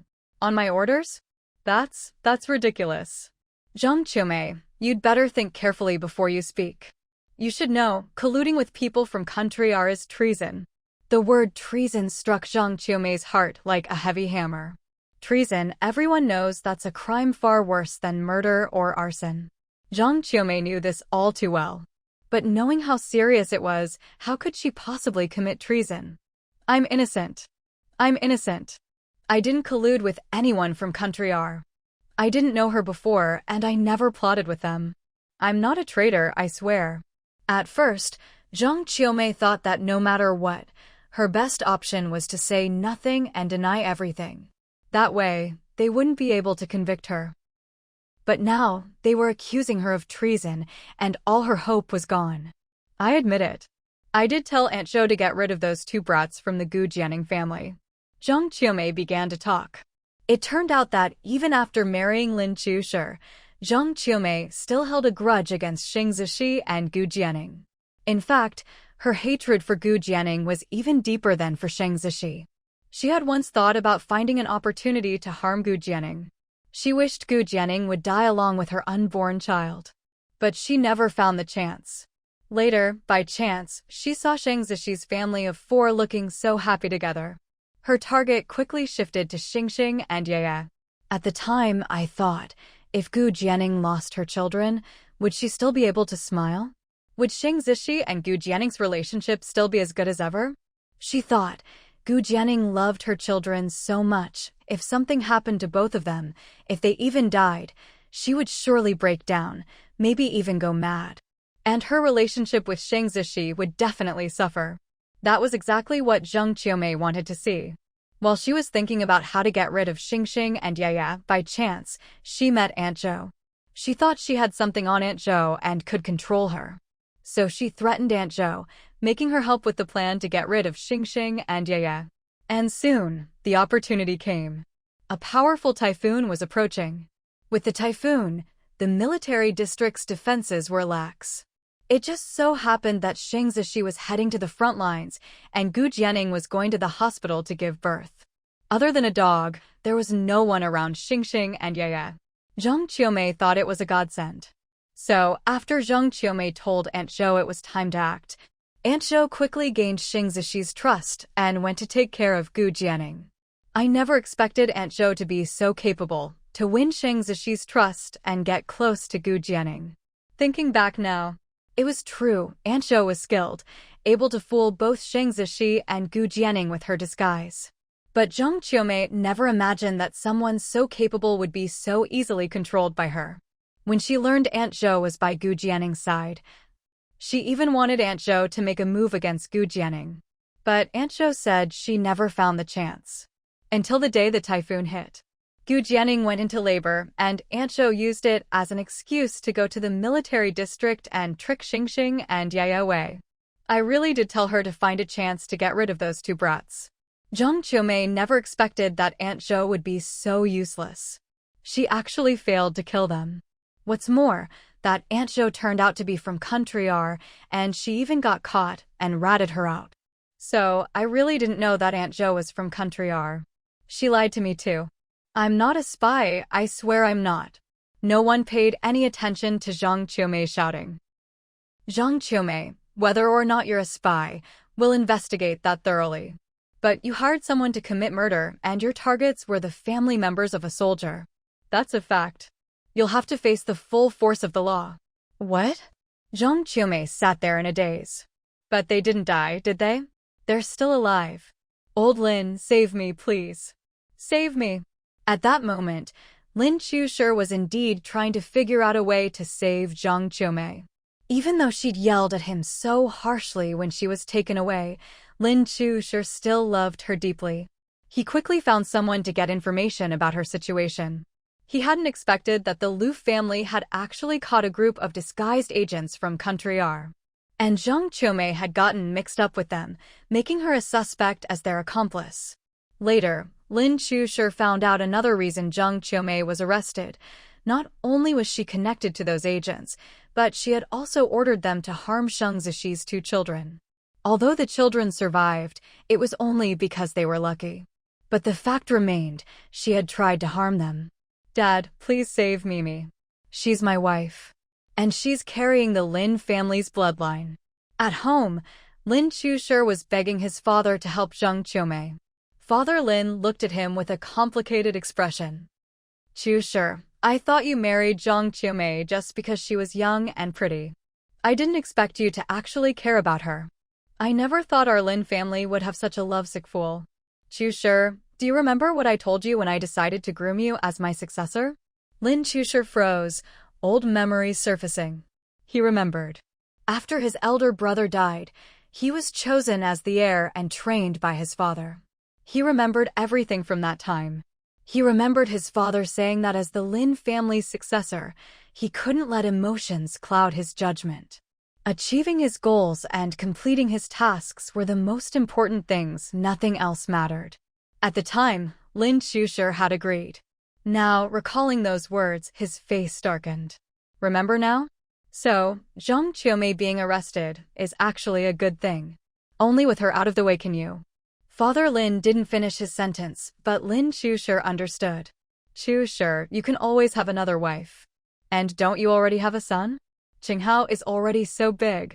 So why get hung up on a child who hasn't even been born yet and might never be? Chushi, you need to understand what's truly important for us. Don't forget, you already signed a military order for this typhoon mission. Isn't that enough?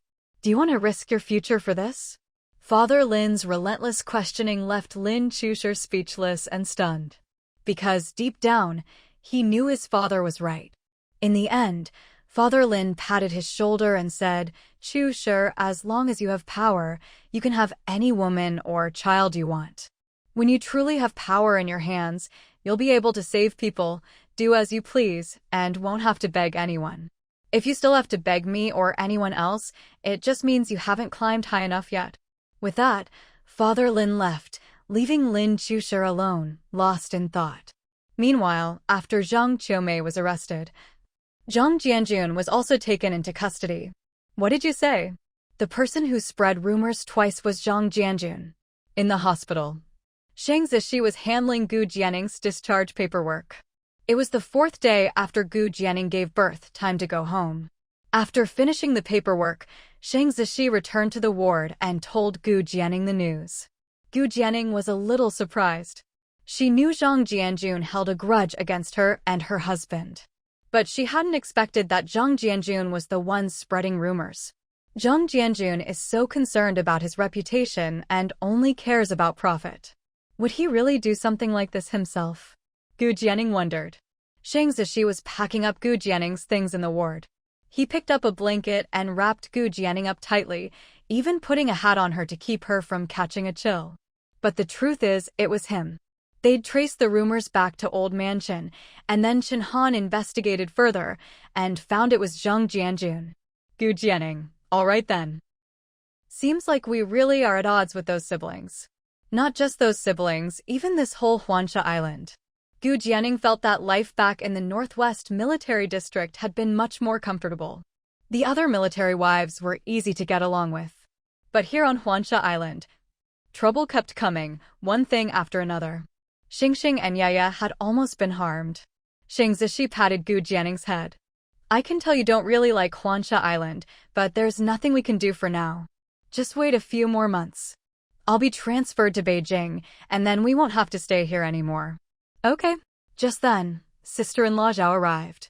Shang Zishi had specially asked her to come help. Sister-in-law Zhao picked up Tuanchuan.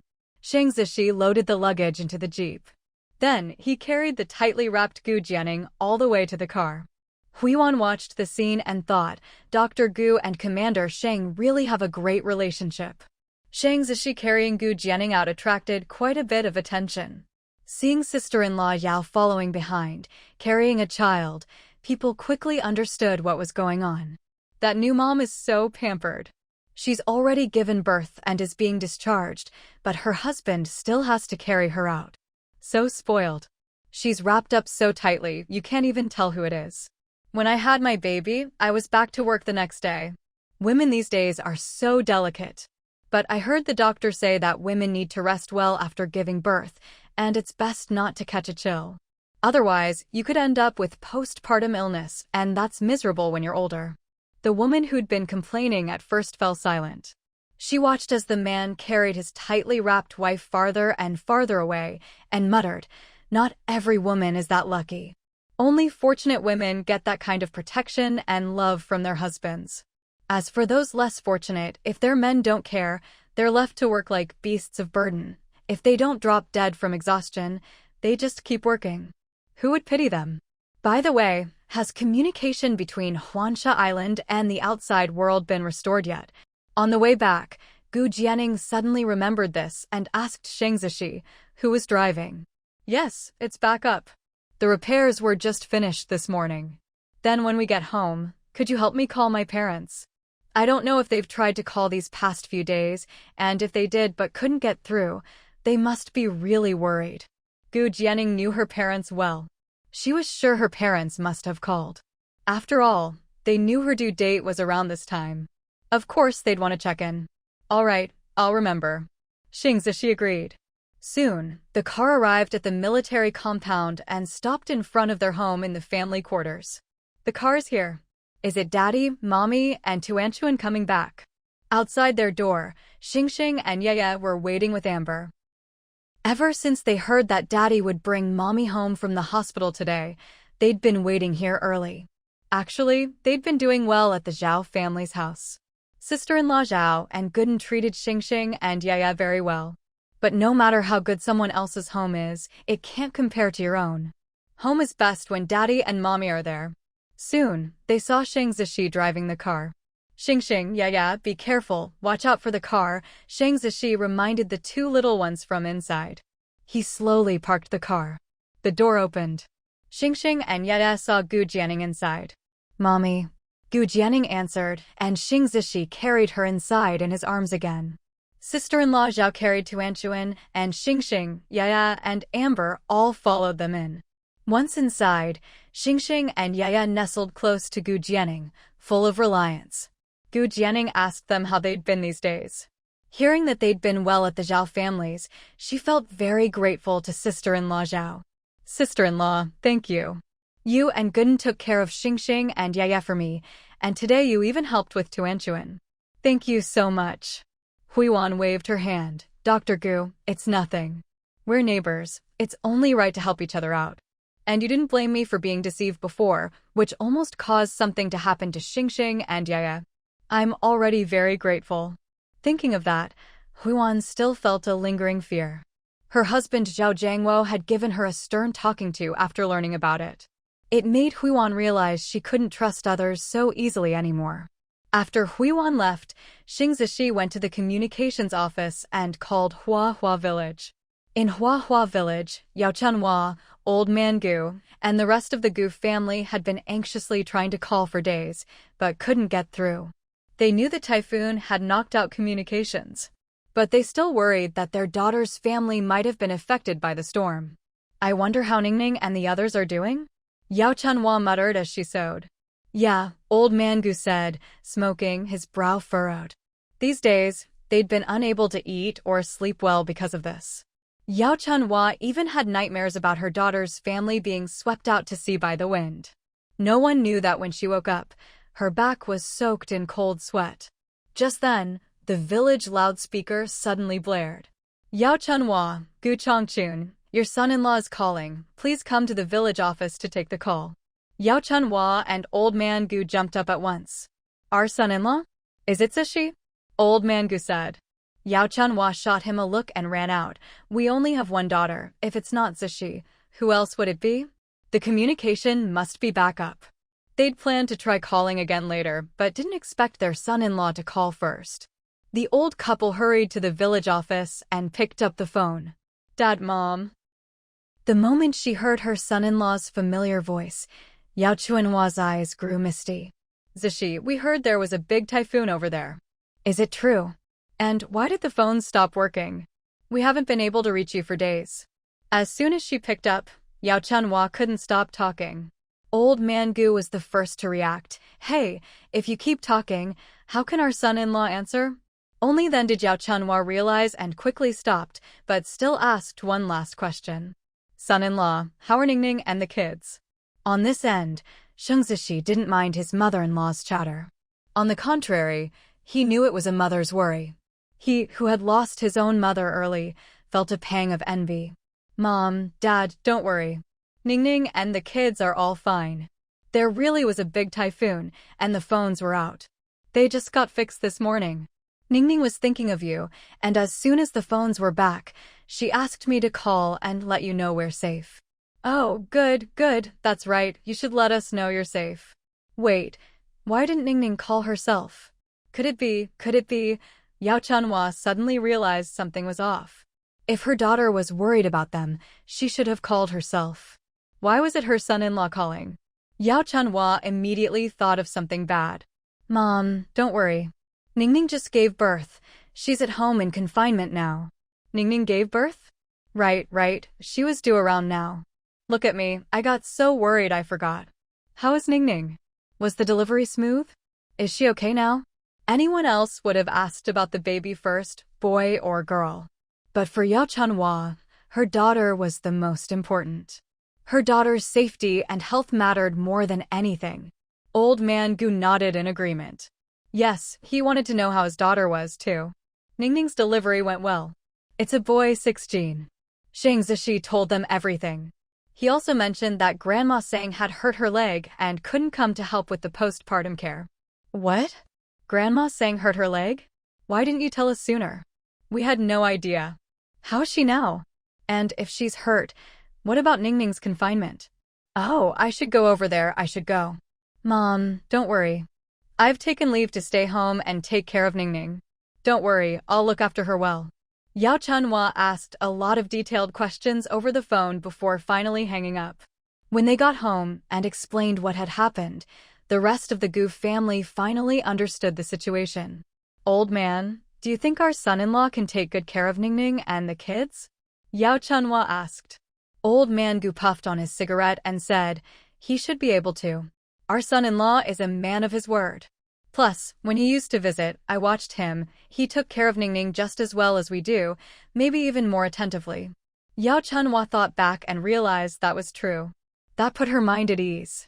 But still, we should find a time to call our in-laws in Beijing and check in with them. Our third son is in Beijing, isn't he?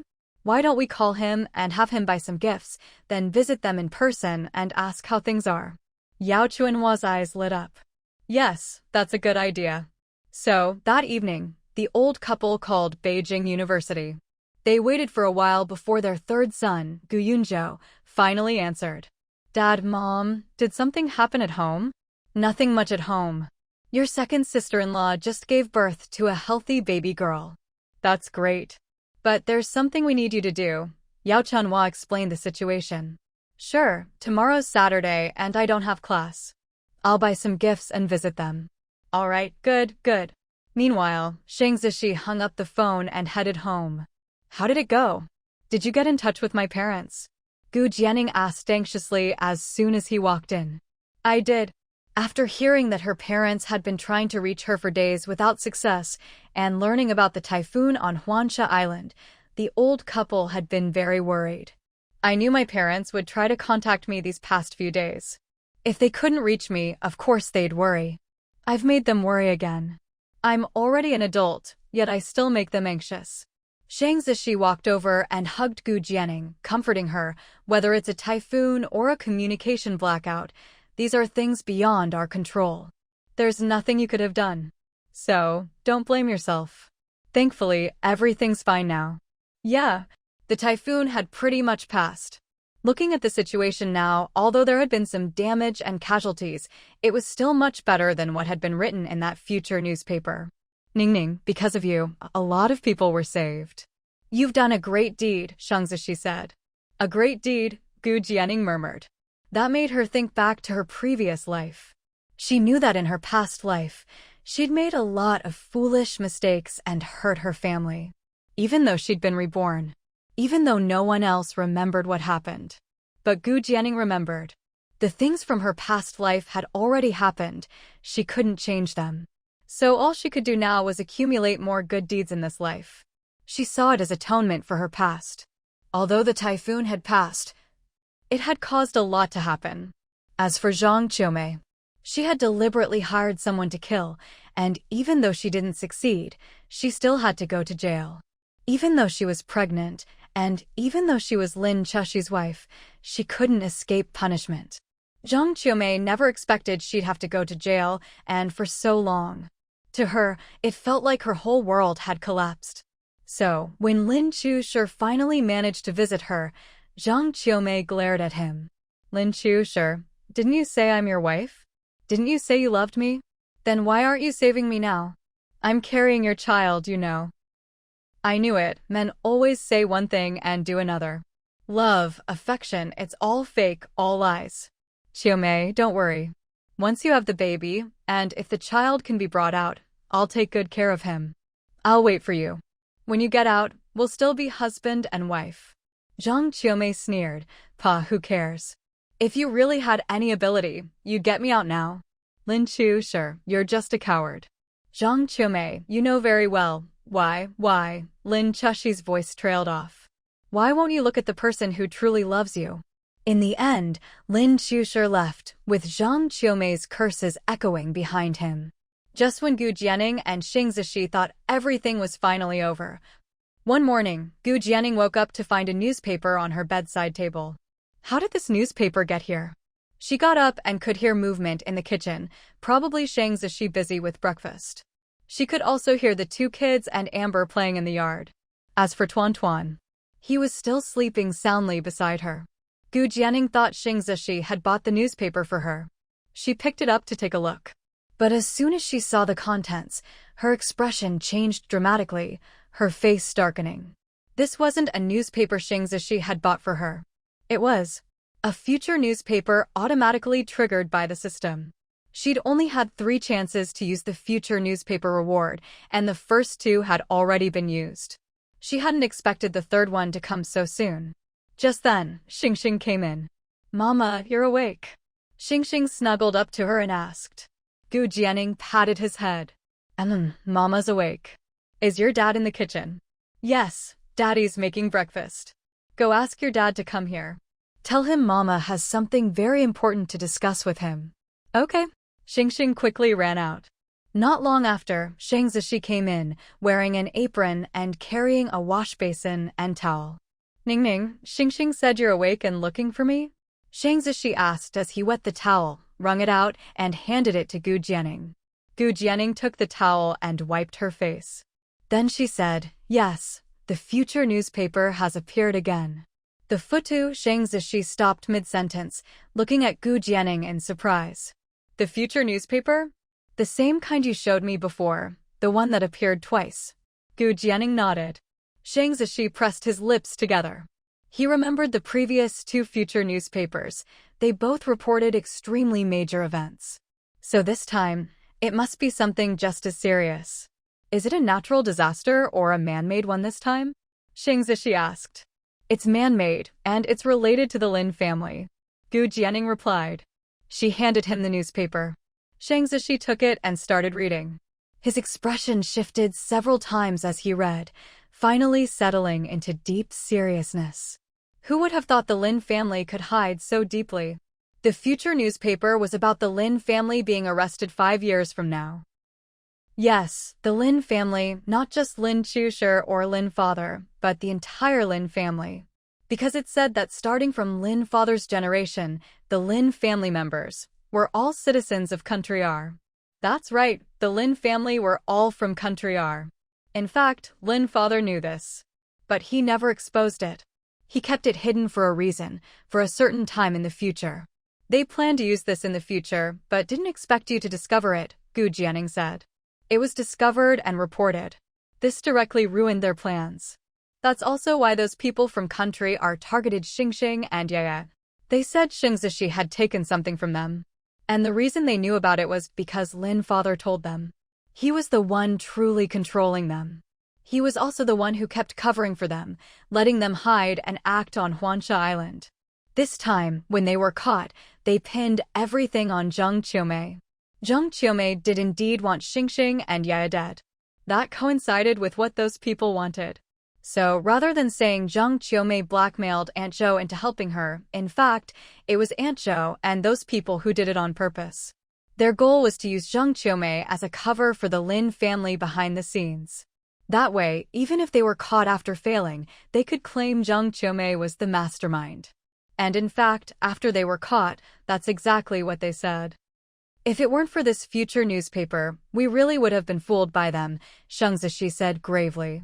Neither Shang Zishi, nor Officer Liu, nor Chen Han, nor anyone else had ever suspected that the real mastermind behind this group was Lin father. And the whole Lin family, every last one, were citizens of Country R. Lin father is now in his 60s. Which means he's been undercover in their country for at least half a century. Terrifying. Truly terrifying. So Lin Chushi actually had an older brother. Gu Jianing pointed out a section of the future newspaper to Shang Zishi. But this person was killed by his younger brother, Lin Chushi. The future newspaper was published 5 years later, after the entire Lin family was arrested and interrogated. So all the evil deeds of the Lin family were exposed. Among them was the fact that Lin Chushi killed his own brother. At first, only Lin father knew the family were from Country R. Later, Lin Chushi found out. No one else in the family knew. Until one day, Lin Chushi's older brother discovered it by accident. At that time, Lin Chuchin, the older brother, was a promising young officer. Because of his upbringing, Lin Chuchin hated people from Country R. But by chance, he discovered that he himself had Country R blood, and that his father and younger brother were plotting to work for Country R. Lin Chuchin couldn't accept this. After a painful struggle, he decided to report his family to his superiors. But Lin Chushi, his younger brother, found out. Even though Lin Chushi was still young, he understood what was at stake. He knew that if this was exposed, he'd be doomed. But Lin Chushi didn't want to die. He wanted to replace his brother, become the Lin family heir, and make the family even more glorious. So, without much hesitation, after failing to persuade his brother, on a day with a powerful typhoon, he lured his brother to the seaside. Then, taking advantage of his brother's unawareness, he drowned Lin Chuchin in the sea. Lin Chuchin probably never imagined that his beloved younger brother would kill him with his own hands. Lin Chuchin was drowned by his own brother, Lin Chushi, decades ago. Afterwards, Lin Chushi made it look like an accident. Lin father believed it. He even focused on grooming Lin Chushi. This secret was only revealed 5 years later, when the Lin family was arrested.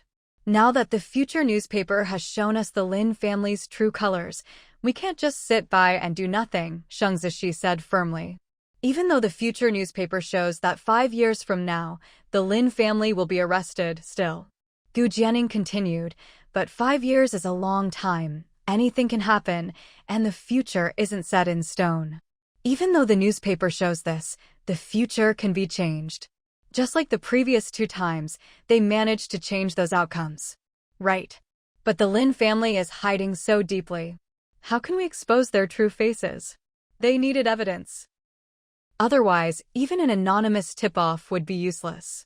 As long as there's been contact, there must be some clues, evidence, in other words.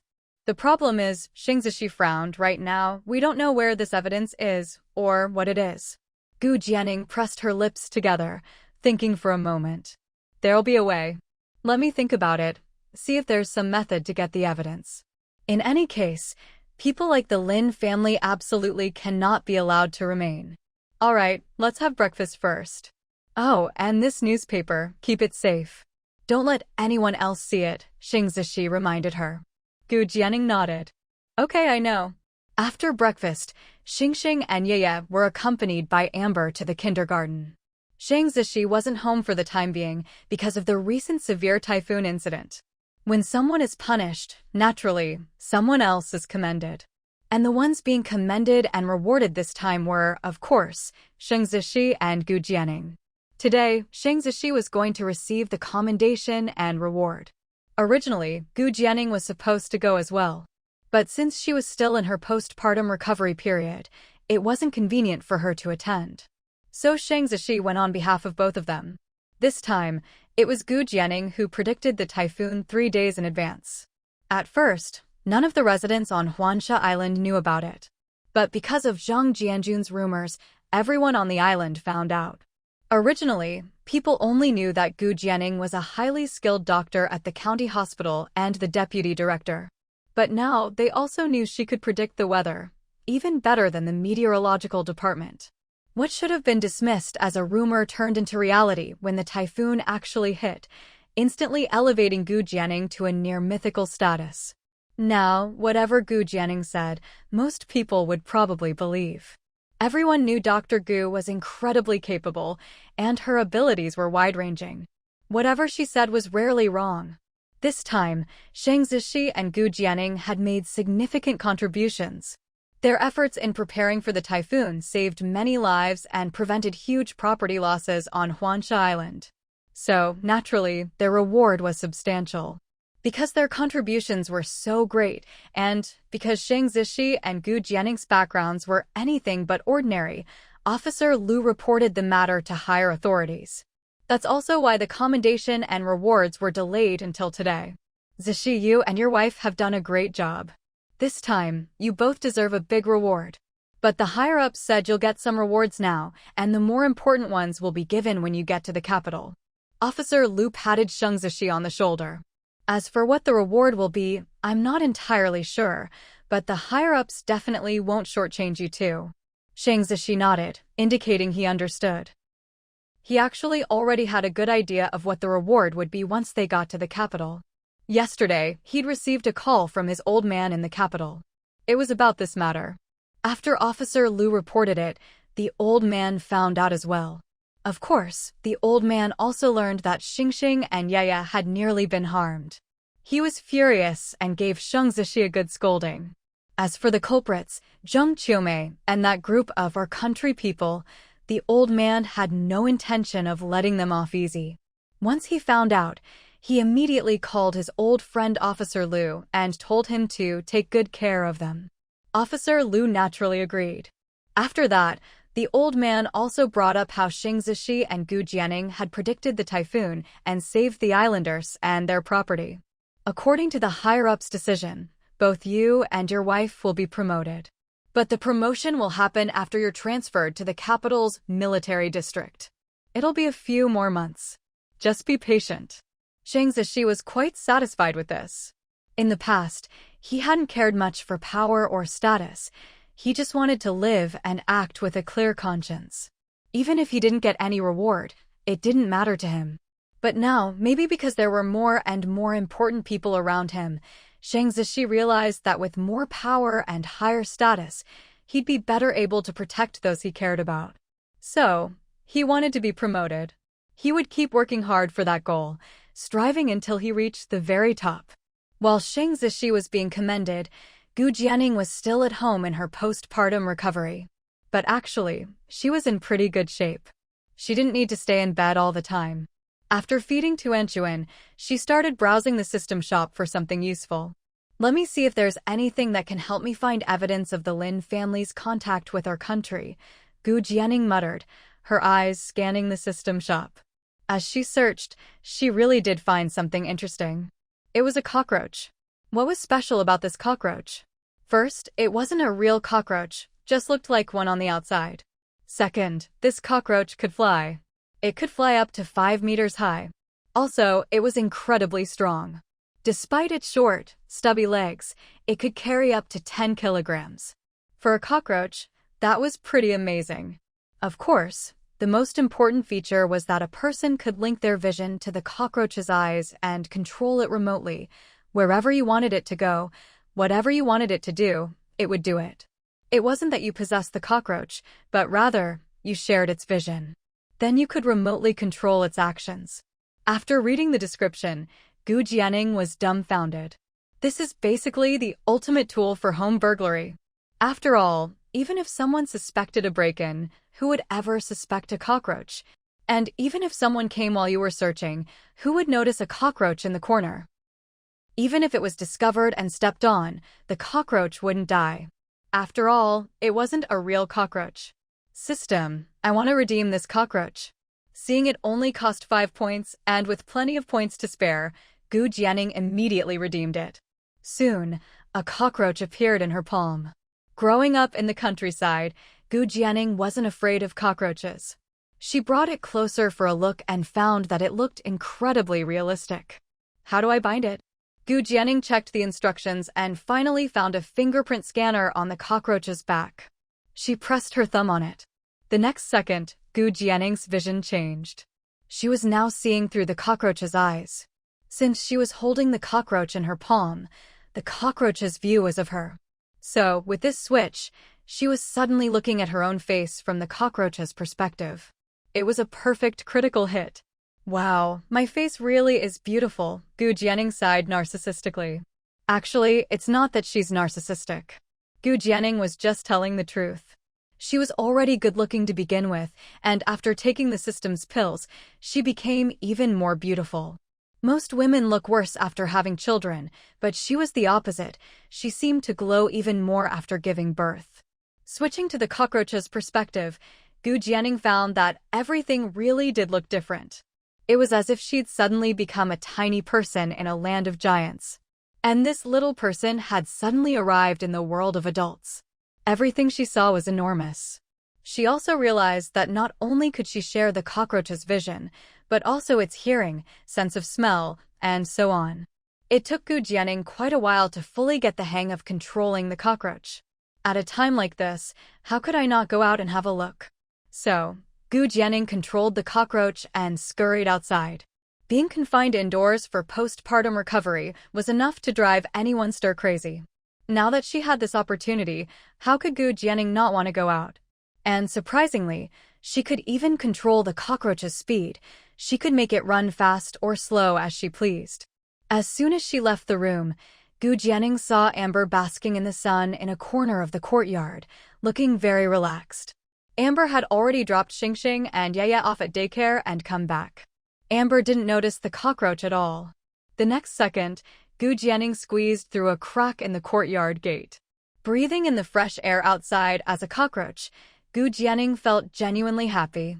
If anyone had seen her just then, they would have been shocked to see a cockroach stretch out in a very human-like, exaggerated lazy pose. Where to go first? Let's go check on Xingxing and Yaya at daycare. So, she directed the cockroach toward the daycare. Since she was a cockroach, Gu Jianing could swagger about openly. Even if someone saw her, it didn't matter. Soon, cockroach Gu Jianing arrived at the daycare. She waltzed right in. Inside, the teacher was leading the children in a song. Yaya was singing enthusiastically. But Xingxing, while singing along, didn't seem interested at all. Gu Jianing knew that Xingxing was actually interested in things like airplanes, engineering, martial arts, and so on. Even though he was young, he was very smart. Maybe this daycare wasn't suitable for Xingxing and Yaya anymore. She thought, once they moved to Beijing, where everything was more advanced, she'd have to arrange for Xingxing and Yaya to study things they were actually interested in. Otherwise, it would just be a waste of time. When it comes to children, you really have to teach according to their strengths. Leaving the daycare, Gu Jianing headed toward the main auditorium. She remembered that her Shiji should be inside receiving an award right about now. What she didn't know was that, the moment she turned to leave, Xingxing's gaze landed squarely on her. Or rather, on cockroach Gu Jianing.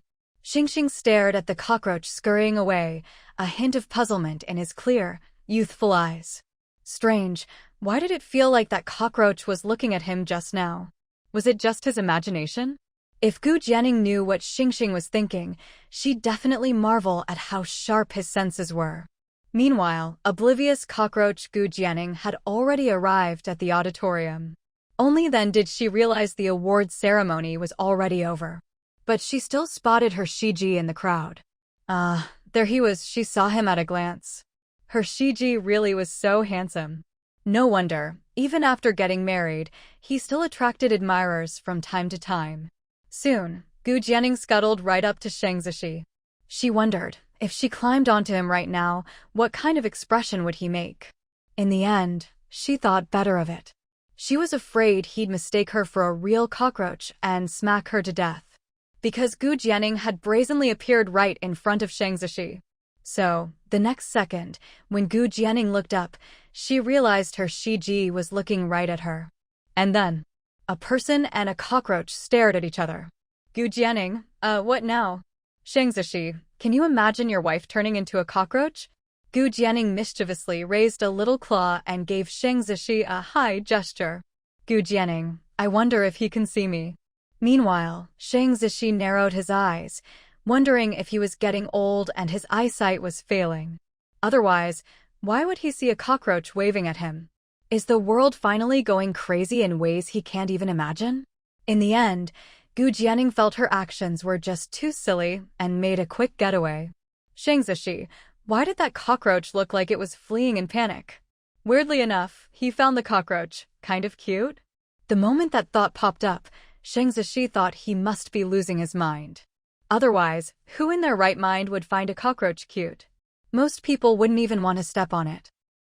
Gu Jianing scurried back home. She went straight to her room and collapsed on the bed, wallowing in embarrassment. The cockroach was still by the bedside. No idea how much time passed before Sheng Zishi came home. Naturally, the first thing he did was go to their room to check on his wife. As soon as he walked in, he saw his wife lying on the bed, looking a bit emo.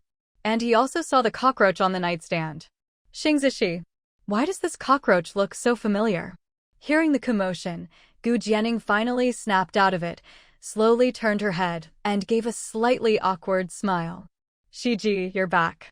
Sheng Zishi, something's off about this woman. How come there's a cockroach here? I'll get rid of it for you. In Sheng Zishi's mind, women are probably all afraid of cockroaches. Especially his delicate Ningning. She must be scared too. So, Sheng Zishi picked up the cockroach, ready to toss it out. No, Shiji, don't throw it away. Gu Jianing hurriedly stopped him. This was her hard-earned, super useful cockroach. How could she let him throw it out? Hearing this, Sheng Zishi was a bit puzzled, but he brought the cockroach back. Gu Jianing took the cockroach from his hand. Shiji, this isn't a real cockroach, it's a fake one, and it's really useful. Then, Gu Jianing explained what the cockroach could do. After listening, Sheng Zishi. It took him a while to barely accept this thing that was way outside his understanding of the world. Then, as if thinking of something, he asked, Don't tell me you already tried it out just now? Gu Jianing, hee. Looking at Gu Jianning's awkward smile, Shang Zishi asked, more and more certain, "Don't tell me the cockroach I saw waving at me in the auditorium just now was actually you?" Gu Jianning, you actually saw me? The next second, Gu Jianning immediately covered her mouth, secretly marveling at how sharp her Shiji's eyesight was. Shang Zishi looked at Gu Jianning, who was acting like an ostrich with its head in the sand, and couldn't help but feel both amused and exasperated. This person really is. Shang Zishi couldn't hold back a laugh. Gu Jianning glared at him angrily. Don't laugh at me. Anyway, since this cockroach has such a magical ability, don't you think we could use it to search the Lin family's house for evidence? Gu Jianning suggested. Shang Zishi nodded. That makes sense. So, are you going to use it, or should I? Seeing how eager Gu Jianning looked, Shang Zishi decisively said, I'll do it. Gu Jianning, fine. In truth, Shang Zishi was worried about Gu Jianning's safety. He was definitely more capable of handling this than Ningning. When do you plan to do it? I'll wait until late tonight. Good idea. It's easier to get things done when everyone's asleep. Just then, the little one on the bed let out a loud wail. Tuan's hungry. Don't cry, mommy's here. Night fell quickly. Shang Zishi planned to act in the middle of the night, when people were in their deepest sleep. Maybe it was because she was too excited, but Gu Jianning, who usually went to bed early, stubbornly stayed up. Ningning, you should sleep first. When it's time for me to go, I'll wake you up, Shang Zishi said, seeing her eyelids drooping and feeling sorry for her. He just wanted her to get some rest. Gu Jianning yawned. Okay, I'll sleep, but you have to wake me up later. I will. Gu Jianning fell asleep almost as soon as her head hit the pillow. She didn't know how much time had passed when she was woken up. Ningning, do you want to get up and watch? Watch what? No, I'm sleepy. I want to sleep. All right. Gu Jianning had a nagging feeling she was forgetting something, but sleepiness overwhelmed her and she couldn't remember. Since she couldn't recall, she just let it go and drifted back to sleep. Meanwhile, a nimble cockroach slipped out of the house under cover of darkness and disappeared into the night. When Gu Jianning woke up again, it was already bright outside. She could hear Xingxing and Yaya playing outside. Suddenly, she remembered something and let out an ah. Shang Zishi, who was busy in the kitchen, heard her and rushed in, flustered. What's wrong? What happened? Shang Zishi anxiously looked her over as if to make sure she was okay. Gu Jianning gave him a resentful look. Did you go out in the middle of the night last night? I did. Then why didn't you wake me up? You said you would. I did wake you. How could that be? Gu Jianning's eyes widened. I really did. But you were too sleepy and said you wanted to keep sleeping. Think carefully, does that sound familiar? Gu Jianning. Thinking back, she realized that actually did happen. Her expression turned a little embarrassed. All right, I wronged you. So, how did it go last night? Did you find anything? Shang Zishi nodded. Yes. With this evidence, they won't be able to get away. Gu Jianning let out a sigh of relief. That's good. What are you going to do next? I'm going to find Chief Lu and hand all the evidence over to him. All right, sounds good. Without delay, after breakfast, Shang Zishi went to see Chief Lu. Chief Lu had been quite busy lately. Although the typhoon had passed and Huansha Island hadn't suffered too much damage, there was still some destruction. Some houses had collapsed, so post-disaster reconstruction was a top priority. And then there was the group of our nationals they'd caught. They claimed that Zhang Qiumei was the one who gave them orders. But no one really believed that. So, although they'd announced the case was closed, the investigation and interrogations were still ongoing. Xiaoxi, what brings you here? Aren't you on leave? Chief Lu was a bit surprised to see Shang Zishi. He'd heard Shang Zishi was on leave to help his wife with her postpartum recovery. As the son of an old friend, and given recent events, Chief Lu had interacted with Shang Zishi quite a bit. He had a very good impression of Shang Zishi. Now, he even called him Xiaoxi affectionately. If only he had a daughter, and if Shang Zishi weren't already married, he'd love to have such a good son-in-law. Uncle Lu, I have something important to tell you. It's about the Air Nationals. Shang Zishi got straight to the point. Chief Lu's expression grew serious. Go on. Shang Zishi took out a stack of letters. He had found these last night, in the Lin family's study secret room while in cockroach form. He glanced through them. Over the years, Lin's father had definitely been in contact with our nationals. There were quite a few letters, all kept in the secret room of the Lin family study. If he hadn't searched carefully, it would have been hard to find. He only took a few letters. The rest were still hidden in the secret room. Chief Lu was puzzled at first, but as he read the letters, his face darkened. His hands even trembled slightly. The entire Lin family, they're all our nationals. This is terrifying. In an instant, Chief Lu grasped the gravity of the situation. Lin Chushi had previously been a brigade-level officer.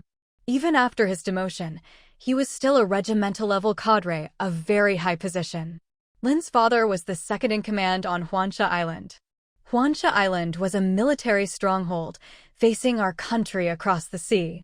If our nationals infiltrated and took control of Huansha Island, they could launch a direct invasion. It was truly frightening. Xiaoxi, where did you get these letters? Chief Lu asked gravely. I snuck into the Lin family's house and found them in the secret room of their study. There are many more letters like these. No need to mention the cockroach transformation. What? You snuck into the Lin family's house? That was incredibly risky. How could you dare do that? If you'd been caught, who knows what the Lin family would have done? Uncle Lu, I had no other choice. The Lin family was just too suspicious. Shang Zishi, of course, didn't mention the future newspaper. He just said he had a hunch. You and your instincts, Chief Lu thought, they're scarily accurate. This kid's intuition was frighteningly sharp, and he was bold, too. Just because he suspected the Lin family, he dared to sneak into their house. Really? You said there are still more letters in the secret room? All right, I understand. I'll report this up the chain and handle it as soon as possible. You can go home for now. Yes, sir. Shang Zishi left Director Lu's office. In the days that followed, everything seemed unusually calm, as if nothing had happened at all. But Shang Zishi knew all too well, this was just the calm before the storm. Sure enough, one day, the entire Lin family was arrested. The arrest happened so suddenly that it caught everyone in the military district completely off guard. It was as if everyone woke up the next morning to the news that the whole Lin family had been taken away. How did the Lin family just get arrested like that? Isn't Lin Sr. our second in command? Who could possibly arrest him? Could it be the top boss himself? The whole family got arrested? Does that mean the whole family committed crimes? I know some inside information.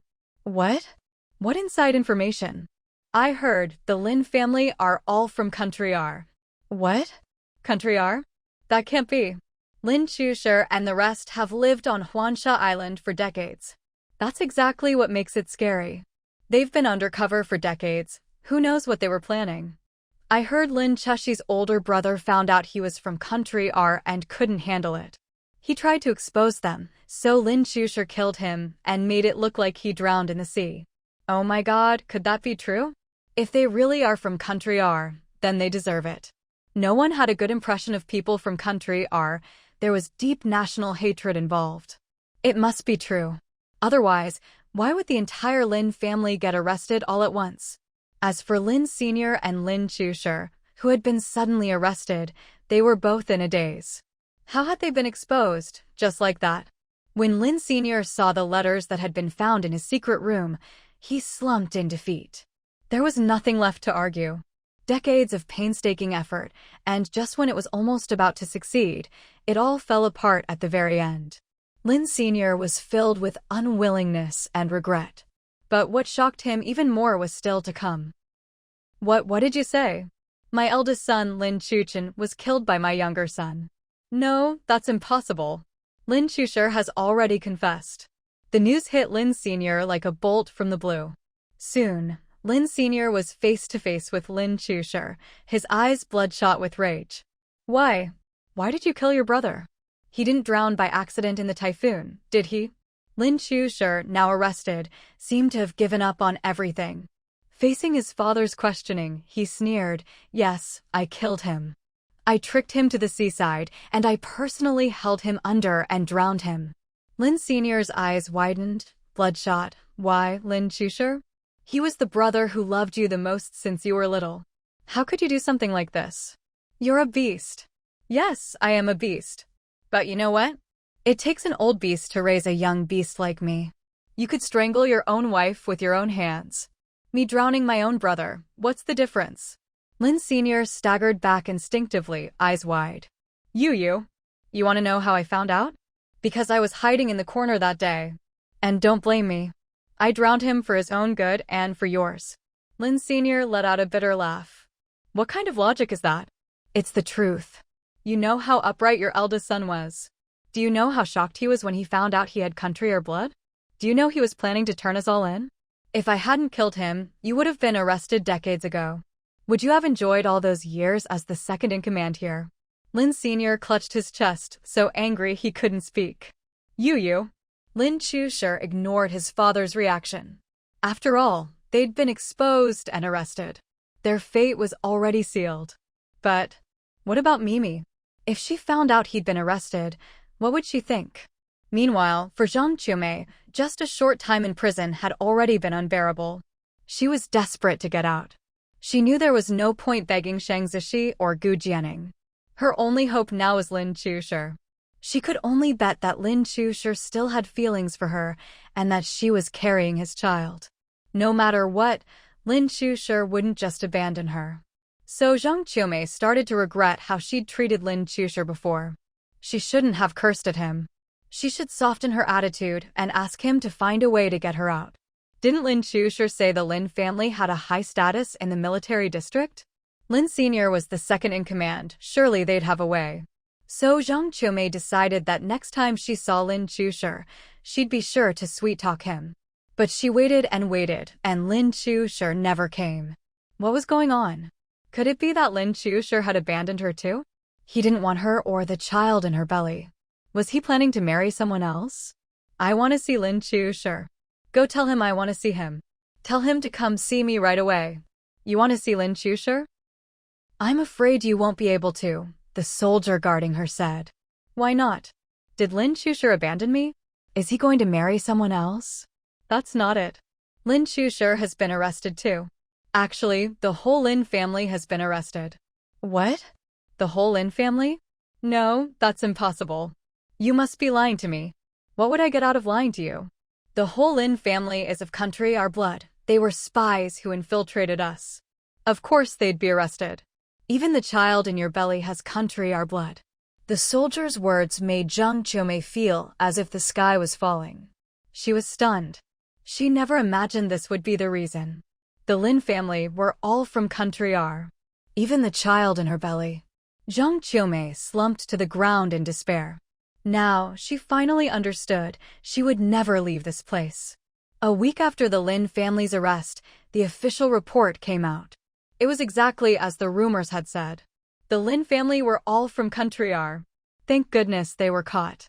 Otherwise, who knows what those country R spies would have done after hiding on Huansha Island for so many years.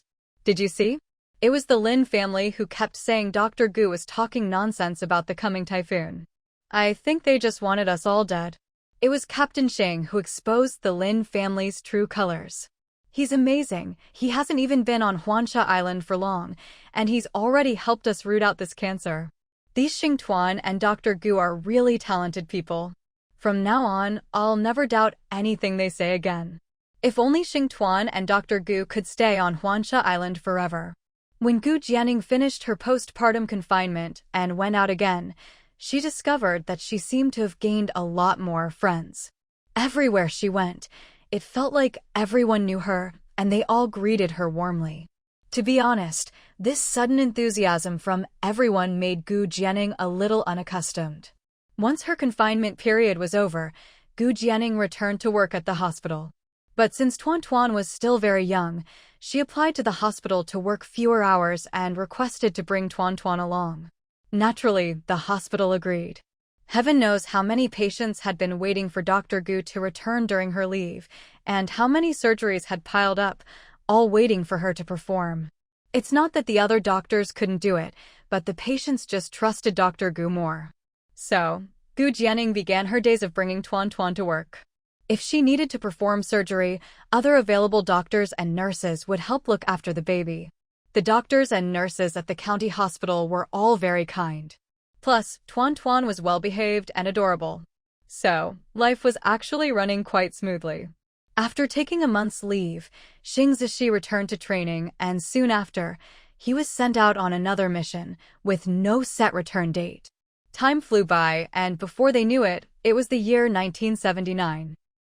With the 1980s just around the corner, everything was thriving and full of promise. Gu Jianing did a quick calculation. When they first arrived at Huansha Island, she was only 3 months pregnant with Tuan. Now, Tuan was already 2 months old. In another 3 months, they would have been on Huansha Island for a full year. By then, she would be transferred to the Beijing military district, and she would take the children and move with him. After the Lin family was arrested, the Huansha Island military district seemed to settle into a period of peace. 3 months passed in the blink of an eye. By now, Tuan had grown from a tiny newborn to a 5-month-old baby. Lately, whenever he lay in bed, he was always trying to sit up. Whenever someone was nearby, he would call out, asking to be helped into a sitting position. Once he was sitting, he could happily play with his toys by himself. As for Xing Zishi, it was now confirmed that he would be transferred to the Beijing military district. What's more, thanks to his accumulated merits, he would be promoted directly to the rank of brigade-level officer. Xing Zishi was only in his early 30s. Becoming a brigade-level officer at such a young age meant he had a very bright future ahead. For reference, when Lin Chushi became a brigade-level officer, he was almost 50. Gu Jianing, meanwhile, would be transferred to Beijing First Hospital as a department head. Not only that, she had also received an invitation from Beijing University to serve as an honorary professor at the medical school. Of course, she had already been an honorary professor at Beijing University before. Now, they hoped that after she moved to Beijing, she could spare some time from her medical work to teach at the university. Gu Jianing thought, I have to be a doctor and a teacher? That's way too busy. And she was still a mother who needed to take care of her children. So Gu Jianing said she could do both, but they'd have to coordinate her schedule carefully. She hadn't even arrived in Beijing yet, but Beijing First Hospital and Beijing University were already arguing over how to allocate her time. Both sides wanted as much of her time as possible. Today was the day Xing Zishi officially completed his transfer paperwork at the Huansha Island military district. When he returned to the family compound, Gu Jianing was busy packing with Xing, Yu, and Amber. Xing, Yu, make sure you pack your own things properly. Okay. Amber, bring all your things over too. Take everything you're used to. Amber responded as well. Meanwhile, Tuan, sitting in his stroller, watched his busy mom and siblings. He seemed to think they were playing, clapping his hands and babbling happily. When Xing Zishi came home, he joined in the packing. This time, we have over a month before I have to report to the Beijing military district. I'll go with you back to your hometown in Huaihua village first. Then we'll visit Haisher to see big brother and sister-in-law. After that, we'll head to Beijing. How does that sound? Gu Jianing's eyes lit up. We have that much time off? That's wonderful. Let's do it just like you said. Thinking of her family, Gu Jianing's eyes filled with longing. My parents and my brother's family haven't even met Tuan yet. And it's been so long since they've seen me, they must really miss me. Especially after the recent typhoon, when the phone lines were down and they couldn't get in touch. She could easily imagine how anxious and worried her parents must have been.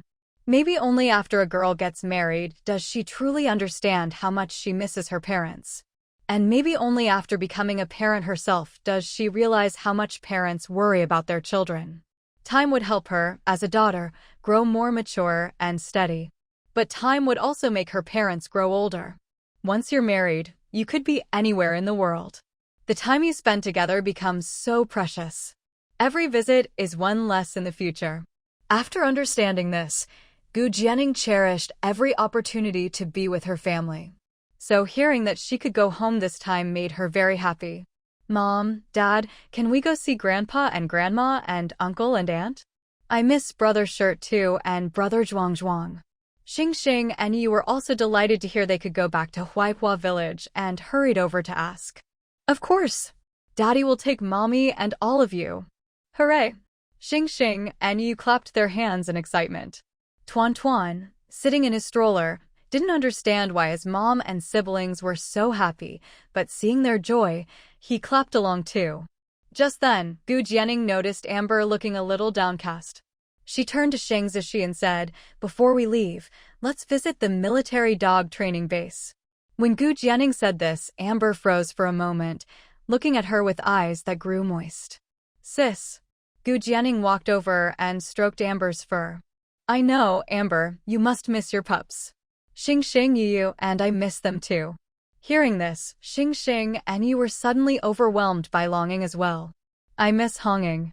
I miss Lei Ting too." Actually, they missed all of them, Shan Dian, Li Jian, and the others as well. It's just that they'd spent more time with Honging and Lei Ting, so the bond was stronger. It's been nearly half a year since Lei Ting and the others went to the military dog training base. During these 6 months, they'd occasionally receive news about them, but they still hadn't gone to visit. As a mother, Amber never said it aloud, but of course she missed her 4 pups. The military training base was quite far from Huansha Island. It took a whole day just to get there by car. But going from Huansha Island was still much closer than traveling from the capital, Jing City.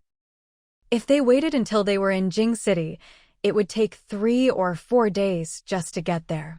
By then, it would be much less likely they'd have a chance to visit Lei Ting and the others. So, it was better to take the opportunity now, while they still had time, and go see them together. After Gu Jianing made the suggestion, she looked at Xing Zishi. Xing, Yaya, and Amber also turned to him, waiting for his answer. Xing Zishi couldn't help but laugh. "Actually, I'd already planned for us to visit Lei Ting and Shan Dian. I just hadn't had a chance to say it yet." "Hooray, that's great." Xing and Yaya cheered. Amber barked happily, wagging her tail and running in circles around the house. Xing Zishi thought, after all, Lei Ting and Shan Dian were dogs they'd raised at home. How could he not miss them? He'd heard that their training would be finished soon, and then they'd be assigned to posts all over the country. After that, it would be much harder to see them all together again. So now was the best time to visit. That day, the whole family packed their luggage. The next day, it was time to leave. Zhao Weigua and Huan brought Gooden and his family to see them off. "It's just like when you first arrived. I brought you onto the island, and now I'm seeing you off as you leave," Zhao Weigua said with emotion. A year has passed so quickly. At first, Zhao Weigua hadn't thought much about Xing Zishi and Gu Jianing's family coming to the island. But he never expected that this couple would end up saving Huansha Island in so many ways. Whether it was Gu Jianing healing the sick as a doctor, predicting the typhoon, or Xing Zishi's role in catching the drug traffickers and identifying the Lin family and those from country the contributions they'd made over the past year were enormous. Without them, who knows how much Huansha Island would have lost. He remembered when he first went to pick up Xing Zishi's family, Dr. Gu had warned him not to enter the island because of the coming storm. He hadn't believed her and insisted on going in only to get a harsh lesson. Thinking back now, he realized how bold he'd been and how little he'd understood Dr. Gu's abilities. Dr. Gu could accurately predict a major typhoon 3 days in advance. And Xing Zishi was incredibly capable in all respects. He'd heard that after Xing Zishi was transferred to the Jing City Military District, he was immediately made a brigade-level officer. And he was only in his 30s. To reach that rank at such a young age, he truly had a bright future ahead. Although Zhao Weigua knew Xing Zishi's father was a high-ranking officer, he also knew that everything Xing Zishi had achieved was due to his own abilities and merits. This couple truly were remarkable people. How could Zhao Weigua not admire them? Now that they were leaving, of course, he was reluctant to see them go. "If the islanders knew you were leaving, who knows how hard they'd try to keep you here," Zhao Weigua said. Whether it was Gu Jianing saving lives or organizing the evacuation and rescue during the typhoon, the people of Huansha Island were deeply grateful to Xing Zishi and Gu Jianing. After the typhoon, the islanders had even organized themselves to bring gifts to the military base for the couple, to thank them for predicting the storm and saving their lives and property. Meanwhile, Xing and Yeye were also sad to part with Gooden. Ever since they'd stayed at the Zhao family's house, they'd grown very close to the honest, kind-hearted Gooden. Xingxing, yeah, will you come back in the future? Gooden asked, eyes red. I don't know, Yaya shook her head. These are gifts I bought for you with my New Year's money. When you see them, you'll think of me, Gooden said, taking out 2 brand new tin frogs, painted green. For children of this era, these were quite luxurious toys. The fact that Gooden spent his pocket money to buy 2 for Xingxing and Yaya showed how much he valued their friendship. Xingxing and Yaya had also prepared gifts for Gooden. Yaya gave him a beautiful pencil case, and Xingxing gave him a blue school bag. Gooden was already in school. They'd noticed before that his old school bag was falling apart and he didn't have a pencil case, so they'd planned to buy these for him before leaving. But Zhao Weigua and his wife felt the gifts were too expensive and hesitated to let Gooden accept them. Gu Jianing quickly said, why shouldn't he accept them? These are the children's heartfelt gifts. They spend a long time picking them out. If you make Gooden refuse, they'll be heartbroken. It's not about how valuable the gifts are, it's the thought that counts. Don't let the children's kindness go to waste. With Gu Jianing's encouragement, Zhao Weigua and his wife finally let Gooden accept the gifts. Gooden hugged his new school bag and pencil case, eyes brimming with tears.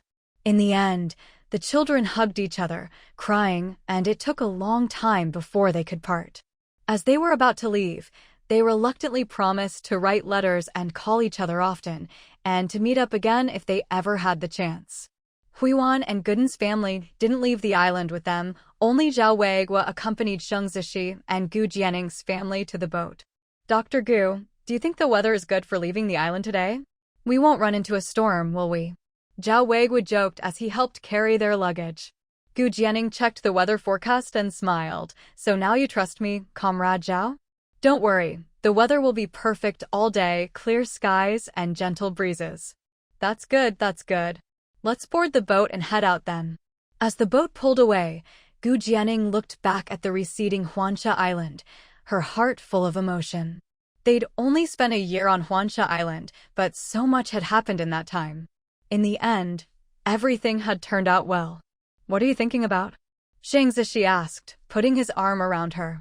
I was just wondering what we'll experience when we get to Jing City.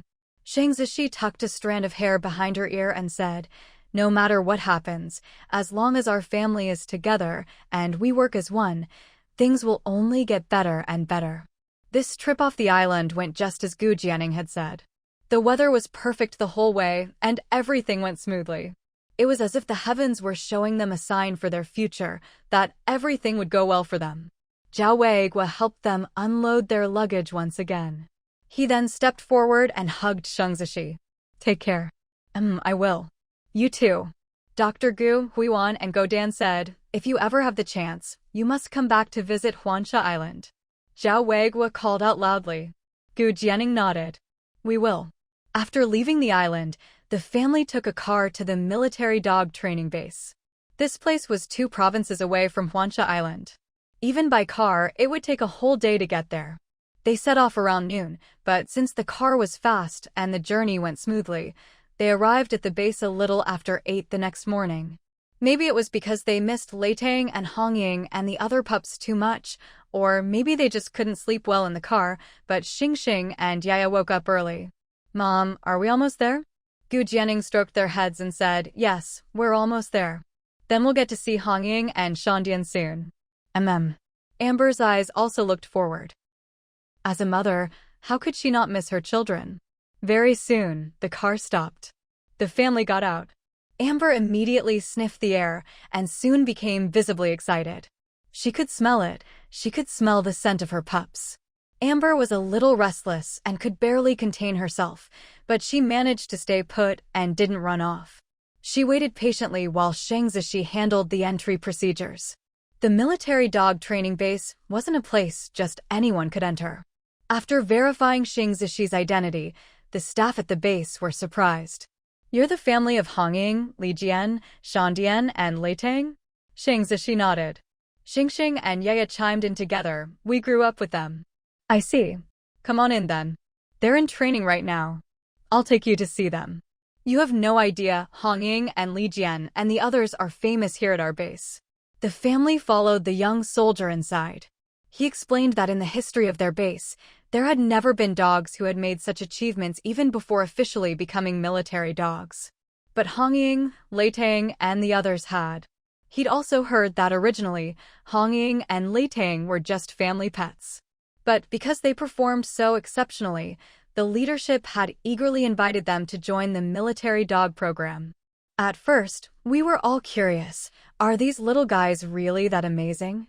But once we started training them, we were completely convinced. The 4 pups really were outstanding. No matter the training, they excelled in every aspect. They were also very smart and highly attuned to people.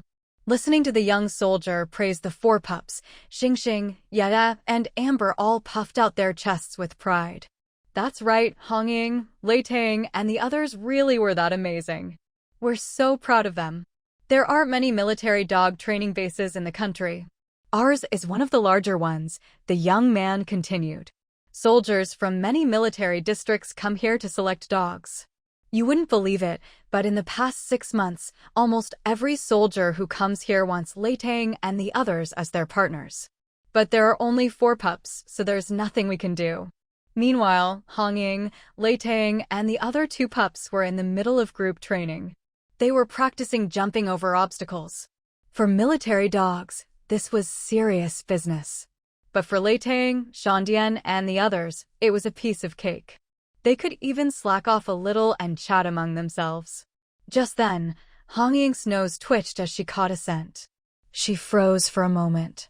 Brothers, I think I smell Mom, and the mistress, and Xingxing and Yaya. Shandian shook his head. No way. They're all back on Huansha Island. How could they be here? Little sis, you just miss Mom and Xingxing and Yaya, that's all. Really? Hong Ying's voice was tinged with a bit of a sniffle. She really did miss them.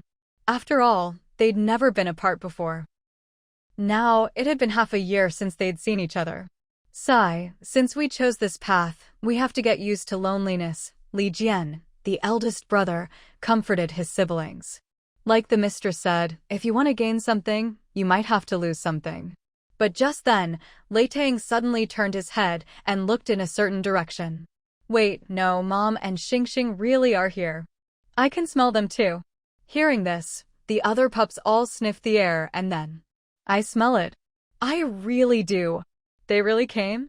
They came to see us. Soon, in the distance, they saw a group of people being led toward them. It's Mom and the others. Hong Ying didn't stop jumping over the obstacles, but her eyes turned red. It's Xingxing and Yaya. The 4 pups wanted nothing more than to run over to them right away. But they knew they were in the middle of training and had to wait until it was over. Since entering the military dog training base, they had remembered the rule. Military orders are absolute. No matter what, they couldn't break it. On the other side of the fence, Gu Jianing, Sheng Zishi, and the others saw the many military dogs in training. Although there were many dogs, and some looked very similar, Xingxing and Yaya immediately recognized their childhood companions. Especially since, even though the 4 pups were a little distracted by their arrival, they still stayed at the front of the pack. Hong Ying, Shandian, you can do it. Lei Tang, Li Jian, go for it. Woof woof. Pups, do your best. Mom is watching. Xingxing, Yaya, and Amber all cheered them on. Hearing their mom and friends cheering, the 4 pups worked even harder, as if they'd been injected with energy. Not only did they stay in the lead, they pulled even further ahead of the other dogs. The young soldier was surprised by this and smiled. Looks like encouragement from family really does make a difference. And so, the family watched from outside the fence as the 4 pups completed each part of their training. No matter how long they watched, they never got tired of it. Xingxing and Yaya clenched their little fists, cheering them on with all their might. Shang Zishi held Tuanchuan in one arm and held Gu Jianning's hand with the other. The little Tuanchuan in his arms was lost in thought. Although he didn't really understand what his older siblings were so excited about, he still clapped along happily, babbling ah-ah sounds. No one knew how much time had passed. Finally, with the trainer's announcement, that's the end of this morning's training. The 4 pups shot towards Xingxing and Yaya like arrows. Amber was the first to rush out. In no time, the 4 pups had reached Amber. They all crowded around her. "My babies. Mama, Mama, we missed you. Woo-woo, Mama, Hongying missed you so much." The 4 pups nuzzled and kissed their mother. No matter how old children get, whether human or canine, their attachment to their mother is always the same. After showering Amber with kisses, they didn't forget about Xingxing and Yaya. So, in the next moment, Gu Jianing watched as the 4 pups dove into Xingxing and Yaya's arms. They were truly excited. Even their little tails were wagging so fast they were a blur. As Xingxing and Yaya hugged them, they couldn't hold back their tears. "Woo-woo, Hongying, Yaya missed you all so much." Yaya kept telling them about the past 4 years.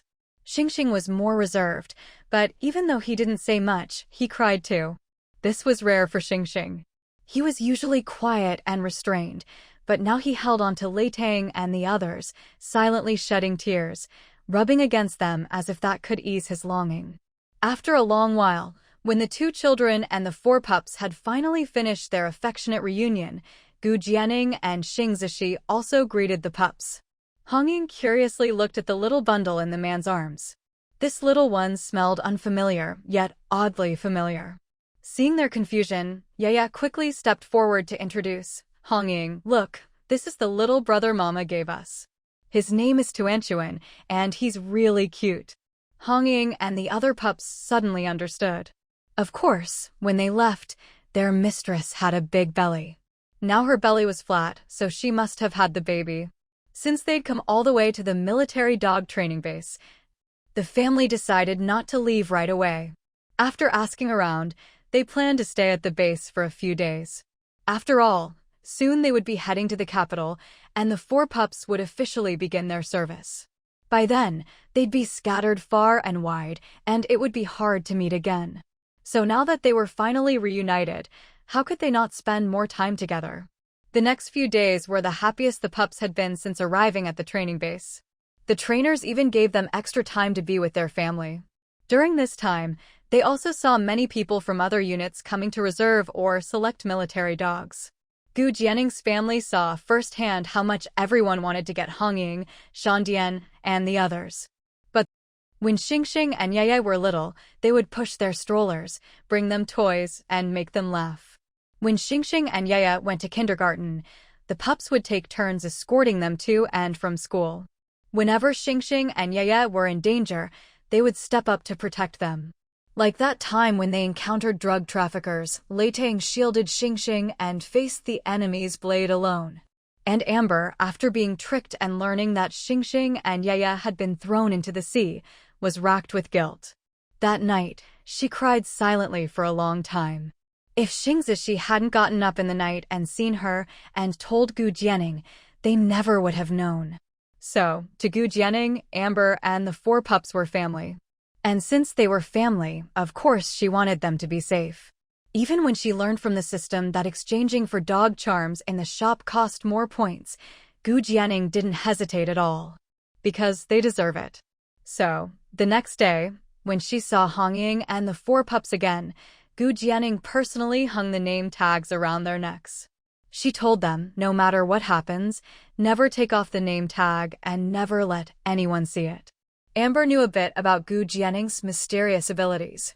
She didn't know exactly what this was. But since her sister was so serious about it, it must be something good. Remember, never take it off, no matter what, Amber sternly instructed the pups. Hongying and the others nodded immediately. Later, Amber asked Gu Jianing what exactly the name tags were. "Sis, I know whatever you give the pups is something good." Gu Jianing nodded. "It is. There's a protective charm inside. It can block a fatal blow. When they officially start their service, there will be times when they're walking the line between life and death. These pups are your children. I watched them grow up, and they're Xingxing and Yaya's companions. How could I not wish for their safety?"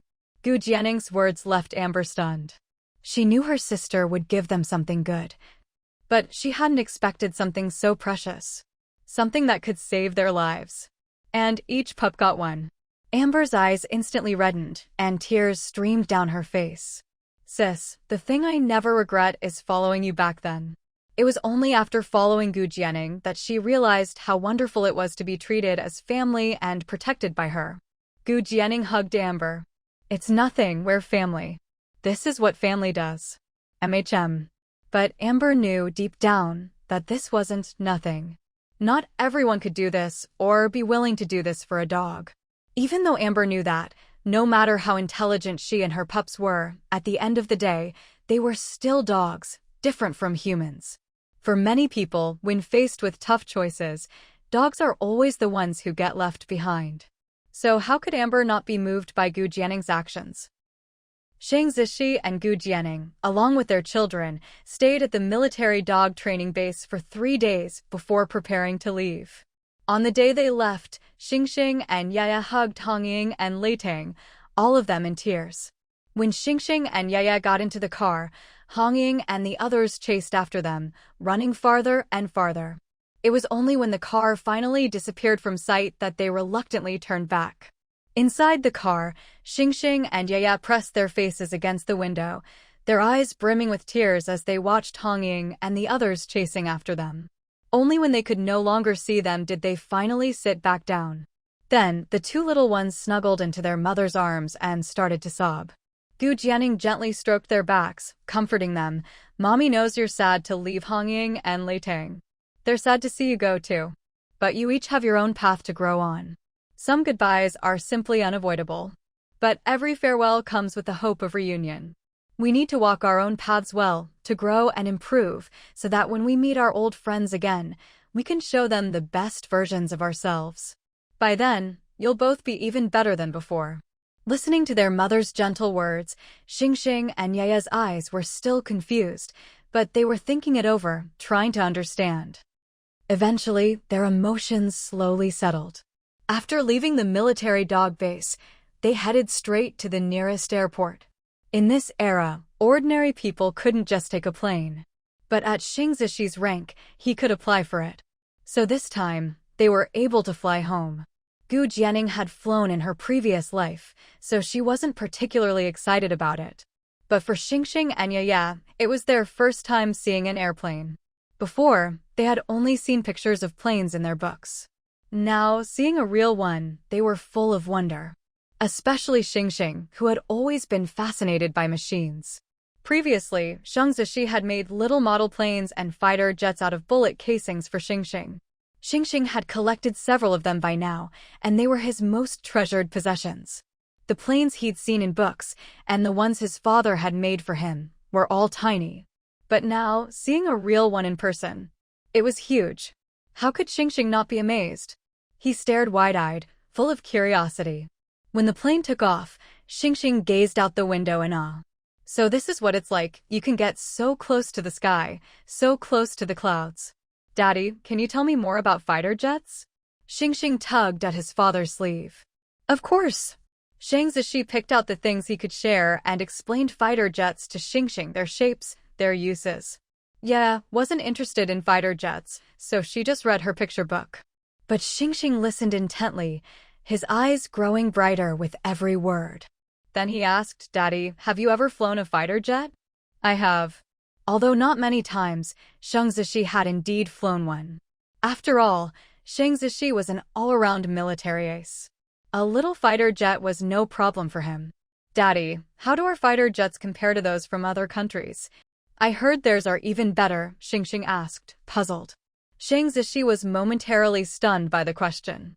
He patted Xingxing's head and said, Xingxing, I won't lie to you, that's true. But our country is developing in every way. Our nation is like a lion that's waking up. One day, that lion will open its eyes, bare its claws, and stand at the forefront of the world. But that will take the hard work of many, many people. It won't happen overnight. But Daddy believes that our country's future will definitely be strong. Shang Zishi's eyes burned with passion. He didn't know if he'd ever see that day, but he was willing to work for it now. Xingxing tilted his head, thinking deeply. Then, as if making up his mind, he looked up at his father and said seriously, Daddy, I want to develop even better fighter jets in the future. I want to fly planes too. I want our country's planes to be even better than anyone else's. Ambition shone in the little boy's eyes. Shang Zishi was taken aback, then smiled and held out his fist. All right, Daddy believes you can do it, Xingxing. I'll be waiting to see it. Xingxing put out his little fist and bumped it against his father's big one. A promise between father and son. What used to take several days and nights by train now only took a few hours by plane. When they landed a few hours later, Xingxing and Yeye were full of emotion. After all, they'd experienced those long train rides with their parents before. Now it was clear planes were much faster and more comfortable. And Xingxing was even more determined. Not only would he learn to fly, he'd develop even better fighter jets. After getting off the plane, they still needed to drive back to Huaishu village, as Xing Zishi's family was on their way there. At that moment, not just in Huaishu village, but in villages all over the country, the same thing was happening. The household contract responsibility system. Yes, after the allotting land to households policy, a new government document had come down. Now, there was the household contract responsibility system. As the name suggests, land, wasteland, ponds, forests, things that used to be state-owned, could now be contracted out to individuals or families for a set price and period, giving them usage rights. Once contracted, whatever you grew or raised, the profits would be yours. Since this new system was introduced, the village secretary had been urging everyone to get involved. But for now, people were still hesitant. One reason was that most families didn't have much savings, and the minimum contract was 5 years, with a maximum of 30. Even 5 years was expensive. Of course, the authorities had considered this. Farmers could take out bank loans, and the earlier you signed up, the better your choice of land and the lower the price. The reason for all this was that the so-called household contract responsibility system was something new. For people to accept something new all at once was always difficult, especially when you're signing a contract for so many years at once. If you can make a profit every year, that's great. But if you can't or even lose money, then you're stuck with it. As for the Gu family, now only Gu Yunan and his wife were left at home. Gu Yunan knew he wasn't the sharpest, nor was he particularly well educated, not like his eldest brother or third brother. The only thing he was good at was farming. But he also knew that relying on farming alone to give his parents, wife, and children a better life would be tough. But now, with the introduction of the household contract responsibility system, he saw hope. Dad, Mom, the country is developing in all directions now, trying every possible way to improve the national economy. I think, since this household contract responsibility system is a policy from the state, the government will definitely support it. I believe this is a great opportunity. I'm planning to contract our wasteland, and also that patch of fields at the foot of the mountain. Father Gu puffed on his pipe. Second son, I think this is doable too, but do you have enough money? Contracting that wasteland isn't cheap, you know. It's a big area, and the contract is for at least 10 years. Gu Yunan scratched the back of his head. I don't have quite enough, but it's okay. Didn't they say we can get a loan from the bank? So I'm thinking, hey, how can you go to the bank for a loan? Father Gu immediately objected. The older generation always felt uneasy and distrustful about borrowing from banks. Second son, how much are you still short? Old woman, go get our bank book. See if we have enough to help the second son out. All right. Yao Chunhua didn't hesitate at all. After all, the second son was her child too. Since her child wanted to accomplish something, no matter what it was, as parents, they should support him. As for money, Yao Chunhua didn't care much for it. You can't take it with you when you're born, and you can't take it with you when you die. If it could help her child now, that was better than just holding on to it. Gu Yunan and Su Miao were both stunned when they heard this. The couple's eyes turned red. Mom, there's no need. Dad, Miao Miao and I just wanted to discuss the contract with you today, nothing else. Gu Yunan hurried to explain. They really didn't mean anything else. They knew how hard it was for the old couple to save some money. They wished they could give their parents more for retirement, so how could they possibly want to take their money? Whether to take or borrow, it had never crossed their minds. So, The couple had only ever planned to get a bank loan. Second son, your mom and I do have some money. We treat all 4 of you siblings the same. No matter which one of you needs help, as your parents, how could we not help? Old woman, go get it. No, Dad, Mom, really, there's no need. Just as both sides were about to start arguing, 2 childish voices suddenly rang out. Grandpa, Grandma, Uncle, Auntie, Father Gu, Mother Gu, Gu Yunan, and Su Miao were all stunned. Father Gu and Yao Chanhua exchanged a glance. Those were children's voices. And the only children who would call them Grandpa and Grandma were. Gu Yunan and his wife also realized the only ones who would call them Uncle and Auntie were their little sister's kids. So, outside, when they turned around, they saw Gu Jianning's whole family entering, led by Shi Tu, Zhuang Zhuang, and the others. The moment Father Gu and Yao Chanhua saw Gu Jianning, their eyes instantly reddened. Dad, Mom, I'm home, Gu Jianning said, her eyes brimming with tears.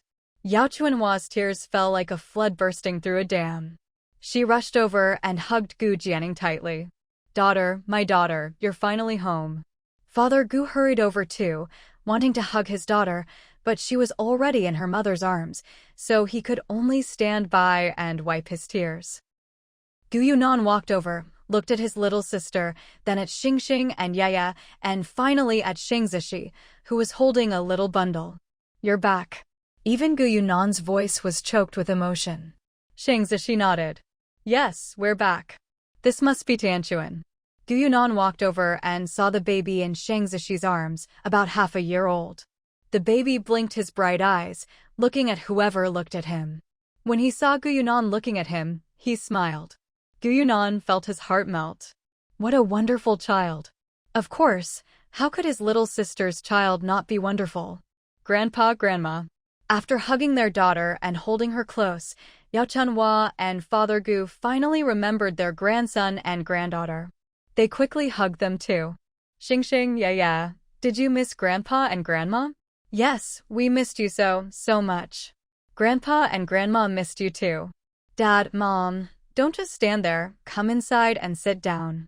Little sister, brother-in-law, you must be tired from the journey. Su Miao warmly welcomed them. She brought out malted milk and made drinks for them. When it came to her sister-in-law's family, Su Miao was happy to bring out the best of everything. After all, her sister-in-law had saved her life. Yes, come in quickly. Yao Chanhua hurriedly pulled Gu Jianning inside. Father Gu also took Xingxing and Ye by the hand and led them in. Gu Yunan helped carry the luggage. Once inside, Yao Chanhua noticed the half-year-old baby in Xingzishi's arms. So this is Tianquan. When you gave birth to him, no one was there to help. I should have come. Yao Chanhua remembered how worried she'd been when she heard about the typhoon on Huansha Island and couldn't reach her daughter. She'd been anxious day and night, terrified something might have happened. Gu Jianning quickly hugged her mother, resting her head on her mother's shoulder. Mom, don't worry. That's all in the past. We're all safe, healthy, and everything's fine now. Father Gu chimed in, yes, your daughter's right. Safety and peace are the most important things. Yao Chanhua hugged Tianquan, making the little one giggle. Then, Gu Yunan brought up the household contract responsibility system again. He talked about his plan to contract the wasteland and some fields. As soon as Gu Jianning heard, she raised her hand in support. Go for it, second brother. However much you need, I'll give it to you.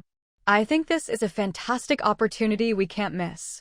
The wasteland, we can plant fruit trees, medicinal herbs, or even do some animal husbandry. Anything goes. As for the fields, I think we can try raising fish in the rice paddies. Gu Jianning couldn't help but recall her previous life. In her past life, it was also around this time that the household contract responsibility system was introduced.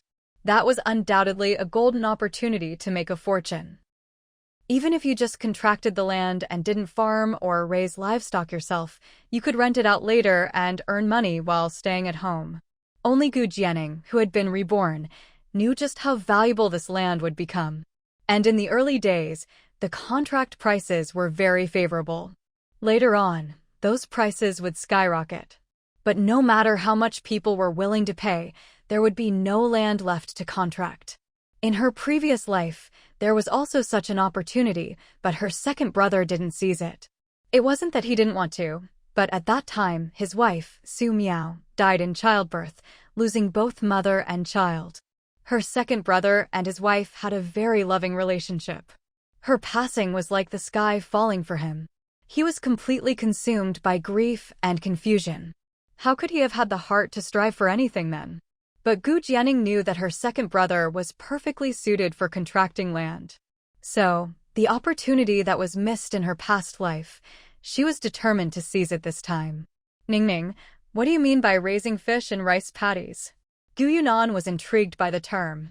It means you can grow rice and raise fish in the same field. Gu Jianing explained the concept of raising fish in rice paddies. At this time, this method hadn't appeared yet. But as someone reborn, Gu Jianing knew that it was completely feasible. Gu Yunan and their father listened, their eyes lighting up. This is a great idea, killing two birds with one stone.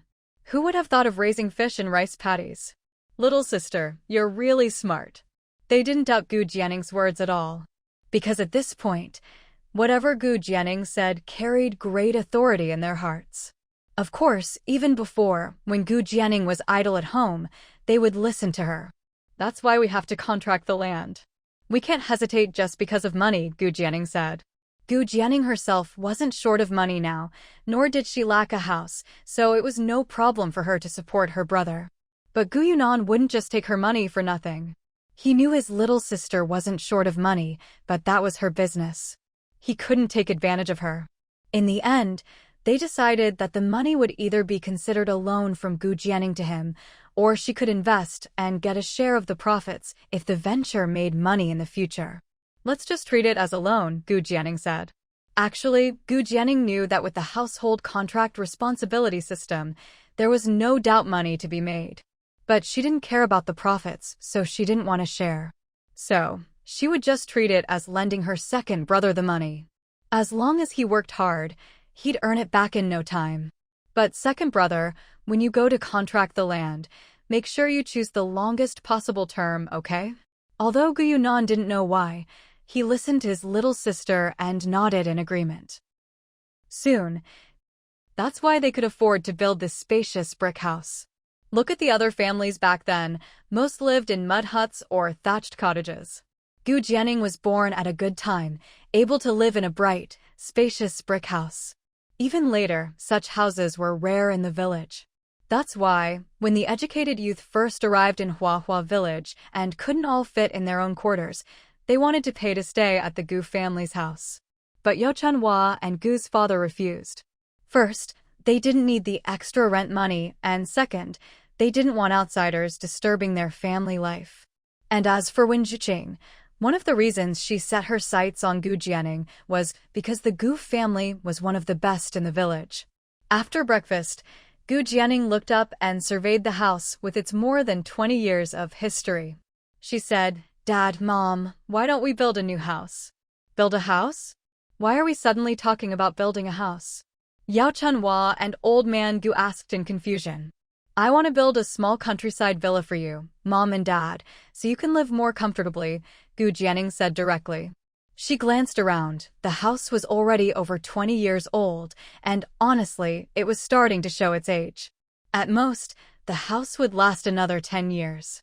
"Mom, Dad, didn't you say before that the house sometimes leaks when it rains and always needs patching up?" Not only that, but last night when they were talking about repairs, she overheard her mother mention that earlier this year, there was a heavy rainstorm one night. The house started leaking, and her dad and second brother had to go out in the pouring rain to fix the roof. As a result, her dad slipped and fell. If there hadn't been a pile of straw underneath, who knows what would have happened if he'd fallen straight to the ground from the roof. When Gu Jianing heard this, her heart nearly stopped. Her parents had kept this incident from her very well. She hadn't heard a word about it. If her mom hadn't accidentally let it slip while talking about the leaky roof last night, she still wouldn't know. So ever since she found out, Gu Jianing's desire to rebuild the family house had only grown stronger. She'd asked Xing Zishi about it, and he agreed as well. Hearing Gu Jianing bring up the near accident on the roof, old man Gu felt a bit guilty. They had, in fact, deliberately kept it from their daughter. They just didn't want her to worry.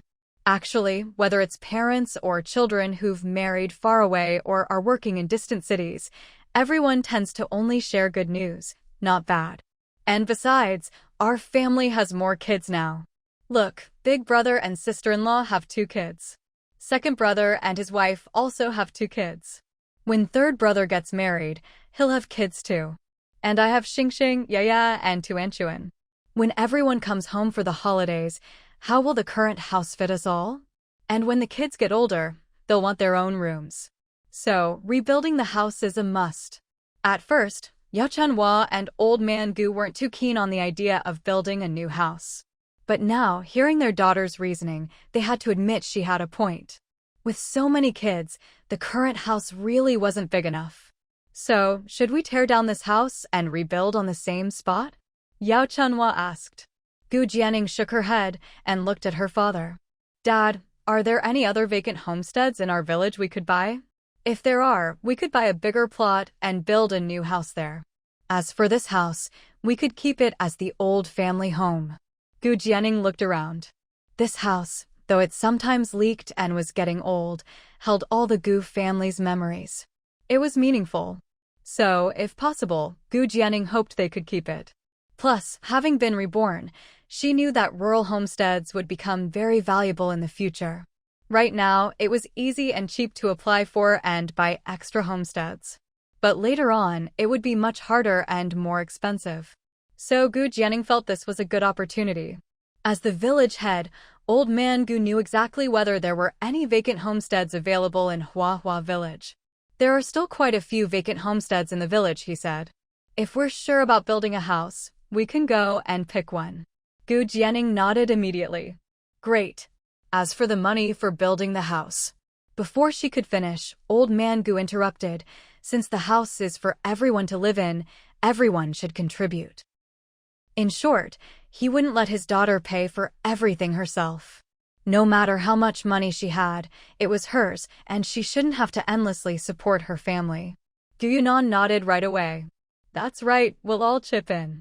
I'll find some time to call big brother and third brother. They'll agree too. Yao Chanhua added, yes, that's how it should be. Gu Jianing thought, well, since you've all said your piece, I won't argue. She had been willing to pay for everything herself, but this arrangement was fine too. Like her dad said, since everyone would live in the house, everyone should help pay for it. So, Gu Yunan wasted no time and called Gu Yunting and his wife in Haiqing, as well as Gu Yunzhou in Beijing, to ask for their opinions. Soon, they all agreed. Ningning and her family are back home? That's great. I haven't seen Ningning, Xingxing, or Yaya in ages. Of course, they missed Gu Jianing. Ningning said she'll stay at home for a while, then go to Haiqing and Beijing to visit you. Really? That's wonderful. Both Yang Manman and her husband, as well as Gu Yunzhou, were delighted to hear that Gu Jianing and her family would be visiting. Before hanging up, they said they'd send money for the house construction. Of course, if anyone was short on cash, they could just owe it for now and pay later. Since it's all settled, let's go buy a homestead. The next day, Gu Jianing went with her parents and brother to the village committee. This is great news. The village secretary was very happy and supportive when he heard. He immediately brought out a map of Huahua village. All the areas circled here are available. Take a look. Gu Jianing and the others stepped forward to check. There were at least dozens of spots circled in red, all different sizes. Ningning, why don't you pick? Old Man Gu and Gu Yunan were both a bit indecisive and didn't know which one to choose. Me? Sure. Gu Jianing stepped forward and looked over the map. She finally pointed to one spot. Let's go with this one. This is a good choice. It's big and in a nice location, said the village secretary. It really was big, about 5 times the size of their current homestead. Old Man Gu checked the location. It wasn't too remote, but also not in the busiest part of the village. But, Ningning, isn't this a bit too big? Old Man Gu hesitated. Dad, if we're building a villa, it needs to be big. Besides, bigger is always better than smaller. You let me choose, so let's go with my choice. Old man Gu, all right, all right. And so, the matter of choosing a homestead was settled. These days, buying a homestead wasn't expensive. So they paid on the spot. Now all that was left was to pick a date, buy materials, and start construction. But old man Gu didn't think there was any rush. He wanted to wait until after Gu Jianing and her family left. Now that they were home, he just wanted to spend time with them and his grandchildren, not get caught up in other things. The Gu family's decision to purchase a homestead wasn't exactly a secret. It didn't take long before word spread throughout the village. And sure enough, some villagers decided to follow their lead. They gritted their teeth, scraped together the money, and bought homesteads too. When asked, they'd simply say they were following the Gu family's example. One villager put it this way: "The Gu family are all smart people. My family isn't as clever, but even fools can follow the wise. Whatever they do, we'll do too." They firmly believed that whatever the Gu family did was bound to be a good thing. So, they jumped on the bandwagon and bought homesteads as well. However, this time, unlike when everyone rushed to contract land, not all the villagers followed suit. Some felt that buying a homestead now was pointless.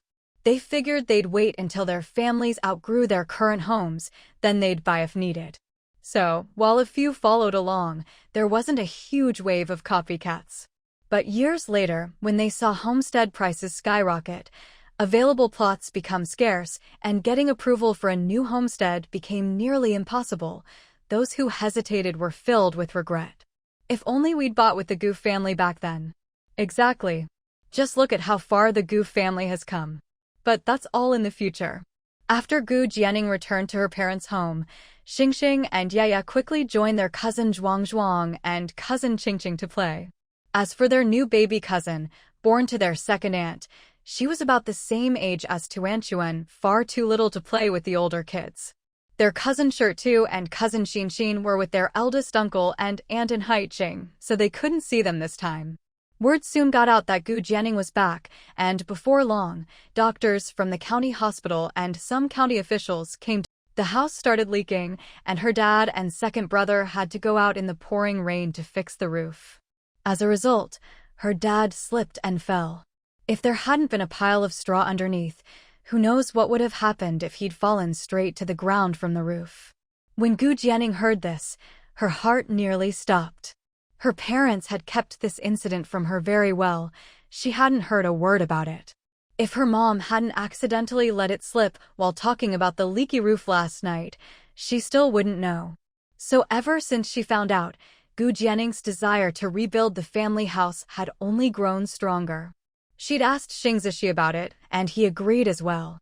Hearing Gu Jianing bring up the near accident on the roof, old man Gu felt a bit guilty. They had, in fact, deliberately kept it from their daughter. They just didn't want her to worry. Actually, whether it's parents or children who've married far away or are working in distant cities, everyone tends to only share good news, not bad. And besides, our family has more kids now. Look, big brother and sister-in-law have 2 kids. Second brother and his wife also have 2 kids. When third brother gets married, he'll have kids too. And I have Xingxing, Yaya, and Tuanchuan. When everyone comes home for the holidays, how will the current house fit us all? And when the kids get older, they'll want their own rooms. So, rebuilding the house is a must. At first, Yao Chunhua and old man Gu weren't too keen on the idea of building a new house. But now, hearing their daughter's reasoning, they had to admit she had a point. With so many kids, the current house really wasn't big enough. So, should we tear down this house and rebuild on the same spot? Yao Chunhua asked. Gu Jianing shook her head and looked at her father. Dad, are there any other vacant homesteads in our village we could buy? If there are, we could buy a bigger plot and build a new house there. As for this house, we could keep it as the old family home. Gu Jianing looked around. This house, though it sometimes leaked and was getting old, held all the Gu family's memories. It was meaningful. So, if possible, Gu Jianing hoped they could keep it. Plus, having been reborn, she knew that rural homesteads would become very valuable in the future. Right now, it was easy and cheap to apply for and buy extra homesteads. But later on, it would be much harder and more expensive. So Gu Jianing felt this was a good opportunity. As the village head, Old Man Gu knew exactly whether there were any vacant homesteads available in Hua Village. There are still quite a few vacant homesteads in the village, he said. If we're sure about building a house, we can go and pick one. Gu Jianing nodded immediately. Great. As for the money for building the house. Before she could finish, Old Man Gu interrupted. Since the house is for everyone to live in, everyone should contribute. In short, he wouldn't let his daughter pay for everything herself. No matter how much money she had, it was hers, and she shouldn't have to endlessly support her family. Gu Yunan nodded right away. That's right, we'll all chip in. I'll find some time to call big brother and third brother. They'll agree too. Yao Chenhua added, yes, that's how it should be. Gu Jianing thought, well, since you've all said your piece, I won't argue. She had been willing to pay for everything herself, but this arrangement was fine too. Like her dad said, since everyone would live in the house, everyone should help pay for it. So, Gu Yunan wasted no time and called Gu Yunting and his wife in Haiqing, as well as Gu Yunzhou in Beijing, to ask for their opinions. Soon, they all agreed. Ningning and her family are back home? That's great. I haven't seen Ningning, Xingxing, or Yaya in ages.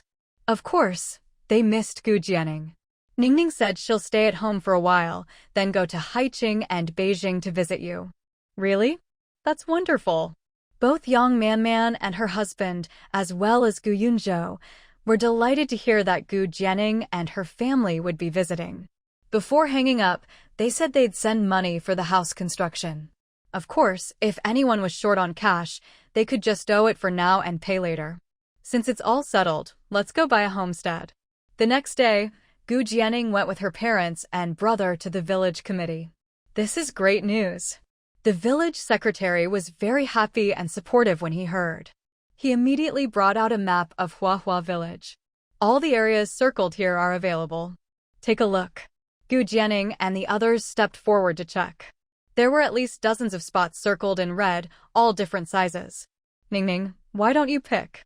Old Man Gu and Gu Yunan were both a bit indecisive and didn't know which one to choose. Me? Sure. Gu Jianing stepped forward and looked over the map. She finally pointed to one spot. Let's go with this one. This is a good choice. It's big and in a nice location, said the village secretary. It really was big, about 5 times the size of their current homestead. Old Man Gu checked the location. It wasn't too remote, but also not in the busiest part of the village. But, Ningning, isn't this a bit too big? Old Man Gu hesitated. Dad, if we're building a villa, it needs to be big. Besides, bigger is always better than smaller. You let me choose, so let's go with my choice. Old Man Gu, all right. And so, the matter of choosing a homestead was settled. These days, buying a homestead wasn't expensive. So they paid on the spot. Now all that was left was to pick a date, buy materials, and start construction.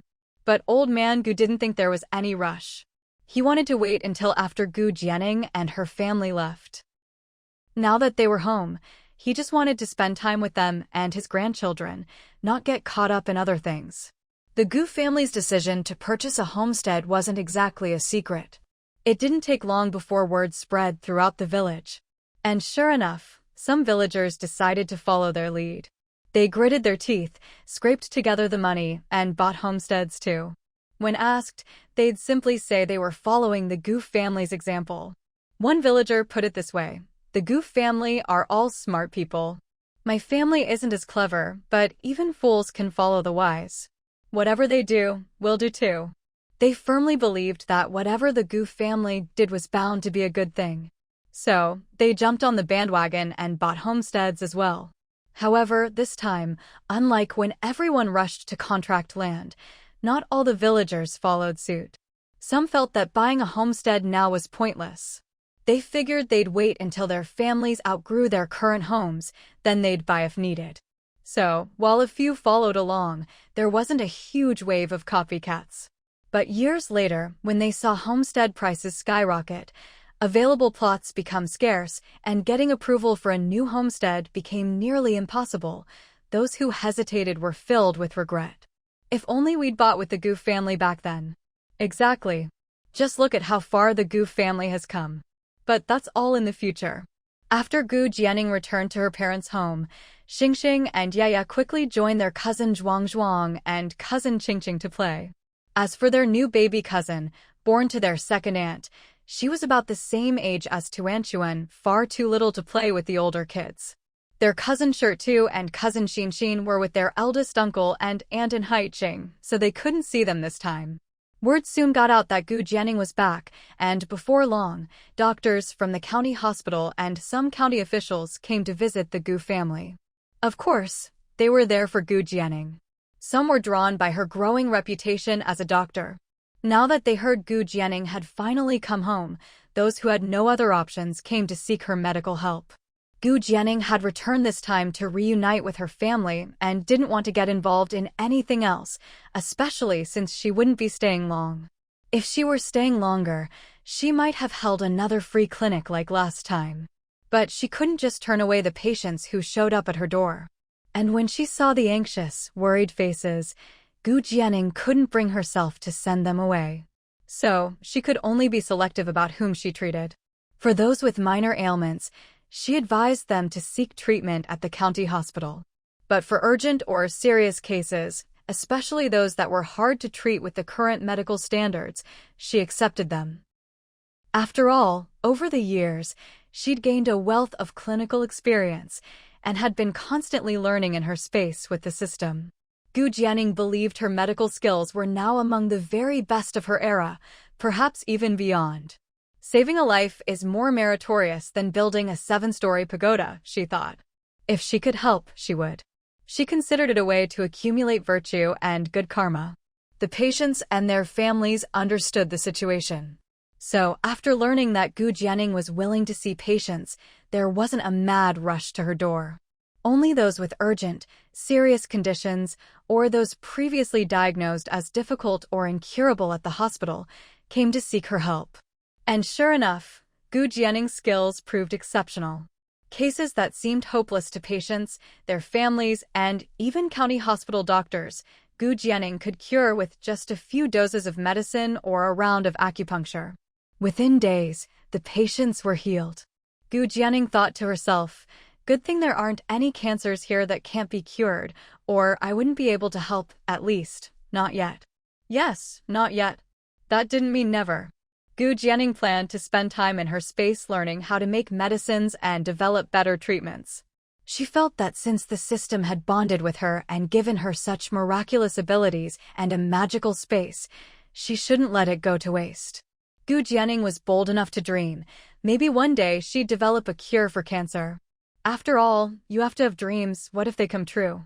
Since they planned to go to Haiqing, the Gu family only stayed in Huaihua village for half a month. So soon? You're leaving already. Who knows when we'll see each other again after this? The night before leaving, Gu Jianing chose to sleep with her mother, Yao Chunhua. Yao Chunhua held her daughter close, eyes red with unshed tears, her face full of reluctance. Gu Jianing snuggled in her mother's arms, breathing in her mother's unique scent. It seemed every mother had her own special scent. And children always longed for the comfort of their mother's embrace and that familiar smell. Gu Jianing was no different. No matter how old she got, or even when she herself grew old, as long as her parents were around, she could always be a child, always loved, always cared for. Mom, when we go to Beijing this time, I probably won't be living in the military compound. We have several properties in Beijing. I plan to choose a heroine courtyard house to live in. And her brother's analysis was spot on. But Gu Jianing still thought he was making it sound a bit too simple. Right now, I'm building houses for other people. But as I save up money, I want to buy land and build my own houses, then rent them out. In the future, your sister-in-law and I can be landlords, collecting rent every month, haha. Gu Yunting laughed at his own dream. Gu Jianing. Not bad, big brother. So you don't just want to be a contractor or a developer. You want to get into real estate. That's awesome. Big brother, I think that's a great idea. I believe in you, Gu Jianing said. She knew that in the near future, real estate would be a goldmine. And right now, everything was just getting started. Her big brother already had the vision and the foundation in construction. So his dream for the future was totally achievable. Not long after, the Santana stopped in front of a bungalow. Gu Jianing got out of the car with Xingxing and Yaya, looking at the house before them. It wasn't too big or too small, but it was definitely enough for her brother's family. This is the first house I bought with my own earnings. It's not very big or fancy, but at least now we have a place of our own in Haicheng, a home that belongs to us, Gu Yunting said. Young Man recalled how happy she'd been when she first learned her husband had bought this house. In truth, what she longed for wasn't a big house, but for the whole family to live together. After your brother bought this house, we went to pick up Tu and Xin. Before Young Man could finish, a voice suddenly called out from inside. Dad, Mom, is it you bringing Auntie and the others home? The front door swung open from within, and a chubby little boy poked his head out. Who else could it be but Tu? When Tu saw Gu Jianing, Xingxing, and Yaya, his eyes lit up. Auntie, Xingxing, Yaya, cousin Tu. Xingxing and Yaya missed their cousin Tu too, and hurried over. The three little ones hugged each other tightly, clearly very close. Soon after, Xingxing, having heard the commotion, came running out as well. Before long, the four kids were playing together. Tu and Xingxing even brought out their stones to play with Xingxing and Yaya. As for Tuanchuan, he was still too little, just half a year old, so he could only be carried in his father's arms, looking around curiously. That night, Gu Jianing's family stayed at Gu Yunting's bungalow. From the outside, the house didn't look very big, but it actually had quite a few rooms. Even after her family moved in, there were still 2 rooms left. Knowing her little sister-in-law's family would be coming, Young Man had tidied up the 2 spare rooms a few days earlier. She'd even taken out all the bedding and pillows to wash and air them. So now, Gu Jianing's family could move right in. That evening, Gu Yunting hosted them at a high-end restaurant nearby. During dinner, Gu Jianing talked about building a new house back home and the implementation of the household responsibility system. The meal was lively and full of laughter. Naturally, Haicheng's development was much better than that of Huahua Village. For example, Haicheng was already fully electrified. But Huahua Village still wasn't. Having electricity really made life more convenient. Still, with the upcoming reforms and opening up, the country was developing rapidly in all aspects. Gu Jianing believed it wouldn't be long before the whole village had electricity. Gu Jianing's family stayed in Haicheng for 3 days. During those 3 days, Young Man occasionally had to teach classes. Gu Yunting made time to take them sightseeing around Haicheng whenever he could. The 3 days passed in the blink of an eye. Soon, it was time to say goodbye again. Tu and Xingxing clung to Xingxing and Yaya, not wanting to let go, wiping away tears, unwilling to part. Gu Yunting was also reluctant to see his little sister go, but everyone had their own lives to live. So parting was inevitable. Young Man hugged her sister-in-law tightly, her eyes brimming with tears. Ningning, when you get to Beijing, make sure to give me your contact information. We have to stay in touch, Young Man reminded her. Gu Jianing nodded. Don't worry, sis, I will. Young Man looked at Gu Jianing with deep emotion. Many people say that sisters-in-law and sisters-in-law are always at odds, never truly friendly. But Young Man and Gu Jianing got along extremely well, no different from real sisters. In fact, Young Man was deeply grateful to Gu Jianing. If not for the treatment Gu Jianing gave her back then, she wouldn't have Tu and Xingxing today. No one knew that after giving birth to Xingxing and falling unconscious, Young Man had a dream. In that dream, she and Gu Yunting never had children, their relationship was never as good as it was now, and they never left Huahua Village. The 2 of them spent their whole lives there, bickering and muddling through. When she woke up, Young Man always felt as if she'd lived a whole other lifetime. She even had a strong feeling had she dreamed of her past life? No matter what, in this life she had Tu and Xingxing, she'd gotten into university, and now her husband had come with her to Haicheng to build a better life. After buying the house, they'd brought the kids from their hometown to Haicheng for a better education. This was the life Young Man was satisfied with. She was also very grateful to her sister-in-law. Her intuition told her that all these changes were because of her. So, of course, she cherished her relationship with her sister-in-law. Gu Jianing didn't know all this, but seeing her big brother's family so happy made her feel truly content. At least, it was so much better than in her previous life. At least in this life, up to now, all the family she cared about were living happily. Just like when they arrived, Gu Yanting drove them to the airport. At the airport, Gu Jianing stepped forward and hugged her big brother tightly. Big brother, I believe that when we meet again, you and sis will be even better versions of yourselves. I wish you both a wonderful future. Gu Yanting patted Gu Jianing on the back. You too. Take good care of yourself. Don't neglect yourself just because of the kids. No matter what, you are always the most important. Even though Gu Jianing had children now, in Gu Yanting's heart, his little sister would always be more important than any niece or nephew. If you ever need your big brother or sister-in-law, just call us. I might not be all that capable right now, but I can still protect you. And I'll keep getting stronger, strong enough to have your back too. Gu Jianing smiled and nodded. Okay, then we're off. All right. Take care on the road. Watching his little sister's family walk away, Gu Yanting was filled with emotion. A couple of days ago, his mother had called and told them about what happened to his little sister and her kids on Huansha Island. She'd also mentioned how Xingxing and Yaya had been pushed into the sea by bad people and how someone had plotted against his sister's family. The reason Yao Chunhua knew about this was because Yaya had accidentally mentioned it while playing with Zhuang back home, and Yao Chunhua overheard. After pressing for details, Gu Jianing had no choice but to tell her. Yao Chunhua had burst into tears on the spot, hugging Gu Jianing, Xingxing, and Yaya, saying they'd suffered so much. She also scolded Gu Jianing for not telling them about it, only sharing good news and hiding the bad. As parents, knowing this really broke their hearts. Honestly, if this had happened in the village, not just Yao Chunhua, but the whole Gu family would have gone to demand justice for Gu Jianing, Xingxing, and Yaya. Yao Chunhua didn't intend to keep this from her 3 sons. In fact, with one son in Haiqing and another in Beijing, she'd called both specifically to tell them. Yao Chunhua wanted them to know that their little sister had been bullied. So, as her older brothers, they needed to work hard to become stronger, strong enough to stand up for their sister in the future. Gu Yanting didn't know what the others thought after hearing this.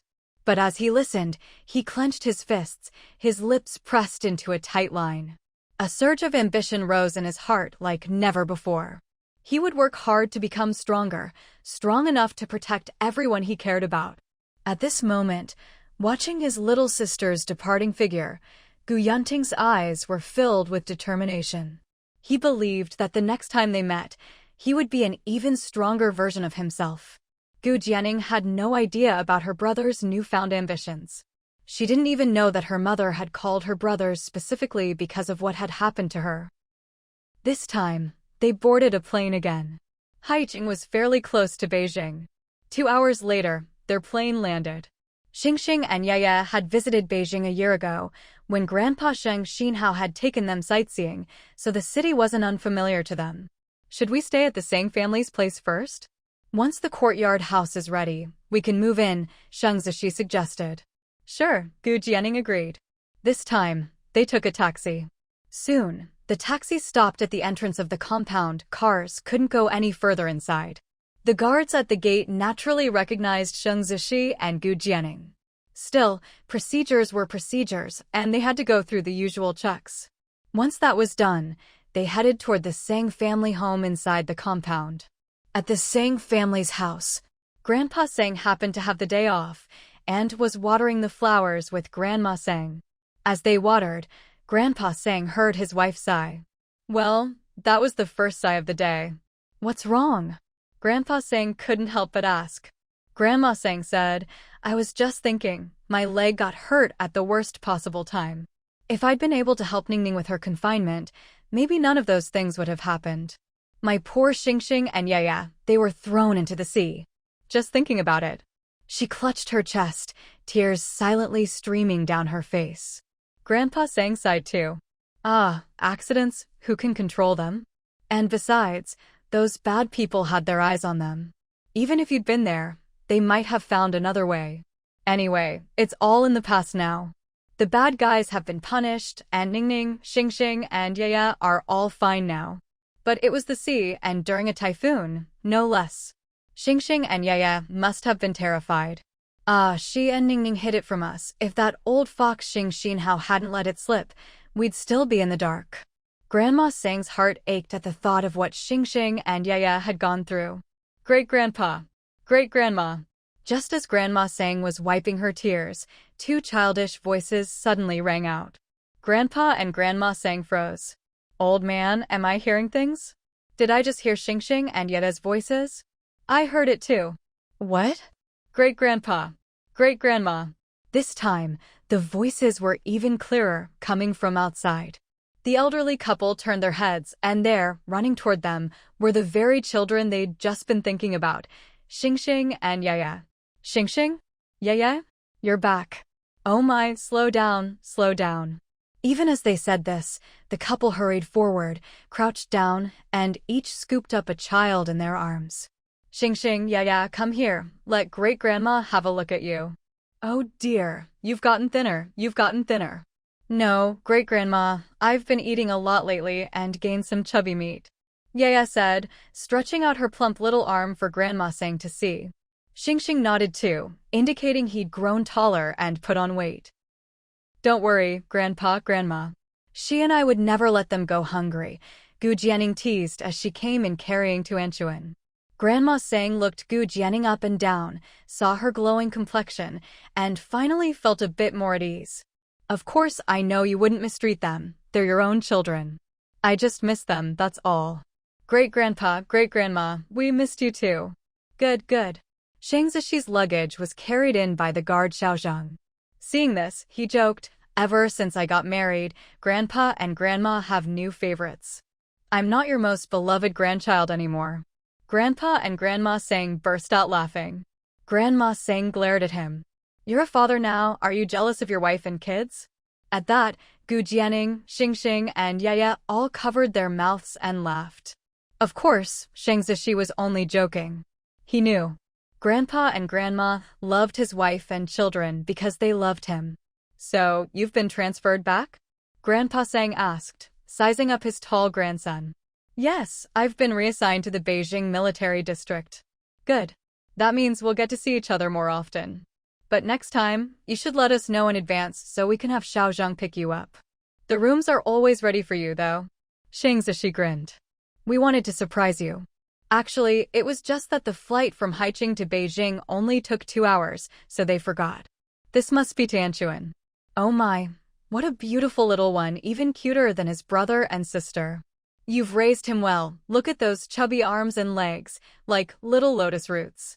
Grandma Sang was already captivated by the tiny Tuanchuan in Gu Jianing's arms. Tuanchuan was wide awake, giggling at Grandma Sang's playful teasing. From birth, Tuanchuan had been a cheerful, lively, and happy baby. He was the perfect balance to his older siblings. Yaya was extremely outgoing, always chattering away. Xingxing was more reserved, only answering when spoken to, and sometimes he could spend an entire day quietly reading picture books without saying a word or smiling. Even as a baby, he'd been serious, never laughing no matter how others tried to amuse him. The return of their grandson's family brought Grandpa and Grandma Sang immense joy. After a round of warm greetings, they started preparing a meal. That evening, at the Hua family's house in the compound, Hua Zhenrong heard from his family that Shang Zishi's family had returned. He didn't even bother to take off his military cap before rushing over to the Sang house. From a distance, he saw Shang Zishi holding a beautiful child who was gazing at the flowers. Zishi, Hua Zhenrong called out. Shang Zishi looked up and immediately spotted Hua Zhenrong. Hua Zhenrong walked over and gave Shang Zishi a friendly punch on the shoulder. You brat, you come back and don't even let me know. If my family hadn't mentioned it, I wouldn't have known at all. Shang Zishi grinned. We live in the same compound, there's no need to say anything. Naturally, we'd run into each other. True enough. So this time you're back, you're being transferred directly to the capital military district? Hua Zhenrong asked. Shang Zishi nodded. That's right. So this time, you're coming back as a brigade-level officer, huh? Shang Zishi raised an eyebrow. You know? Of course I know. The whole capital military district is talking about it, saying a young and promising brigade-level officer is being transferred in. As soon as I heard the description, I knew it had to be you. You've done well for yourself, kid. When do you report in? In about a week. That works. By then, the two of US brothers can fight side by side again. To be honest, Hua Jinrong really missed those days of fighting alongside Shang Zishi. Is that your kid? Which one is this? Hua Jinrong had already noticed the beautiful 6-month-old baby in Shang Zishi's arms. If it's not my kid, is it yours?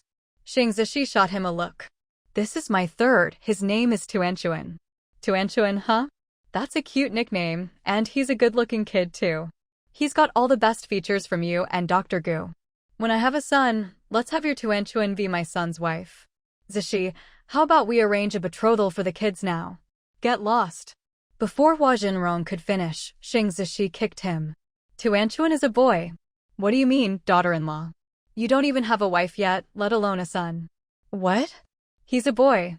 Hua Jinrong was in disbelief. So good-looking, and he's a boy. He'd been thinking of snatching him up as a daughter-in-law. But don't look down on me. In another month, I'm getting married. Shang Zishi looked a bit surprised and raised an eyebrow. You serious? Or just messing with me? Of course I'm serious. Come on, tell me about it. Sure, I'll tell you. After Gu Jianing treated Hua Jinrong, he took some time to recover. After a thorough evaluation confirmed he was really healed, he was transferred back to the military district. Back at the military district, Hua Jinrong didn't have any other thoughts. He just wanted to keep working hard at the job he loved. Half a year passed like that. Then his mother started nagging him to get married. She even brought up Shang Zishi as a comparison. She said, at your age, Shang Zishi already has 2 kids, and you don't even have a girlfriend. But Hua Jinrong didn't have anyone he liked, so where was he supposed to find a partner? If you don't have one, we can arrange some blind dates. Hua Jinrong knew that marriage was a big deal, an essential part of life. He didn't refuse. So he accepted the blind dates his mother arranged. But after several dates, he found none of them satisfactory. Madame Hua said he was too picky. But Hua Jinrong insisted he really wasn't. When it comes to choosing a wife, you have to pick someone you actually like. After all, you'll be spending decades together, sharing a bed every night. If you don't like her, how can you spend your whole life together? When I get married, it'll only be to one woman, and we'll spend our lives together. That's what Hua Jinrong told his mother back then, and it's what he told Shang Zishi now. On this point, Shang Zishi nodded in agreement.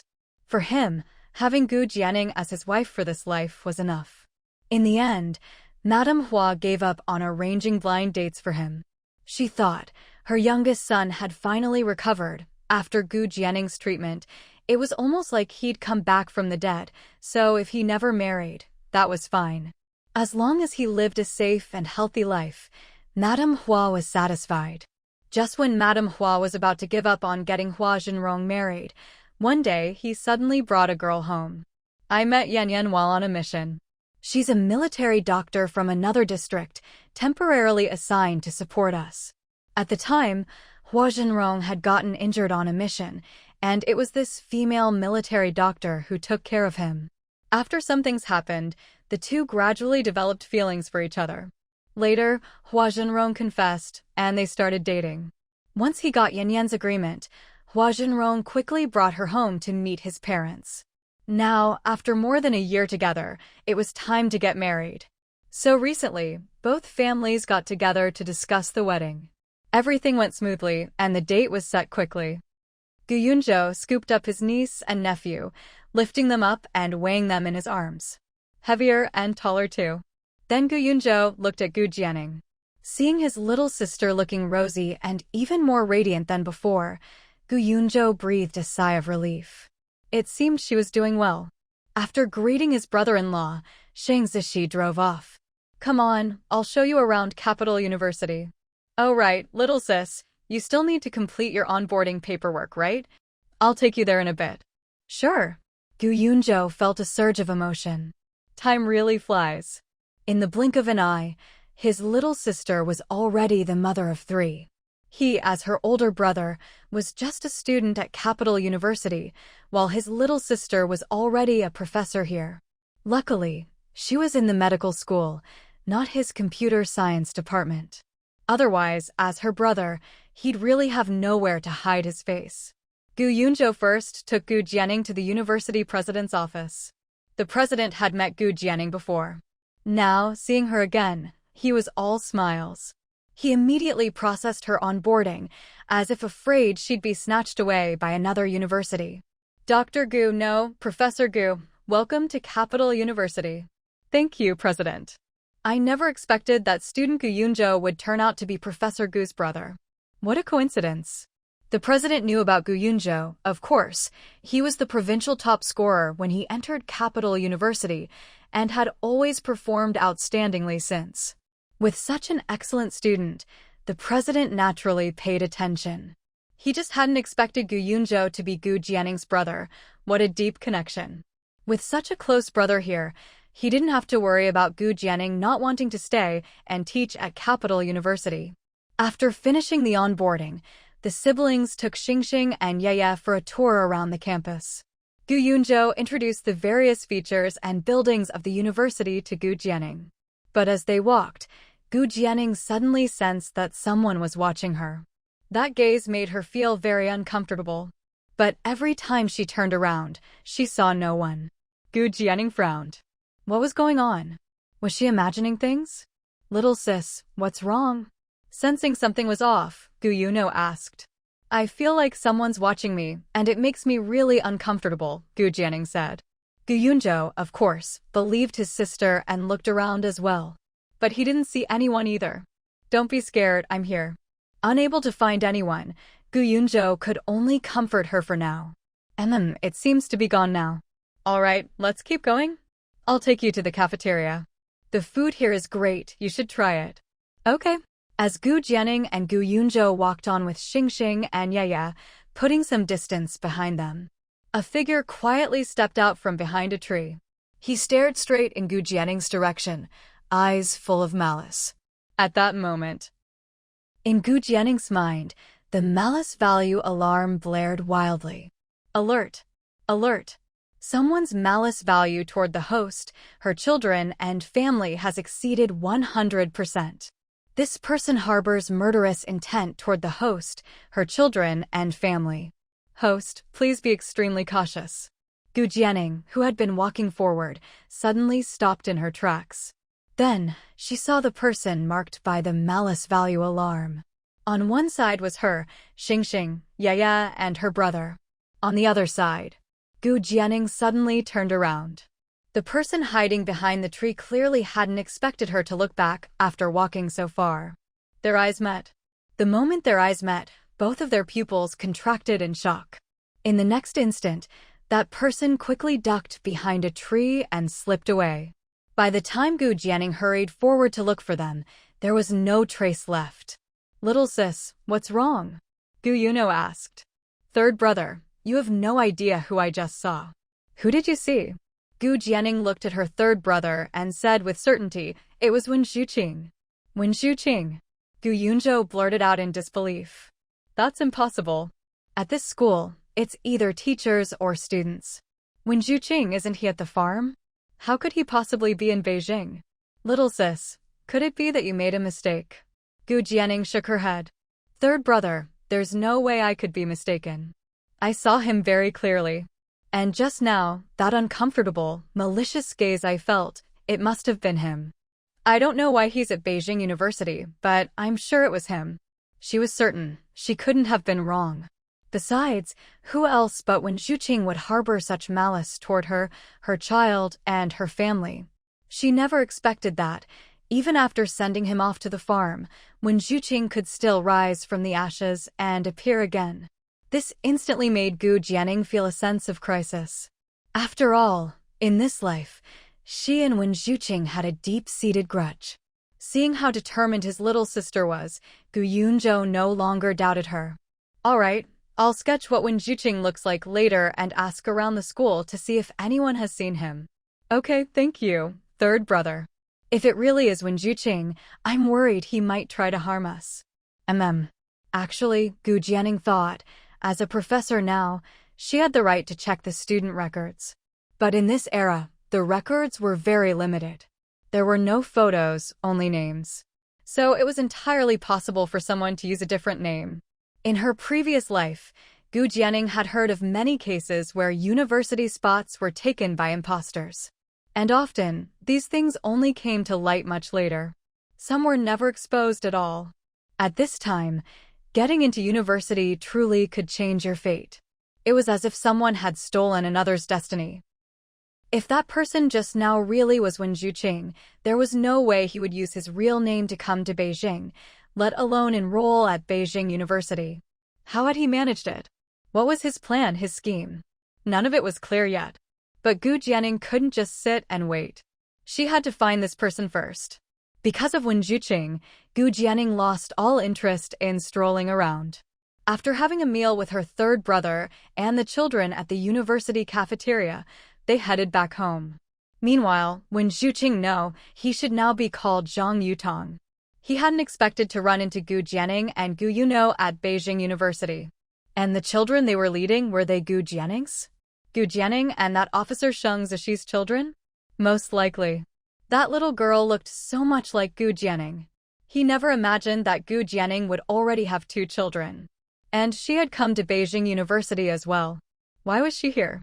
And she had spotted him so keenly just now. This made Wen Zhuqing feel extremely uneasy. After all, Gu Jianing had always targeted and framed him again and again. The reason he had ended up having to change his name and identity was all because of Gu Jianing. Did Wen Zhuqing hate Gu Jianing? Of course he did. Why couldn't Gu Jianing just let herself be used by him back then? Wen Zhuqing thought he needed to investigate what Gu Jianing was up to these days. And then, look for a chance to take his revenge. Not long after Gu Jianing brought the children back to the courtyard, Sheng Zishi also returned. He immediately noticed that Gu Jianing seemed a bit off. What's wrong? Did something unpleasant happen at Beijing University? Gu Jianing looked at him and didn't hide anything. I saw someone I didn't want to see. Who? Wen Zhuqing. What? Wen Zhuqing. Sheng Zishi reacted instantly. Wen Zhuqing, that was a name Sheng Zishi thought he'd never forget, even if he grew old and senile. Just hearing it made him grit his teeth. After all, this was the man his wife had once liked, the very first man she liked. Of course, he wouldn't blame Gu Jianing for that, but he could never see Wen Zhuqing in a good light. Especially since, back then, Wen Zhuqing had been so cold and calculating, only wanting to use Ningning. Thankfully, Ningning had eventually seen through that hypocrite and resolutely left him for Sheng Zishi. But even after all these years, Sheng Zishi was still sensitive to the name, Wen Zhuqing. He carefully watched Gu Jianing's expression and asked, Ningning, wasn't he at the farm? How could he be in Beijing? Gu Jianing could see right through his thoughts, but she didn't mind. I don't know. There must be a reason behind it. I only caught a glimpse of him. He disappeared right away. But the look in his eyes made me very uneasy. So, why don't you look into it? I have a feeling his appearance isn't for anything good. Sheng Zishi nodded immediately. All right, I'll check it out. Even without Gu Jianing's request, Sheng Zishi would have investigated. But seeing that Ningning no longer had any feelings for Wen Zhuqing, he breathed a sigh of relief. Sheng Zishi wasted no time and immediately sent someone to look into it. But it would take a little while. After class at Beijing University, Wen Zhuqing left campus and headed to a small house nearby. He knocked on the door and a woman answered. The woman was plump, her face full and fierce-looking, but when she saw Wen Zhuqing, she broke into a smile. Husband, you're back. Wen Zhuqing responded with a bland I've already made dinner. Come in and eat. All right. After dinner, Wen Zhuqing took out a book to read. Who knows how much time passed before Qin Honghua came in. Husband, are you going to bed?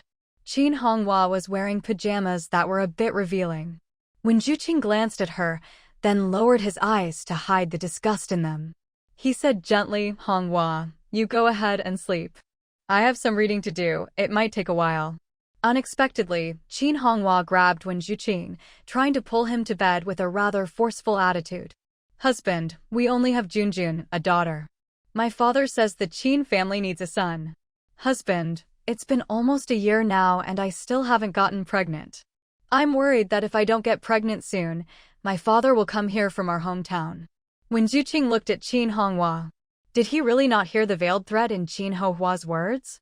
If he kept refusing to share a bed with her, if he didn't let her get pregnant with a son, then that so-called father-in-law would come all the way from their hometown. And all of his secrets were in that old man's hands. After weighing the pros and cons, when Zhuqing finally said, "Our hometown is so far from the capital, and father is getting old. Let's not trouble him to make the trip. I can always read this book tomorrow." Qin Honghua could hear the compromise in his tone. She shoved him onto the bed. The whole time, when Zhuqing just felt like he was being mounted by a pig. 2 hours later, when Zhuqing looked at the fat woman beside him, snoring loudly in her sleep, his eyes were filled with undisguised disgust. He got up, fetched some water, and scrubbed himself hard. Gu Jianing. When Zhuqing gritted his teeth, he would never forget. Everything he was suffering now was thanks to Gu Jianing. He would get it all back, bit by bit. Just wait. Wait until that so-called father-in-law drops dead. Then he'd no longer have that weakness to be threatened with. At that time, when Zhuqing's gaze fell coldly on Qin Honghua in the room. When that day came, this fat pig would die too. When Zhuqing would finally walk the path to the top, the path he wanted. His eyes were full of ruthless determination and ambition. By the time he finished washing up, half an hour had passed. No matter how much he loathed it, when Zhuqing still had to sleep beside Qin Honghua, enduring her snoring, which was even louder than thunder, he couldn't help but think back. Back when he changed his name to Zhang Yutong and married Qin Honghua, he took part in the first college entrance exam after it was reinstated. But he failed. He didn't even get into a junior college. He knew he wasn't as capable as he used to be. But he desperately needed a chance to settle in a big city. So, at his request, his father-in-law helped him. He swapped Wen Zhuqing's name with someone from their hometown who'd been admitted to Beijing University. That was how he managed to get into Beijing University. But he'd thought that once he got to Beijing, he could get rid of Qin Honghua. He never expected that Father Qin would insist that Qin Honghua come with him, and he was adamant about it. As for his and Qin Honghua's daughter, Junjun, she stayed in their hometown with Father Qin.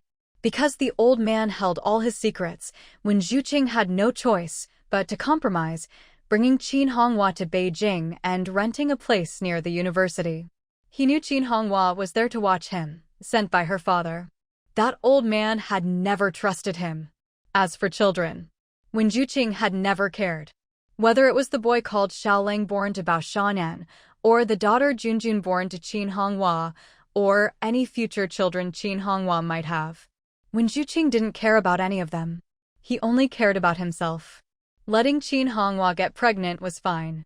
At least that way, he wouldn't have to be mounted by a pig anymore. With that thought, Wen Zhuqing finally felt sleepy and drifted off. But as soon as he fell asleep, he had a dream.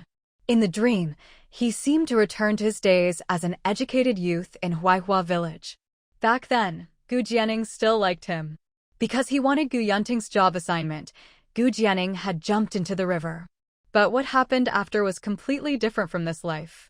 In the dream, after Gu Jianing was rescued from the river, she didn't marry that officer named Sheng Zishi. In fact, that officer never even appeared in Huaihua village. Gu Jianing gave him Gu Yunting's job, just as he'd wished. Later, he even married Gu Jianing. When he woke up the next day, Qin Honghua was already gone. When Zhuqing sat on the bed, replaying the scenes from his dream. Was that really just a dream, or? He muttered to himself, unable to tell. The dream had ended abruptly after he married Gu Jianing. But Wen Zhuqing had a strange feeling that it didn't end there, that there was more to come. What would happen next? He had a hunch he might dream the continuation. If it really was just a dream, then it was far too real. So real that Wen Zhuqing felt as if he'd actually lived it. Could it have been my past life? He murmured. But it was just something he said offhand. He didn't really believe it. It was just too fantastical. To Wen Zhuqing, it was simply absurd. He didn't think it was possible. But if I really had married Gu Jianing back then and gotten that job then, he was sure his life would have gone much more smoothly than it had now. No, it would have been extremely smooth. Wen Zhuqing was desperate to know what happened next in that dream. Meanwhile, Gu Jianing had no idea that Wen Zhuqing had dreamed of a past life. On the other side, after learning that Wen Zhuqing's presence in Beijing could pose a threat to Gu Jianing and her family, Gu Yunzhou immediately drew a portrait of Wen Zhuqing and began searching for him at Beijing University. That very afternoon, Gu Yunzhou knocked on the door of the courtyard house. It was his first time visiting his little sister's home in Beijing. But he wasn't in the mood to pay attention to that. As soon as he saw her, he said, "Little sister, I found him." "You found him?" I took the portrait and asked around. I didn't expect to actually find him, but that man isn't called Wen Zhuqing, he goes by Zhang Yutong. Zhang Yutong. Gu Jianing frowned. He'd changed his name? Yes, Zhang Yutong, from the literature department. I want to check myself, and that man is definitely Wen Zhuqing. Little sister, I couldn't be mistaken. This Zhang Yutong is Wen Zhuqing. Gu Jianing pursed her lips, pacing as she analyzed. So, Wen Zhuqing somehow managed to change his name to Zhang Yutong. And he got into Beijing University, becoming a student here. That's right. And not only that, this Zhang Yutong is married. Just then, Shang Zishi walked in. Gu Jianing stepped forward. Did you find out? I did. This Zhang Yutong is married. His wife is named Qin Honghua. Right now, they're renting a place together near Beijing University. And they have a daughter back in their hometown, being raised by Qin Honghua's father. Gu Jianing frowned. If Zhang Yutong was really Wen Zhuqing, shouldn't he be at the farm, with Bao Shanyan as his wife and a son? Shang Zishi smiled coldly. Do you know who this Qin Honghua is? Gu Jianing looked at him. This Qin Honghua is the daughter of the farm director. Through Shang Zishi's explanation, Gu Jianing finally understood what had happened. Back then, Wen Zhuqing had gone to the farm together with Bao Shanyan and the others. If Wen Zhuqing had always behaved himself, he'd probably still be there now. But Wen Zhuqing was far too ambitious to ever be content with such a life. On top of that, his good looks and deceptively gentle demeanor quickly caught the attention of the farm manager's daughter, Qin Honghua. So, when Zhuqing got exactly what he wanted, he leveraged Qin Honghua and her father's influence. He managed to get rid of Bao Shanyan and her son. Not only did he marry Qin Honghua, but he also left the farm. Qin's father arranged a new identity for him, under the name Zhang Yutong. So this Zhang Yutong got into Beijing University? Gu Yuno asked. Shang Zishi shook his head. No. In his first college entrance exam, Zhang Yutong didn't even get into a junior college. His current grades were swapped for someone else's by Qin's father. Pity the person who actually got into Beijing University. He's still at home farming. Gu Yunzhou's face darkened. Wen Zhuqing is truly despicable. He stole someone else's grades, someone else's future. Living in this era, Gu Yunzhou knew just how important the college entrance exam was for everyone. It could literally change a person's fate. But Wen Zhuqing had snatched that chance away, and the real candidate didn't even know it. Gu Jianing, however, wasn't surprised. After all, in her previous life, Wen Zhuqing's grades weren't good either, and he'd also taken her third brother's place. It's just that. I'm afraid this kind of impersonation isn't all that rare. Little sister, what do you mean? It's precisely because the exam is so important, and the system isn't perfect, that Wen Zhuqing's case probably isn't unique. There might be more cases at Beijing University, and maybe even more across the country, who knows how many in total. Some of those whose places were stolen might know, some might not, but their chance to reach higher places was taken from them. Sometimes a single change can affect a person's entire life. Gu Yuno frowned. That can't be allowed. We absolutely can't let this happen, or let it spread. Otherwise, it's just too unfair to those whose opportunities were stolen. Gu Jianing nodded. This kind of thing must be stopped. The question is how. Even though she had some influence, it was limited to Beijing University for now. She couldn't reach the whole country. To do that, the authorities would have to step in. I'm planning to write a letter to the authorities after Wen Zhuqing's case is settled, to see if we can push for a nationwide re-verification of student identities at all universities to put a stop to this impersonation once and for all. Shang Zishi stepped forward and took Gu Jianning's hand. Ningning, I'll help you. Now that he had this new status, and with his father's connections, he had some influence too. He figured they could get this done, even though it didn't really concern him or even Ningning for that matter. As long as it was something Ningning wanted to do, he'd help. Actually, when Zhu Qing's ruthlessness goes beyond just impersonating someone else, Shang Zishi said. Gu Jianning and Gu Yunzhou both looked at him. Shang Zishi said, I also found out that when Zhu Qing drugged Qin's father. Now, Qin's father is bedridden from the poisoning. It doesn't look too serious, but there's no saving him. Gu Yunzhou was shocked. What? When Zhu Qing is that ruthless? He even killed his own father-in-law, the man who helped him. Shang Zishi sneered. To Wen Zhuqing, Qin's father wasn't a father-in-law, just someone who threatened him.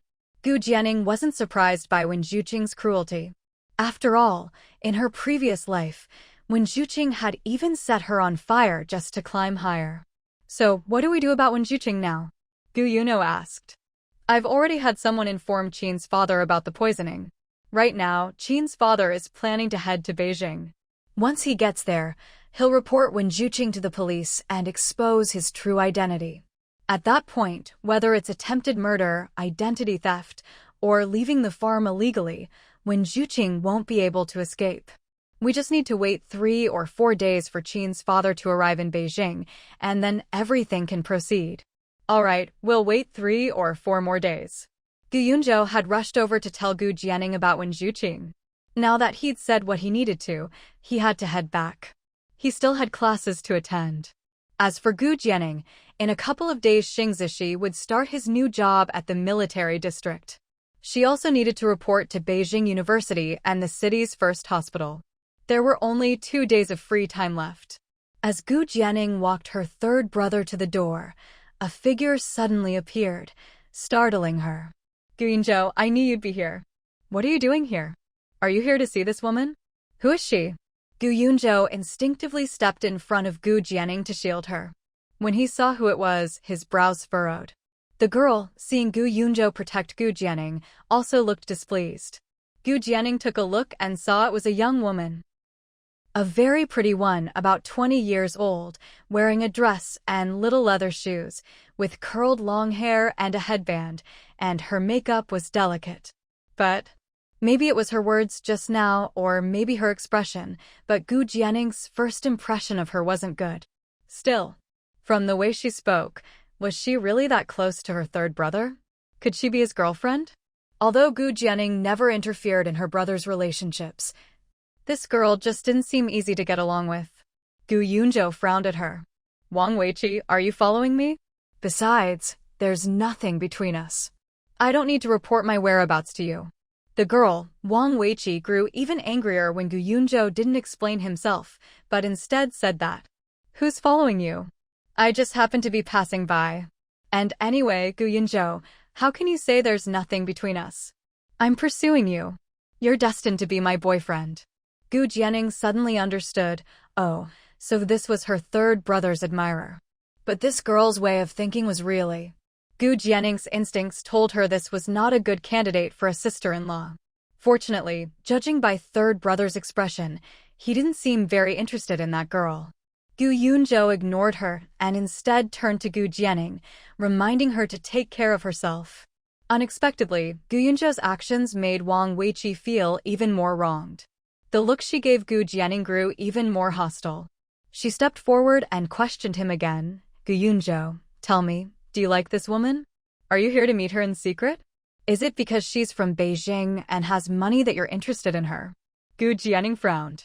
She stepped forward and faced the girl called Wang Weiqi, saying, I'm Gu Yunzhou's younger sister, his biological sister. So please stop saying things that slander my brother. Wang Weiqi's expression changed dramatically when she heard this.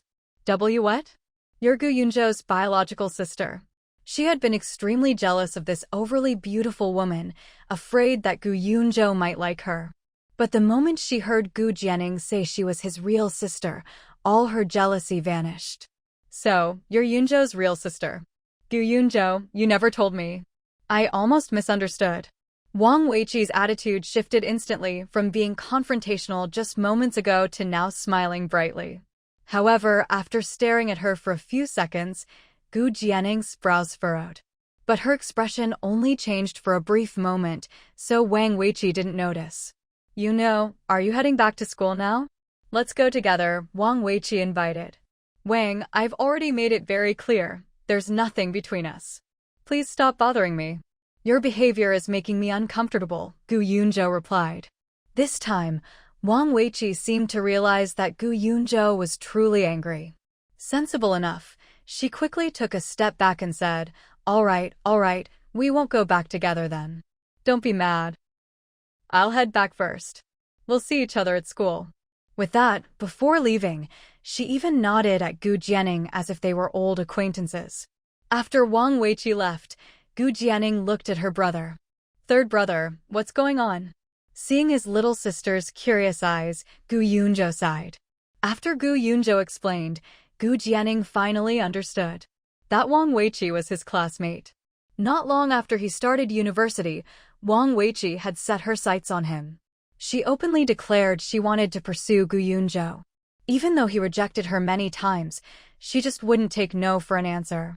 She never gave up and kept hovering around him. Not only that, she often secretly followed him. Gu Yoonjo was certain that this time, Wang Weiqi had also followed him here.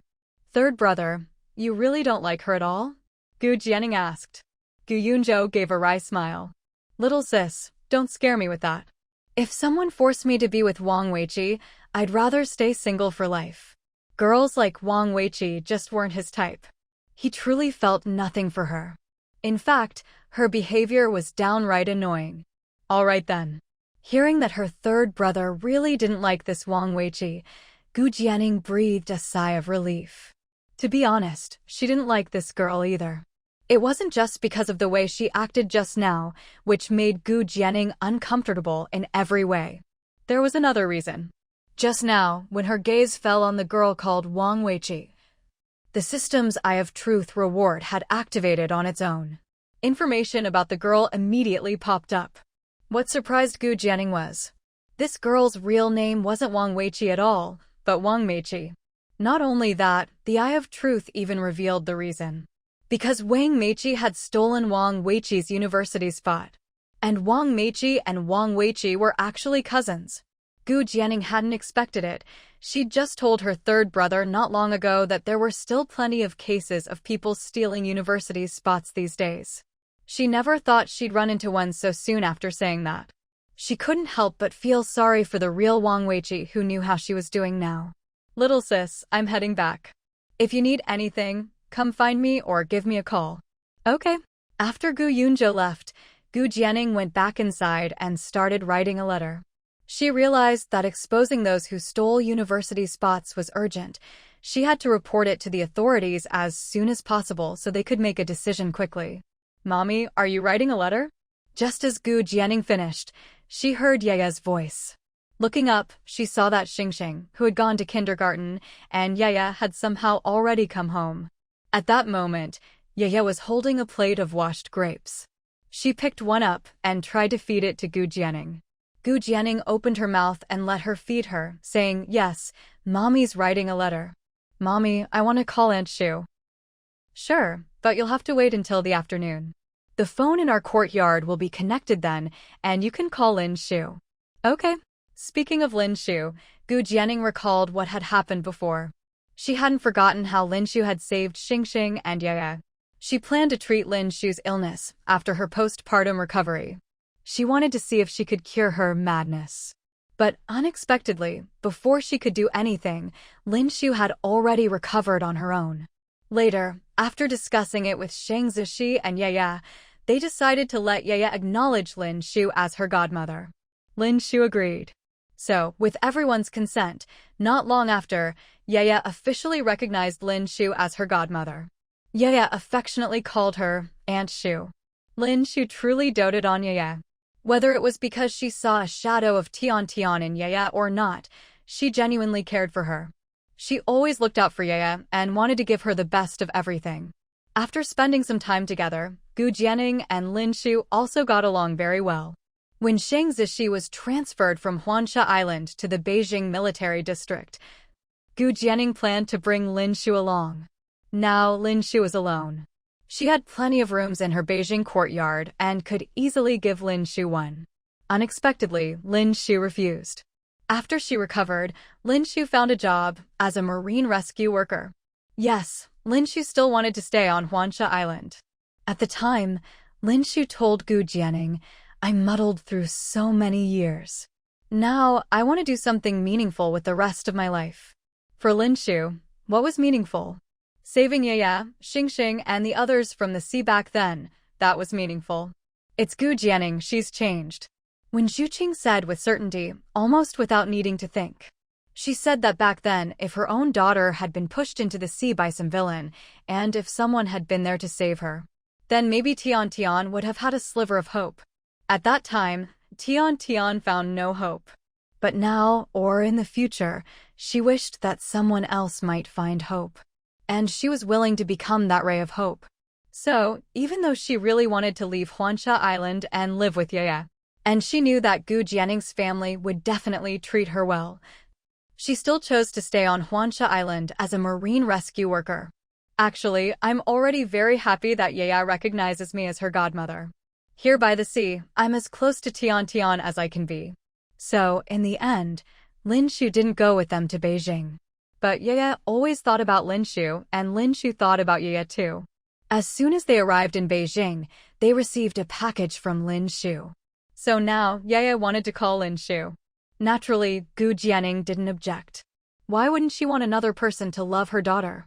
So, that afternoon, once the phone was set up, she called Yaya over to make the call. Hearing Yaya's happy voice on the other end, Gu Jianing felt joyful as well. Meanwhile, when Zhu Qing keenly noticed that someone seemed to be investigating him. Who could it be? Almost instantly, he thought of Gu Jianing.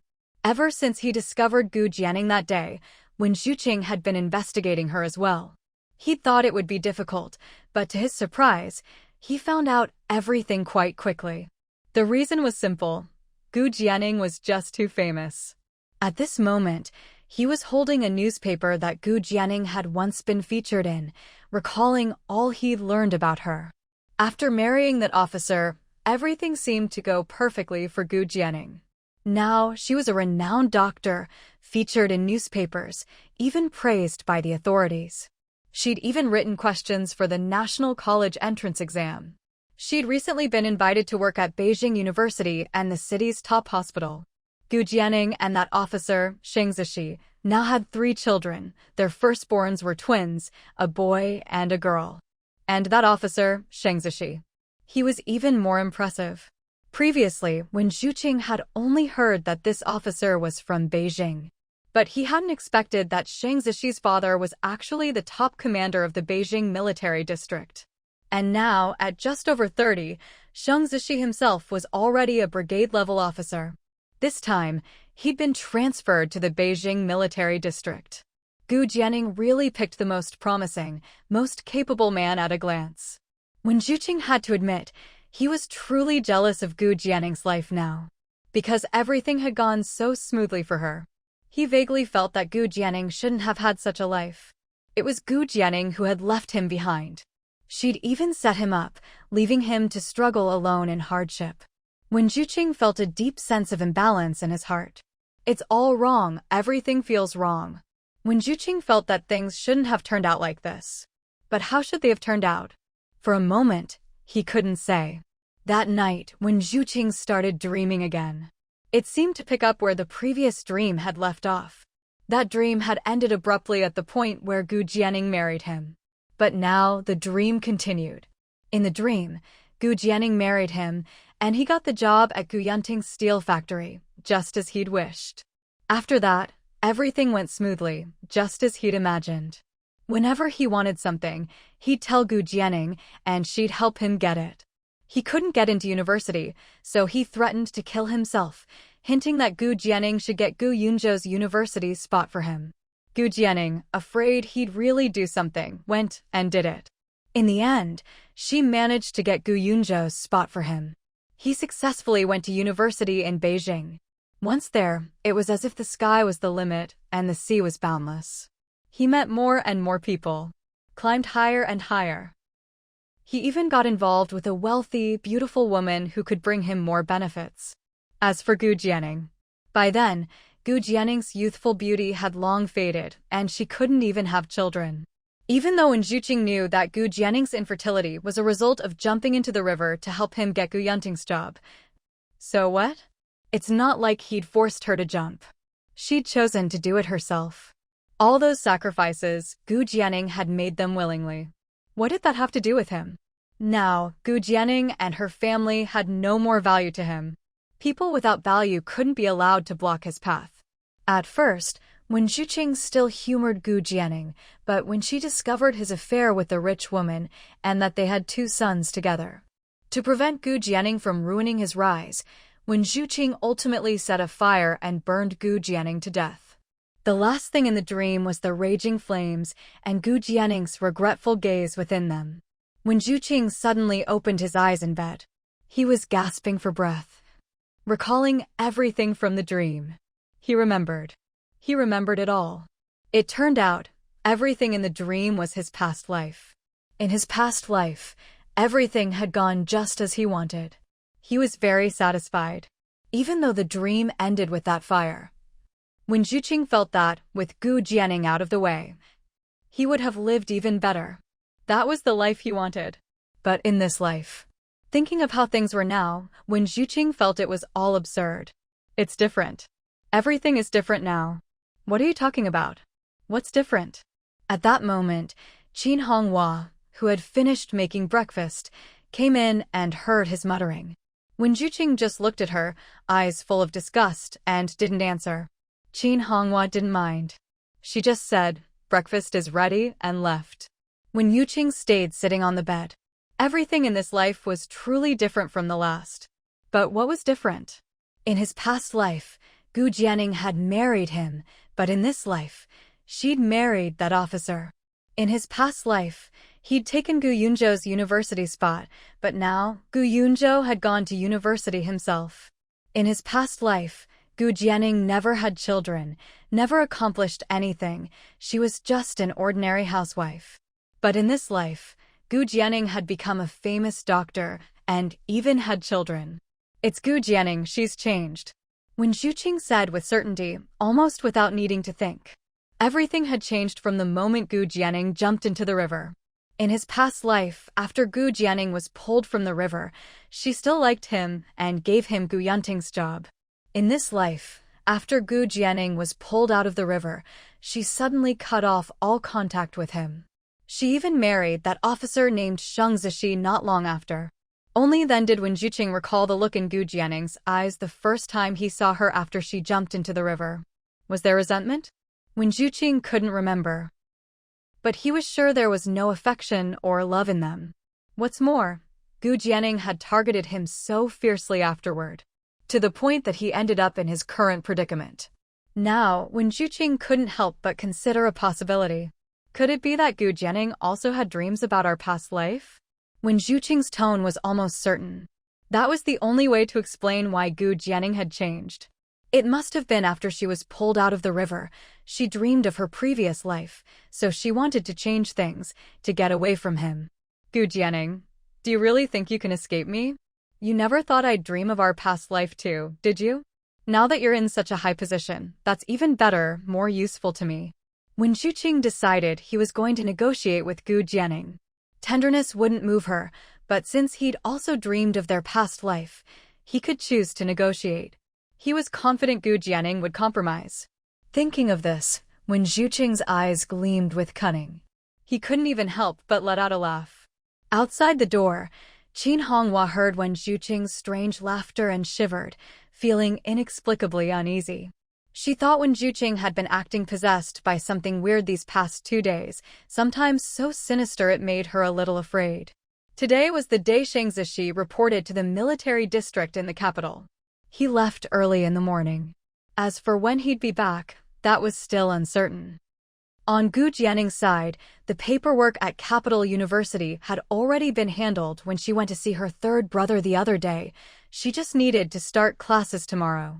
As for the hospital, she planned to start work the day after tomorrow and finish her onboarding then. At the moment, only she and Aunt Chin were left in the courtyard house. Xingxing and Yaya were at kindergarten, and Grandma Sang had taken to Antuan to visit an old friend. Gu Jianning picked up a book and was preparing her lesson plans. After a while, Aunt Chin came in. "Dr. Gu, there's a man outside named Zhang Yutong who wants to see you." Gu Jianning was momentarily confused by the name Zhang Yutong. After a moment, she realized it wasn't that Wen Zhuqing who'd changed his name. She hadn't even gone looking for Wen Zhuqing yet, and here he was, coming to her instead? But, "Aunt Chin, go tell him I won't see him." Gu Jianning had no intention of meeting Wen Zhuqing. She planned to wait until Father Qin arrived and Wen Zhuqing's crimes were exposed. She'd just watch him get his comeuppance. She didn't want any more contact with someone like him. Besides, she knew her Shiji was very sensitive about Wen Zhuqing.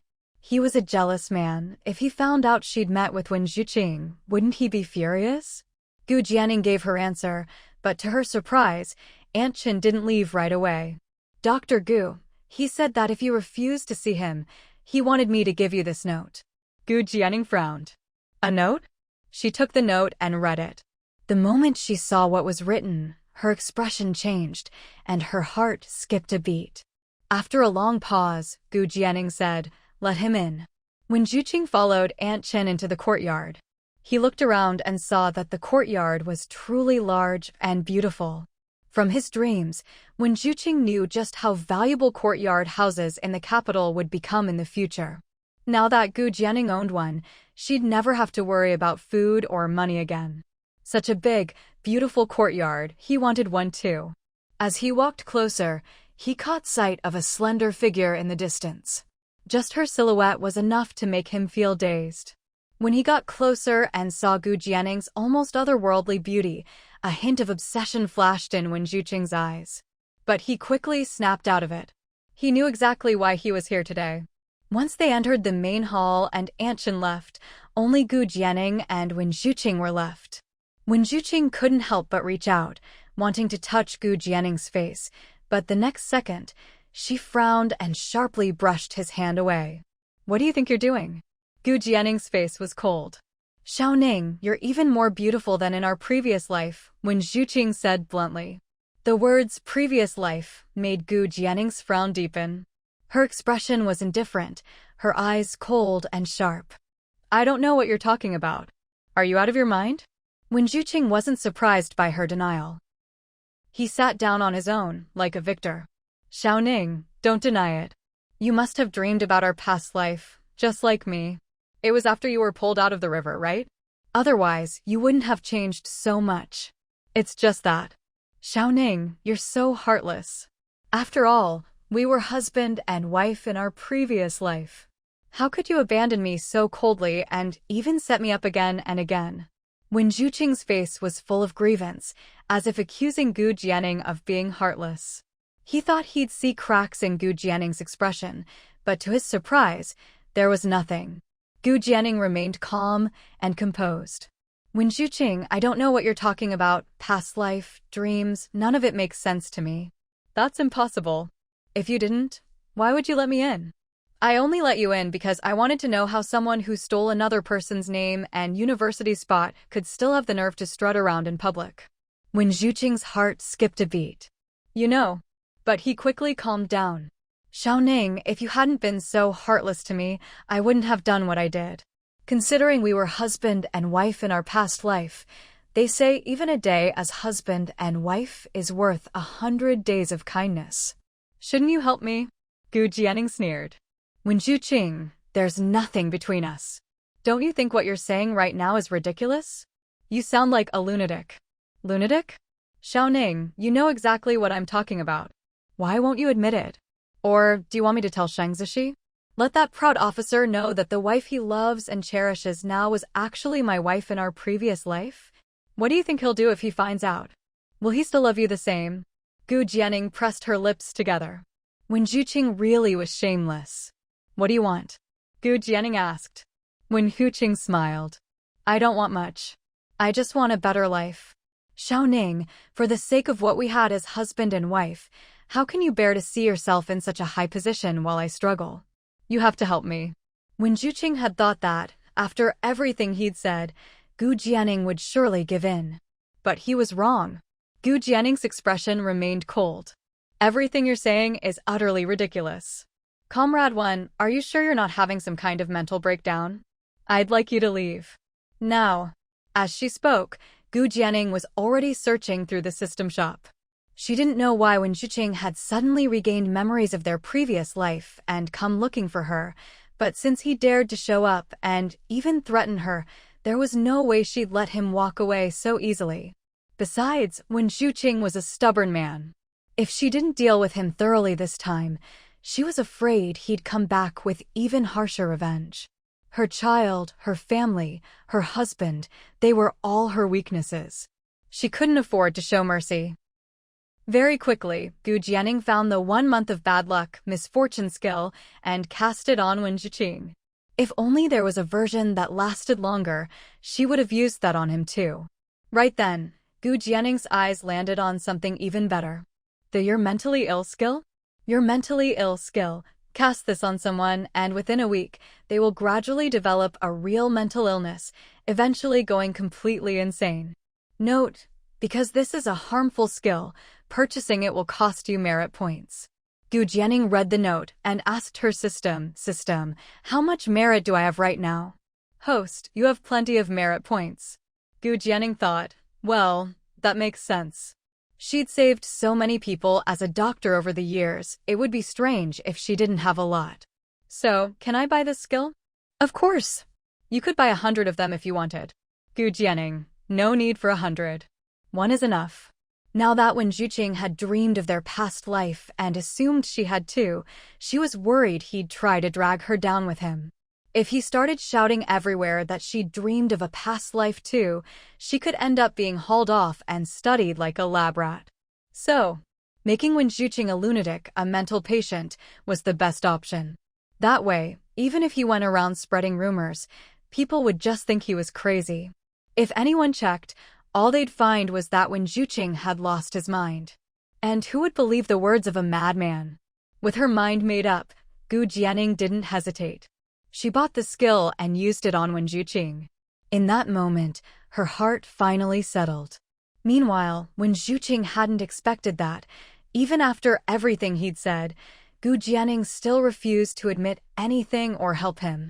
Fine. Gu Jianing, if you're going to be so heartless, don't blame me for being ruthless in return. What are you going to do to my wife, exactly? Do you think I'm dead?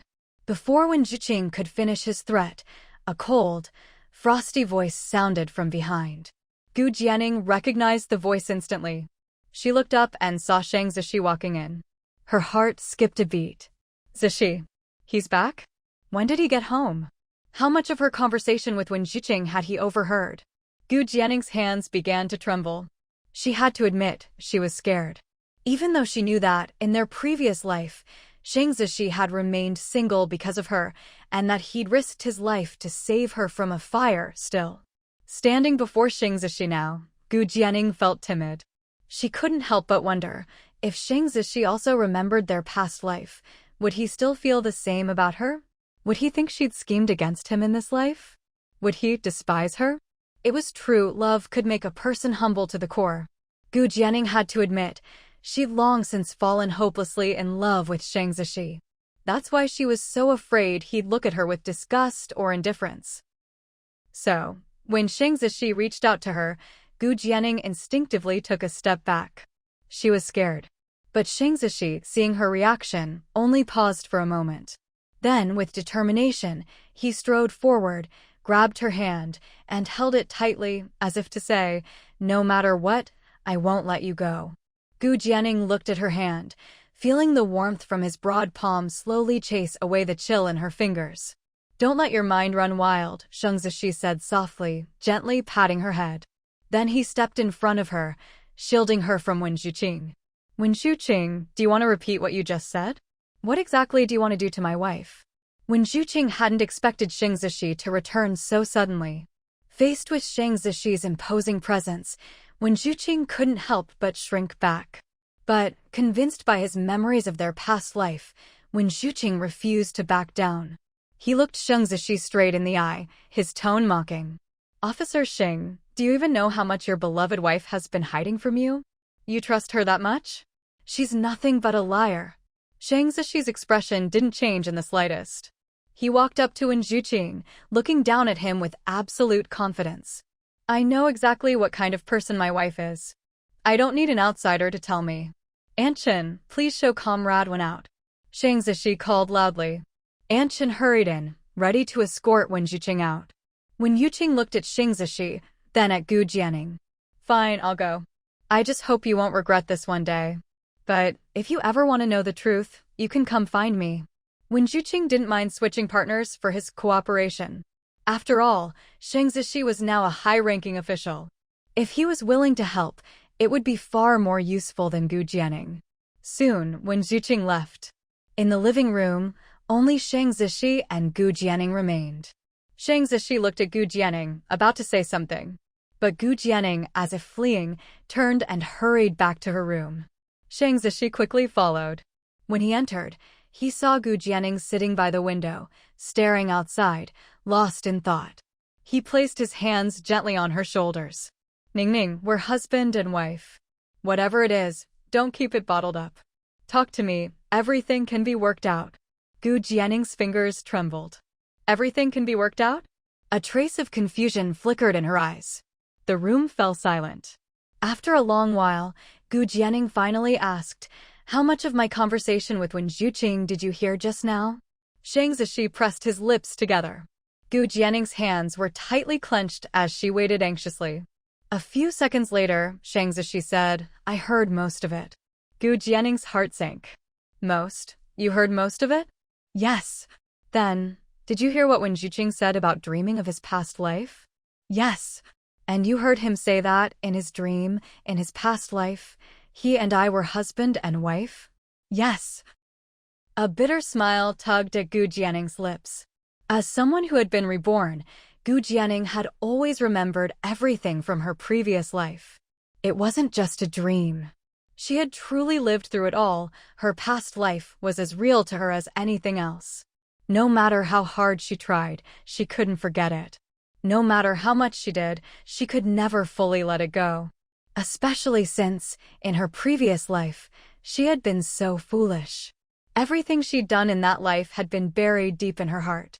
Even after being reborn and making countless changes, even though everyone was living well now, in the quiet of the night, she would still sometimes dream of her past life. It was like a heavy stone pressing on her heart, impossible to move, impossible to ignore. She knew Xing Zishi loved her. But what about her? She admitted that, after being reborn, her initial reason for marrying Xing Zishi wasn't pure. Unlike Xing Zishi's wholehearted love and passion, she had chosen to marry him simply to escape the fate of her previous life. She knew Xing Zishi was a good man, and that he loved her. After they married, Xing Zishi truly fulfilled the responsibilities of a good husband. He was a good husband, a good father. He really treated her well. But perhaps because he was so good to her, sometimes Gu Jianing felt unworthy of it all. She felt that she didn't love Xing Zishi enough. She felt she didn't deserve all the love and kindness he gave her. She couldn't tell anyone about these worries. They could only stay buried in her heart. But today, when Zhuqing's arrival had ripped everything wide open, Xing Zishi held Gu Jianing's shoulders, comforting her. "Ningning, when Zhuqing was just talking nonsense. Don't take his words to heart." "No, that's not it." Gu Jianing's eyes were rimmed red. She slowly stood up, turned to face Xing Zishi, her hands trembling slightly, but she had made a decision. "What if I told you what he said was true?" Xing Zishi pressed his lips together, looking at her.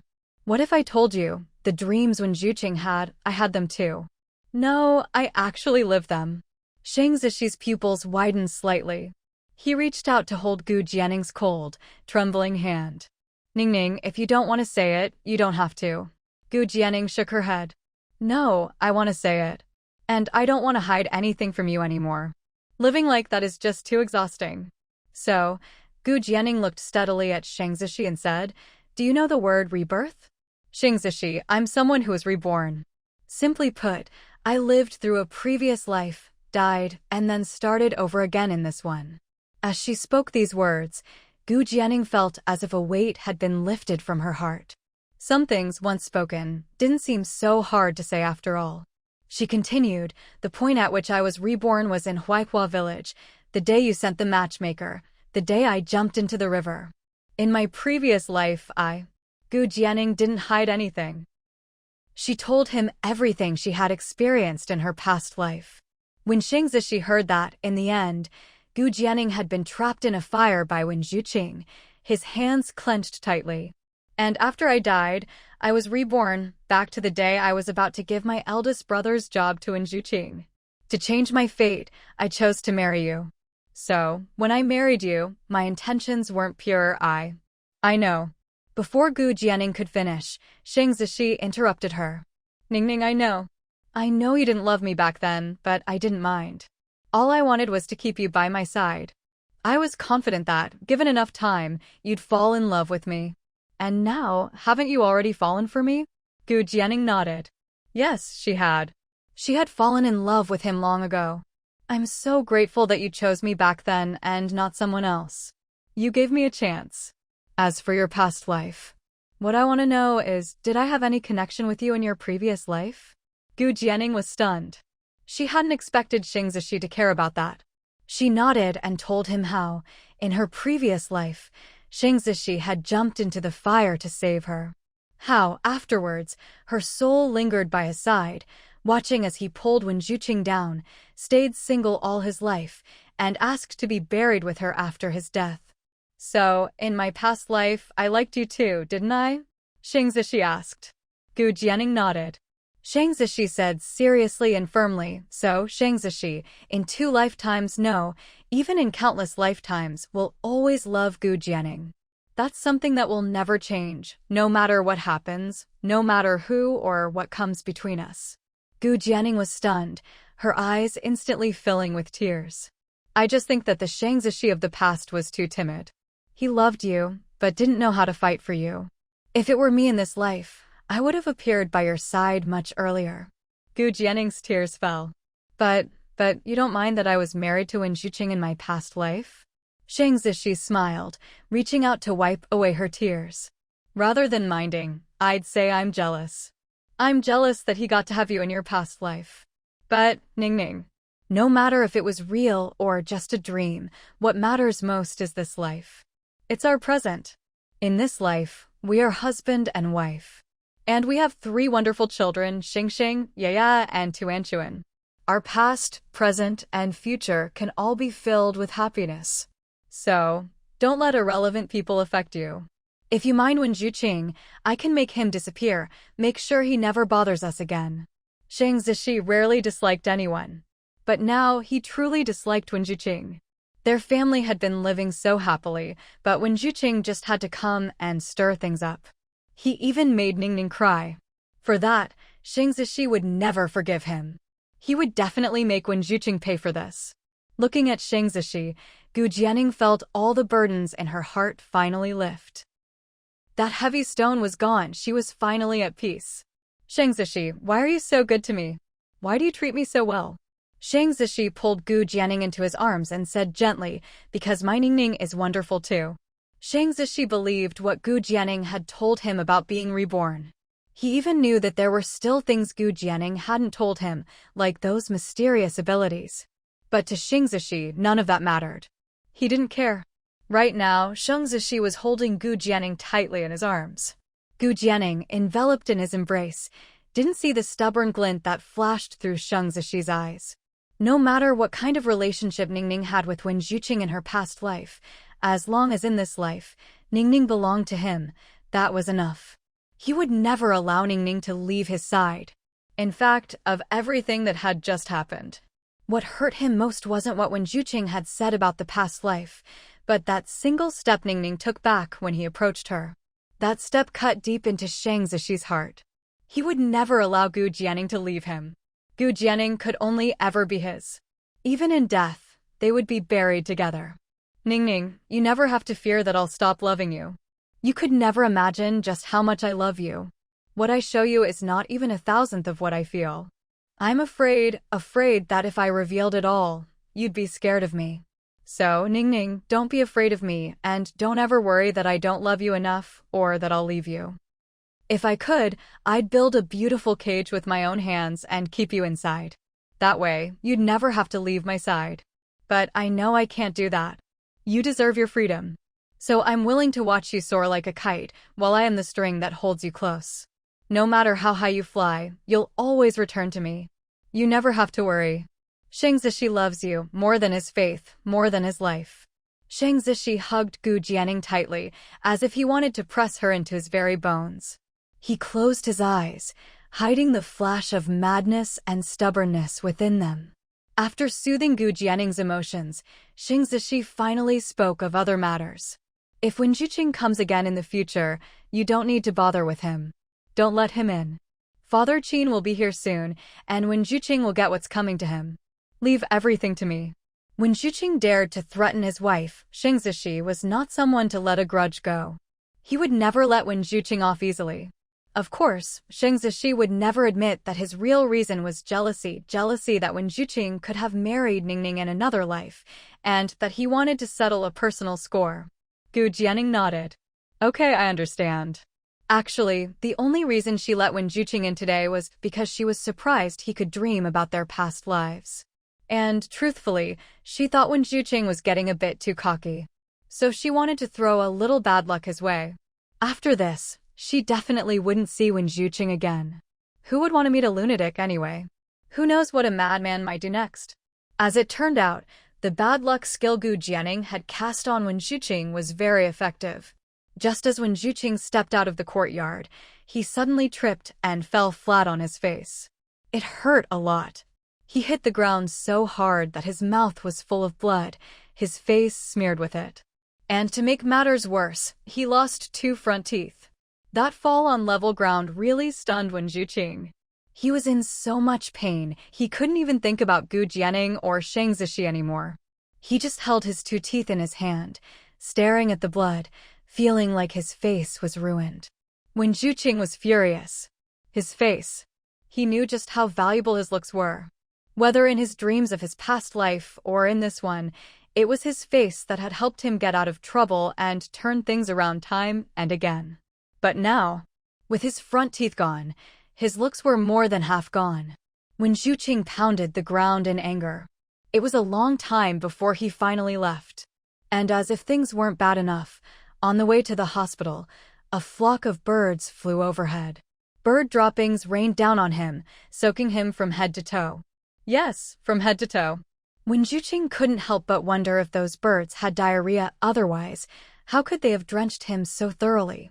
As someone who liked to stay clean, Wen Zhuqing felt like he was about to lose his mind.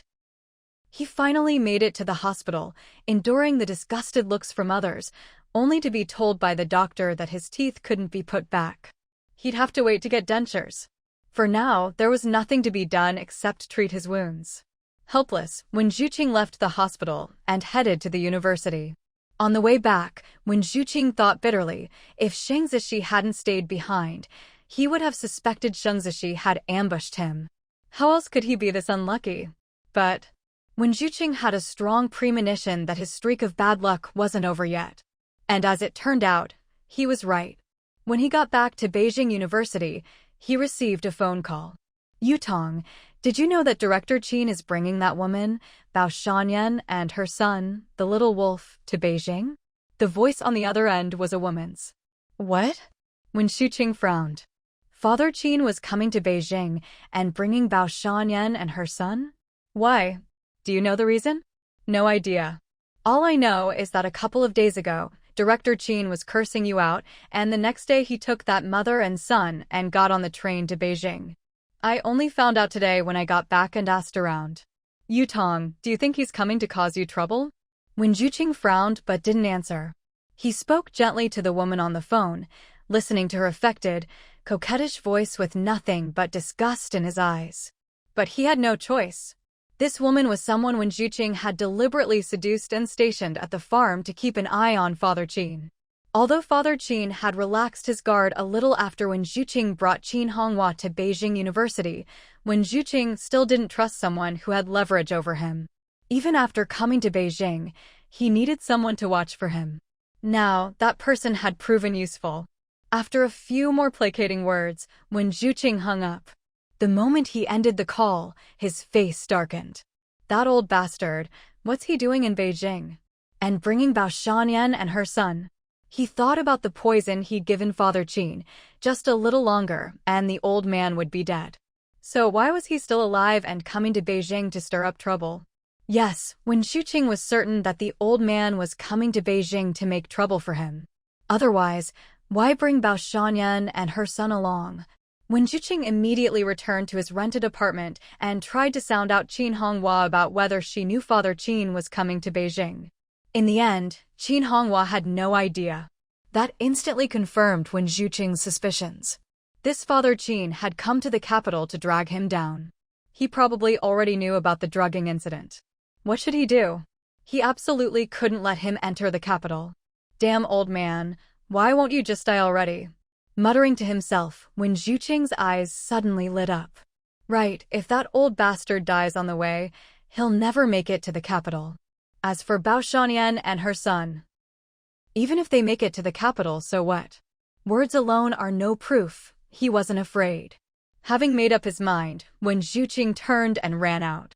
Hey, what happened to your teeth and your face? Despite everything, Qin Honghua still had some feelings for Wen Zhuqing. The moment he came back, she saw the state he was in and felt a bit worried. But as soon as he returned, Wen Zhuqing started muttering strange things. She wanted to ask, but he ran off before she could even catch up. Meanwhile, Wen Zhuqing quickly made a phone call. On the call, he spoke in a low voice, "Help me get rid of someone." When he hung up, Wen Zhuqing's eyes were full of cold, ruthless light. Anyone who stood in the way of his success had to die. Meanwhile, on the train heading to the capital. These days, for long-distance travel, trains were the only option. No matter the season, trains were always packed with people. In one corner of the train car, Father Qin sat coughing, his gaze falling on Bao Shanyan, who was holding her 4-year-old son in her arms. Father Qin didn't look well. Part of it was his mood, but mostly it was because his health was failing. One look at his face, and you could tell he was seriously ill. Father Qin stared grimly out the window, his hand clenched tightly. He never imagined Wen Zhuqing could be so ruthless. As his father-in-law, he'd helped him so much, yet Wen Zhuqing still had the heart to poison him. If someone hadn't told him a few days ago, he never would have realized. He just thought he was sick. Now, even though he knew, his body was already beyond saving, there was no cure. But Father Qin was unwilling to just die like this. He couldn't accept it. And after harming him, who knew what Wen Zhuqing would do to Honghua? Yes, right now, the only people Father Qin worried about were his granddaughter Junjun and his daughter Honghua. Before leaving, he'd already arranged for someone to look after Junjun. But Honghua, she was still being deceived by that hypocrite, that snake, Wen Zhuqing. Did Father Qin not see through Wen Zhuqing's true nature? Of course he did, he'd seen it from the very beginning. A man who could abandon his wife and child, how could he be a good man? But his beloved daughter Honghua had been taken in by Wen Zhuqing's looks. She insisted on marrying him. She insisted he help Wen Zhuqing climb higher. There was nothing he could do. He couldn't bear to see his daughter sad or hurt. He could only hope Wen Zhuqing had a shred of conscience left. But in the end, Wen Zhuqing proved he had none. Once he'd used someone up, he'd not only abandon them, he'd kill them. Father Qin was afraid that after killing him, Wen Zhuqing would still not be satisfied and would get rid of Honghua too, seeing her as a stumbling block. That was something Father Qin could never accept. So, no matter what the person who told him about Wen Zhuqing's poisoning was after, he had to go to the capital, expose Wen Zhuqing for the hypocrite he was, and save Honghua. Hopefully, he'd make it in time. With that thought, Father Qin turned his gaze to the little boy called Xiaoling. When Xiaoling met his gloomy stare, he jumped in fright and quickly buried his head in his mother's arms. Bao Shanyan stroked her son's head to comfort him. Originally, Bao Shanyan and her son should have stayed on the farm. They were only here because of Father Qin. He'd already told her what he wanted her to do. Expose Wen Zhuqing? Bao Shanyan was more than willing. She hated Wen Zhuqing for abandoning his wife and child. Even though she'd schemed to marry Wen Zhuqing back then, after they married, she'd treated him well. She never made him work in the fields, just had him help with chores at home. She'd even given him a good, sensible son like Xiaolang. But after Wen Zhuqing came to the farm and met Qin Honghua, his true colors were revealed. Wen Zhuqing still wanted to climb higher, step by step. She'd seen with her own eyes how Wen Zhuqing seduced Qin Honghua, how he made her fall for him and do his bidding. She never imagined that someone like Qin Honghua would fall for him. Maybe it was precisely because Wen Zhuqing could put on such a devoted act, even with someone like Qin Honghua, that made him so terrifying.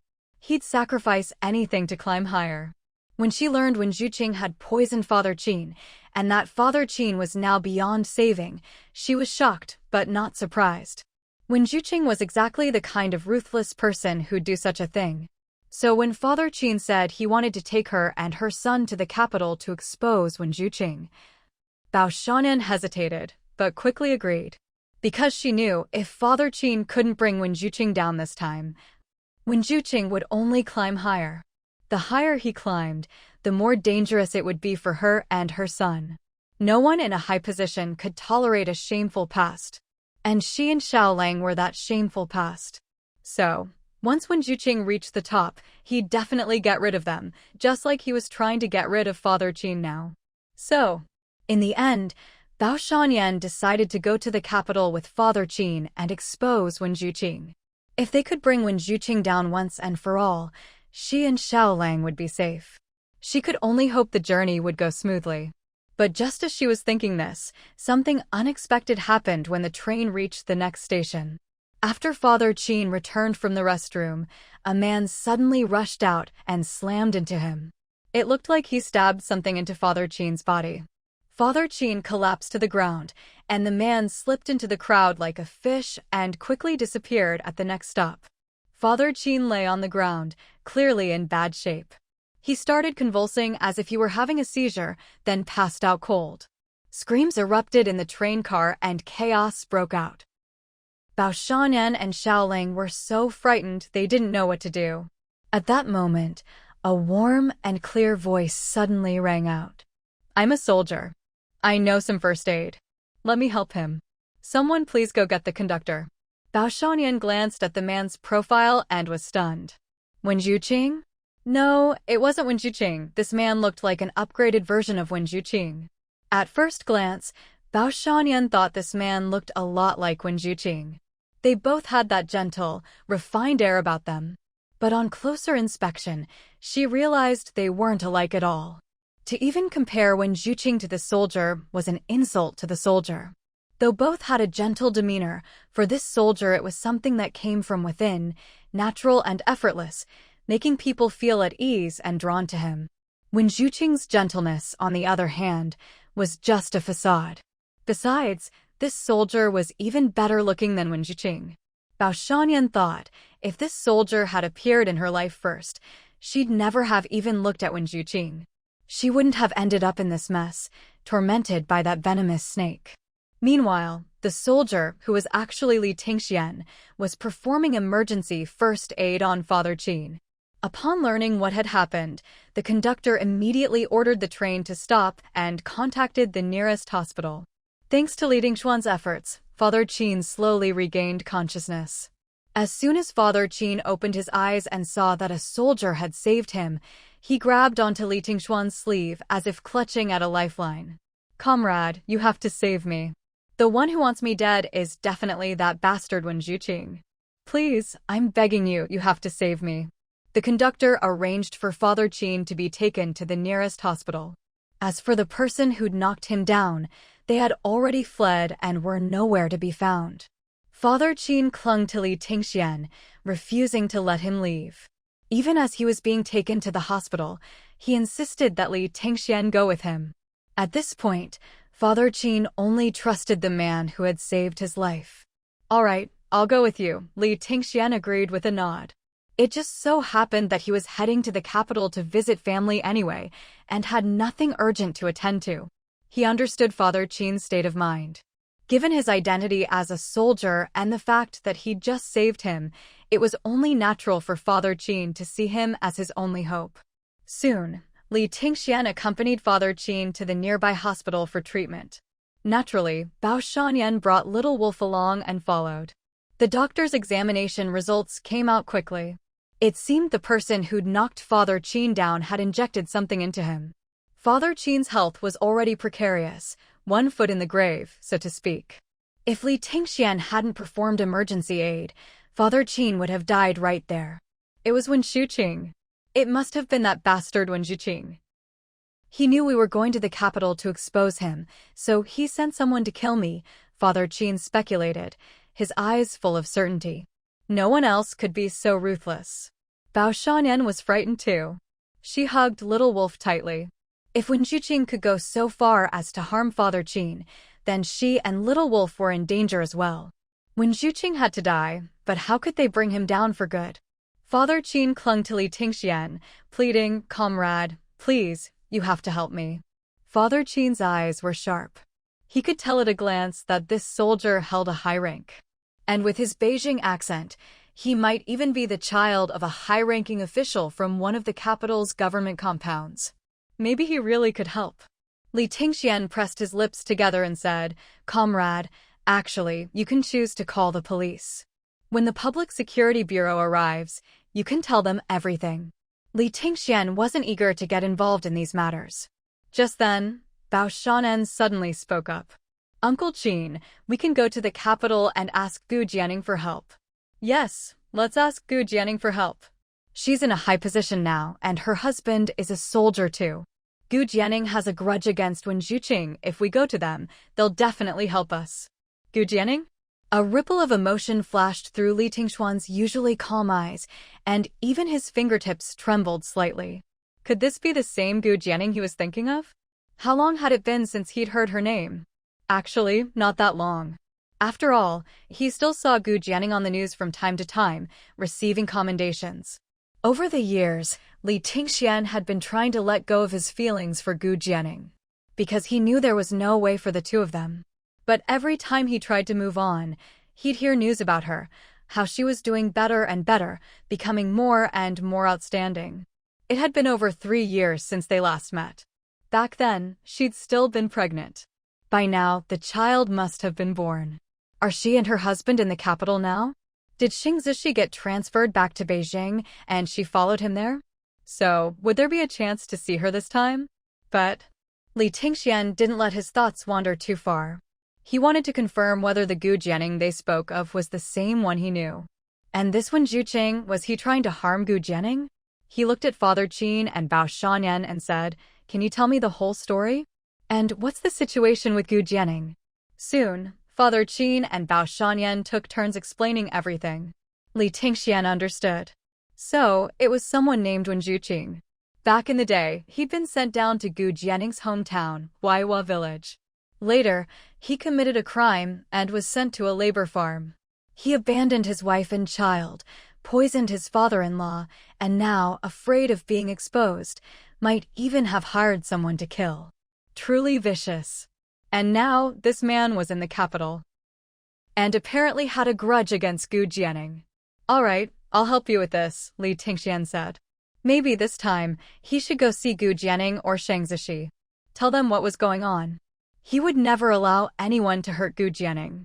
Li Tingxian first helped Father Qin report the incident to the police. Under these circumstances, it was necessary. Soon, the police arrived. Not long after, there was news from the police. The person who had knocked Father Qin down and injected him had already been caught. That man had gotten off at the next station. Actually, with the crowds at the station, it would have been hard to catch him. But luck wasn't on his side. In his haste to escape, he accidentally knocked over an old lady. Her 2 sons were right there. Seeing someone knock down their mother and try to leave, how could they let him go? So, one on each side, they grabbed him and started arguing, almost coming to blows. Because of this, The police had enough time to catch up and arrest the man. After our interrogation, we learned he was hired by someone named Zhang Yutong. If what you say is true, then Zhang Yutong is really Wen Zhuqing using a false identity. Since Zhang Yutong is currently in the capital, we'll contact the Beijing Public Security Bureau and report the situation truthfully. As for how they handle it, we suggest you go to the Beijing Public Security Bureau as well. I knew it. It had to be that bastard Wen Zhuqing. I was right. As soon as Father Qin heard about the situation from the police, he started cursing angrily.